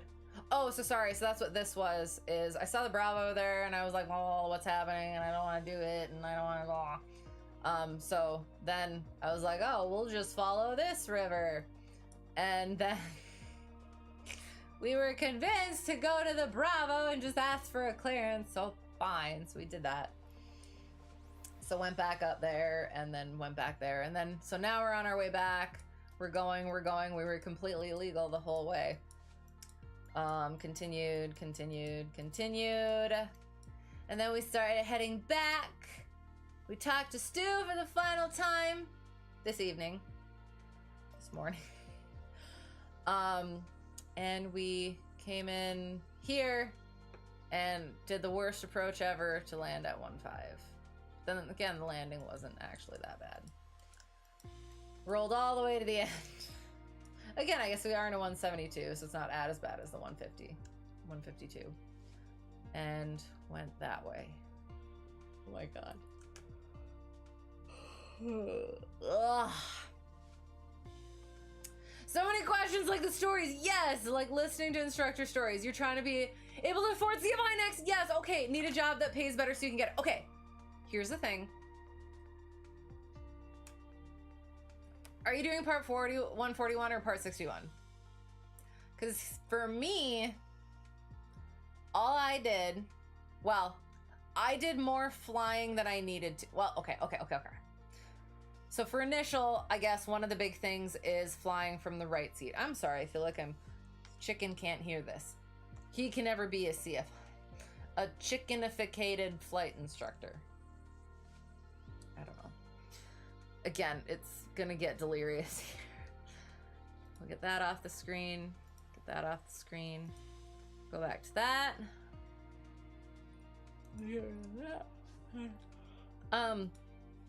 So yeah, so I guess the big thing is going to be the learning to fly from the right seat or getting comfortable flying from the right seat. So you will need to put some cash down for that. But then, other than that, lesson plans. I used Bin's lesson plans and I made my own. Got free resources. Pilot's Handbook of Aeronautical Knowledge, Airplane Flying Handbook, PTS, ACS. Get familiar with all that stuff. FAR AIM.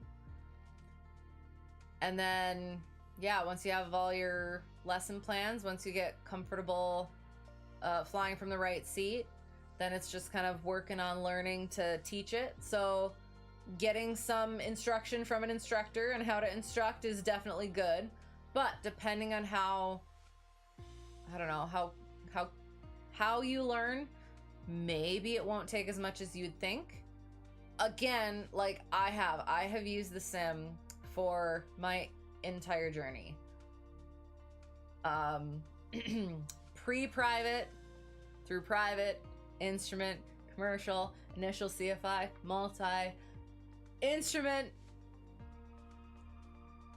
CFI, CFII, and then we'll be working toward multi, so MEI next.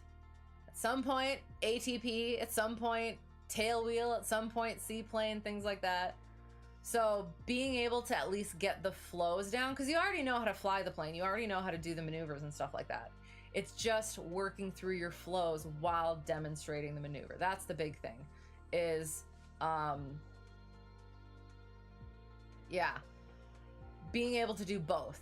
Because what I found is like either I could fly it, I could teach it, but when I tried to do both, at least at the beginning, both of them suffered. So, yeah, so working through those flows in the sim definitely would help. So, yeah. I don't know if that helps at all. You got your private right after leaving the Navy, part 61, okay. Then 141, because that's all your military benefits allowed. More coverage if you made it a college degree program, okay, Embry-Riddle. For MEL, instruments and commercial, now on your own to somehow afford CFI. So, yeah, so that's the thing is if you can bring those costs down in your ground, then you do need a lot less like instructor time. If that helps, if that makes sense. Maybe. Going from memorizing Jepson plates you're used to actual approach briefings was a hurdle. It takes getting used to, but the Sims helps out. Okay, so you went from Jepson to the other ones. Yes? Is that what you're saying? Because that's one of the things that, like, I'm really used to the normal ones. But then at some point, it's going to be the Jepson. Like, for instructor makes fun of me because I don't use them yet. And number one instructor, I think, has also made cracks at me for it. So interesting. So why did you start out with the Jepson and then go to the other ones? You have to add SEL commercial still, and it's commercial ME. Oh, it's commercial MEL you got. Oh, okay. Well then, for that one, there's certain things that you don't have to do going from the multi to the single, right? Or was it just the single to the multi? Thought there were some slightly easier things, but you had a friend take you up a couple times to get you your first right seat experience. Was different. Yes. One of my big things was, like, especially on landings, you're pulling on the yoke. Well, hang on, which one was it? So at least for approaches or something, it was like you're doing one thing with the yoke when you're used to the left, doing one thing with the yoke, doing one thing with the throttle, and then when your hands are switched, your hands automatically want to do the opposite thing than what they're supposed to, sort of a thing. So that was one of the big things. Little bit of sight picture, and then yeah, that was one of the tricky things. And yeah, just being able to get used to that will definitely take some time and some money. But you were doing it after a while. Perfect. So yes, just getting used to that enough, getting used to the teaching, and then getting used to the teaching while flying from the right seat. But yeah, like, it is the big thing is going to be those lesson plans. And you can, if you really want to, take that initiative to be able to do it on your own. I think that definitely would cut at least some of the costs. What am I doing? I'm looking for somebody to raid. Let's see.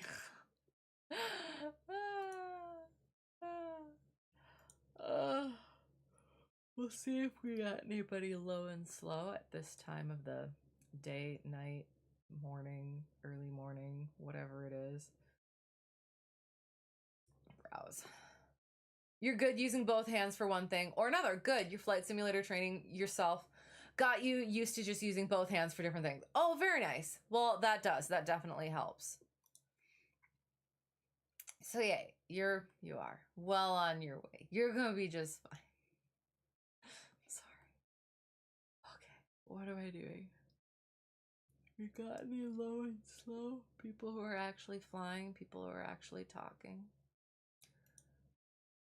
What's this? For you, it was trying to figure out how much of too much right rudder or not enough center line looks different. Oh, so that's...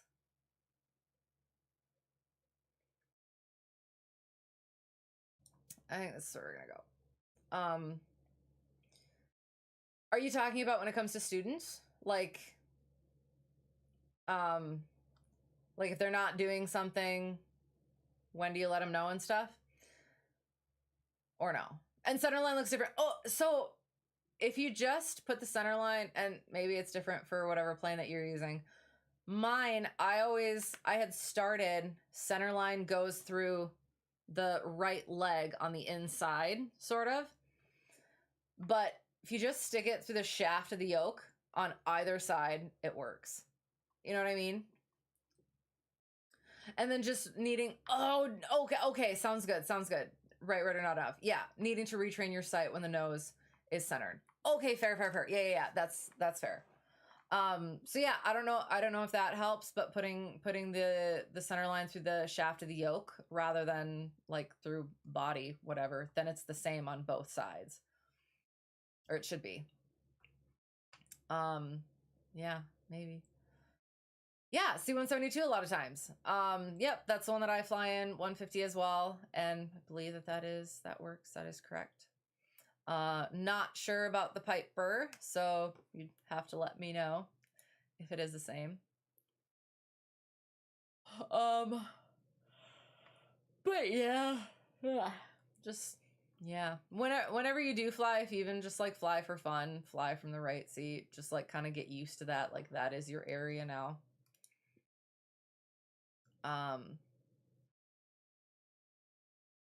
Yeah, that helps. Hello, hello, how's it going? Good to see you. Hope you're well. We're just at the tail end trying to find somebody to raid. We don't really have the lows and slows. I'm not sure who's like, yeah, again, like actually there, or if they're just letting somebody else fly. So yeah, we're figuring it out. Completely gone for the most part. Sorry. I'm just gonna keep getting worse and worse. This person is there, so I think that... Oh wait, hang on.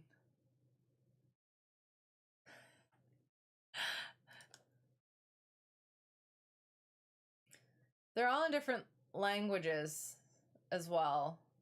That makes it a little tricky.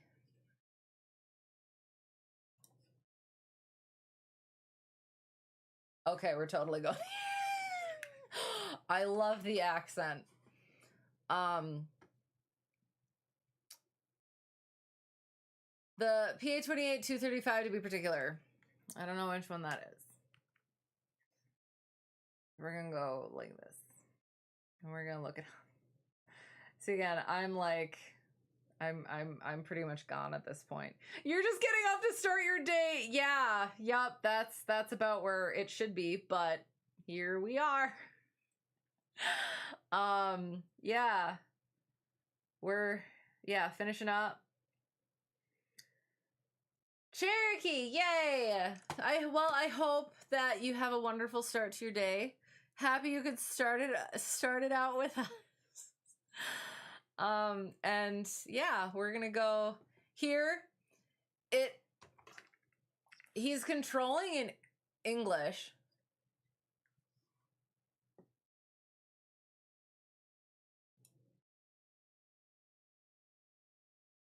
But I think he's German. So I think that would be fun. So yeah. It does. It looks like everything else is like kind of like people aren't actually flying, and since we were getting some controlling from Stu, I thought that could be an interesting segue. Where is my thing? And watch, maybe he doesn't allow raids.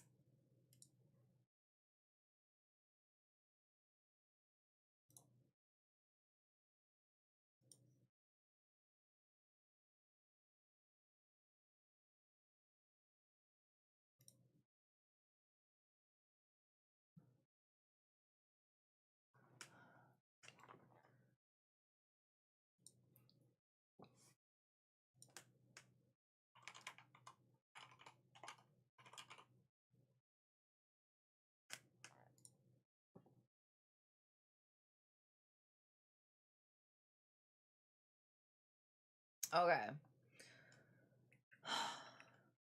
So I think that's where we're going.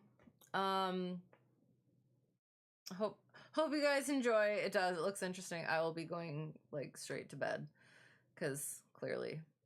So yeah, that's ready to go. That's ready to go. That's ready to go. I'm ready to go. So whoever got lost and found their way here or found their way back, thank you so much for being here. Appreciate you guys. Again, sorry for last week, but it was just like, I can't do a late night, and I can't have like add other stuff. I haven't been getting my my VODs up on YouTube. So I do want to get through that and just kind of catch up on some things. Arthesizones, thank you for the follow. Appreciate you. And yeah, thanks. Sorry for myself. And silly shenanigans. I did. I really enjoyed that flight. That was fun. Hanging out with Stu. Check out Stu if you guys haven't. Stu's good people. And yeah. Yeah, it was fun. Doing some VFR flying, some low and slow, while also getting back into the VATSIM stuff. Supporting Stu and his grind. And yeah, debriefing just a lot. Because yeah, it has. It's been yeah, long couple weeks. I'm hoping that I don't have too many big things where I have to like do story times. We can just, yeah, keep working on stuff. I don't know what we're doing quite next. I do got to get back into, I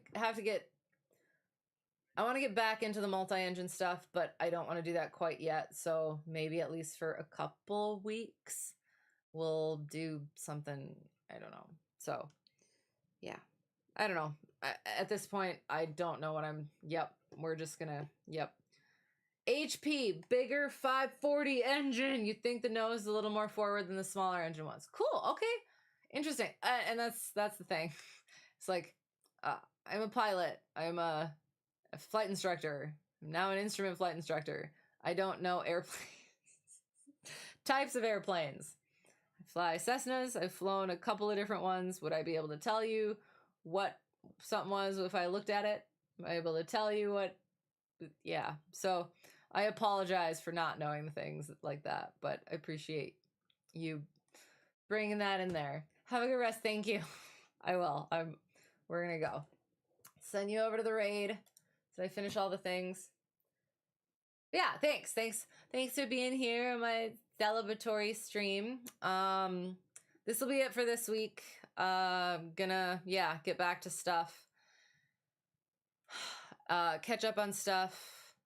And then hopefully start figuring out the next weeks.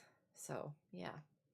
If I forgot anything, brain is mush. I didn't mean to, sorry. And let me go through things. Thank you.